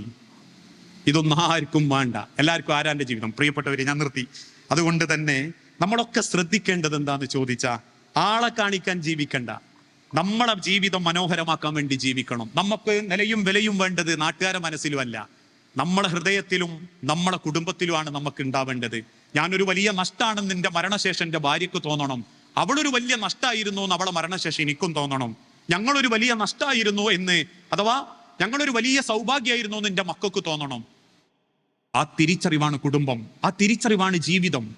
അതേ അള്ളാഹു പറഞ്ഞിട്ടുള്ളൂ. അത് പരസ്പരം അനുസരിച്ചും ആഘോഷിച്ചും ജീവിക്കേണ്ടതിന് പകരം സമാധാനമല്ലാണ്ട് ഓരോ രാത്രിയും കിടന്നുറങ്ങുക, ആർക്കോ വേണ്ടി എണീക്കുക, ആർക്കോ വേണ്ടി തിന്നുക, ഒരു സ്വൈര്യവും ഇല്ലാണ്ട് കിടന്നുറങ്ങുക, അങ്ങനെ പോവുക, ഇടയ്ക്കെന്തെങ്കിലും സൂക്കേട് വരിക, തട്ടിപ്പോവുക. കിട്ടുന്നതൊരു 10 ദിവസമാണെങ്കിലും മനസ്സറിഞ്ഞ് ജീവിക്കണം, മനസ്സറിഞ്ഞ് പ്രണയിക്കണം, മനസ്സറിഞ്ഞ് സ്നേഹിക്കണം. അവസാന യാത്രയിൽ ഈ ദുനിയാവിലെ പലരുടെയും മനസ്സിൽ സ്ഥാനം ഉണ്ടാക്കിയിട്ട്, അള്ളാഹുവിൻ്റെ അരികിൽ അതിനേക്കാളും വലിയ സ്ഥാനം ഉണ്ടാക്കിയിട്ട്, പ്രാർത്ഥിക്കുന്ന ചുണ്ടുകൾക്ക് നല്ലൊരു അതിഥിയായി നമുക്ക് ഈ ദുനിയാവെന്ന് തിരിച്ചു പോകാൻ പറ്റിയ നമ്മൾ ജീവിച്ചു എന്ന് പറയാം. എവിടെ? അള്ളാന്റെ മുൻപില്, ആഖിറത്തില്. അതല്ല ഇതേ രീതിയിൽ തന്നെ മുന്നോട്ട് പോകാനാണെങ്കിൽ അങ്ങനെ പോവും. നമ്മൾ കാലത്തിനെ കുറ്റം പറയും, കാലം അങ്ങനത്തായി പോയി എന്ന് പറയും, അവസാനം നമ്മളും ഇല്ലാണ്ടാകും. അങ്ങനെ ആവാതിരിക്കട്ടെ. മാറട്ടെ മനസ്സുകൾ, തെളിയട്ടെ ഹൃദയങ്ങൾ, പരസ്പരം സ്നേഹിക്കുക. അള്ളാഹു അനുഗ്രഹിക്കട്ടെ. അള്ളാഹുവേ, ഈ ഒരുമിച്ച് കൂടെ ഇതേ രീതിയിൽ നിന്റെ സ്വർഗത്തിൽ ഇതിനേക്കാൾ ഭംഗിയായി നീ ഞങ്ങൾ ഓരോരുത്തരെയും ഒരുമിപ്പിച്ചു കൂട്ടണമേ. ഒരുപാട് തെറ്റുകുറ്റങ്ങൾ സംഭവിച്ചു പോകാറുണ്ട് റബ്ബേ. എല്ലാം വിട്ടുപുറത്തു മാപ്പാക്കി നിന്റെ സ്വർഗത്തിൽ നീ ഞങ്ങൾക്ക് ഓരോരുത്തർക്കും ഇടം നൽകി അനുഗ്രഹിക്കണമേ. മക്കളില്ലാതെ പരീക്ഷിക്കപ്പെടുന്ന ഒരുപാട് കുടുംബങ്ങളുണ്ട്. മക്കളെന്ന് അനുഗ്രഹം നൽകി ഓരോ കുടുംബങ്ങളോടും നീ കാരുണ്യം കാണിക്കണമേ. ദാമ്പത്യ കുടുംബ ജീവിതത്തിൽ മനസ്സ് പ്രയാസപ്പെട്ട് ജീവിക്കുന്നവരുണ്ട് നാഥ. ആരുടെ സ്വഭാവത്തിനാണ് റബ്ബേ മാറ്റമുണ്ടാകേണ്ടത്, ആ മാറ്റം കൊടുത്ത് എല്ലാ കുടുംബത്തിൽ നീ സ്വസ്ഥതയും സമാധാനവും പ്രദാനം ചെയ്യണമേ. അല്ലാഹു മഗ്ഫിർ ലിൽ മുഅ്മിനീന വൽ മുഅ്മിനാത്ത് അൽ മുസ്ലിമീന വൽ മുസ്ലിമാത്ത് അല്ലഹിയാഹു മിൻഹും വൽ അംവാത്ത് ഇന്നക മുജീബുദ് ദഅവാതി യാ ഖാളിയൽ ഹാജാത്ത്. അല്ലാഹുമ്മ അഇസ്സൽ ഇസ്ലാമ വൽ മുസ്ലിമീൻ വദിൽ അശ്ശിർക വൽ മുശ്രിക്കീൻ. അല്ലാഹുമ്മ അജിർനാ മിനൻ നാർ, അല്ലാഹുമ്മ അജിർനാ മിനൻ നാർ, അല്ലാഹുമ്മ അജിർനാ മിനൻ നാർ. അല്ലാഹുമ്മ അൻസുർ ലി ഗസ്സ. റബ്ബേ, ഗസ്സയിലടക്കം ലോകത്തിന്റെ നാനാഭാഗത്ത് പ്രയാസപ്പെടുന്ന ഞങ്ങളുടെ സഹോദരങ്ങൾക്ക് ആത്യന്തികമായ സമാധാനവും സന്തോഷവും നീ നൽകി ഓരോരുത്തരോടും കാരുണ്യം കാണിക്കണമേ. അവസാനമായി ഇൻഷാ അല്ലാഹ് ഈ പരിപാടിക്ക് ഇവിടെ ഒരു കലക്ഷൻ നടക്കുന്നുണ്ട് എന്ന് കേട്ടു. ഹൈറുക്കും, നിങ്ങളിൽ ഏറ്റവും നല്ലവൻ ഖുർആൻ പഠിക്കുകയും പഠിപ്പിക്കുകയും ചെയ്യുന്നവനാ. പഠിക്കൽ ഏതായാലും നടന്നു. പഠിപ്പിക്കാന്ന് പറഞ്ഞാൽ ഖുർആൻ ക്ലാസ് എടുക്കാൻ പോയതല്ല, അത് പഠിപ്പിക്കുന്ന കാര്യങ്ങൾക്ക് സഹായം ചെയ്യല. എല്ലാവർക്കും പ്രാസംഗികനാവാൻ പറ്റൂല, എല്ലാവർക്കും വയലേറിയാൻ പറ്റൂല. അവിടെ പഠിപ്പിക്കൽ ഇങ്ങനത്തെ സാഹചര്യങ്ങൾ ഒരുക്കുക, ഇങ്ങനത്തെ നല്ല കാര്യങ്ങൾക്ക് സാമ്പത്തിക സഹായം ചെയ്യുക എന്നുള്ളതാണ്. അതുകൊണ്ട് സാധിക്കുന്ന ആളുകൾ ഇതിന് സഹകരിക്കണം എന്ന് ഓർമ്മപ്പെടുത്തിയിട്ടുണ്ട്. നിങ്ങളെ പ്രാർത്ഥനയിൽ നിങ്ങൾ ഇന്നേ ഉൾപ്പെടുത്തണം. ഒരുപാട് യാത്ര ചെയ്യുന്ന ആളാണ്. എൻ്റെ വാക്കുകൾ എവിടെയെങ്കിലും അതിര് കടന്നു പോയിട്ടുണ്ടെങ്കിൽ പൊരുത്തപ്പെടണം. വസല്ലല്ലാഹു അലാ നബീന. അസ്സലാമു അലൈക്കും വറഹ്മത്തുള്ളാഹി വബറകാതുഹു.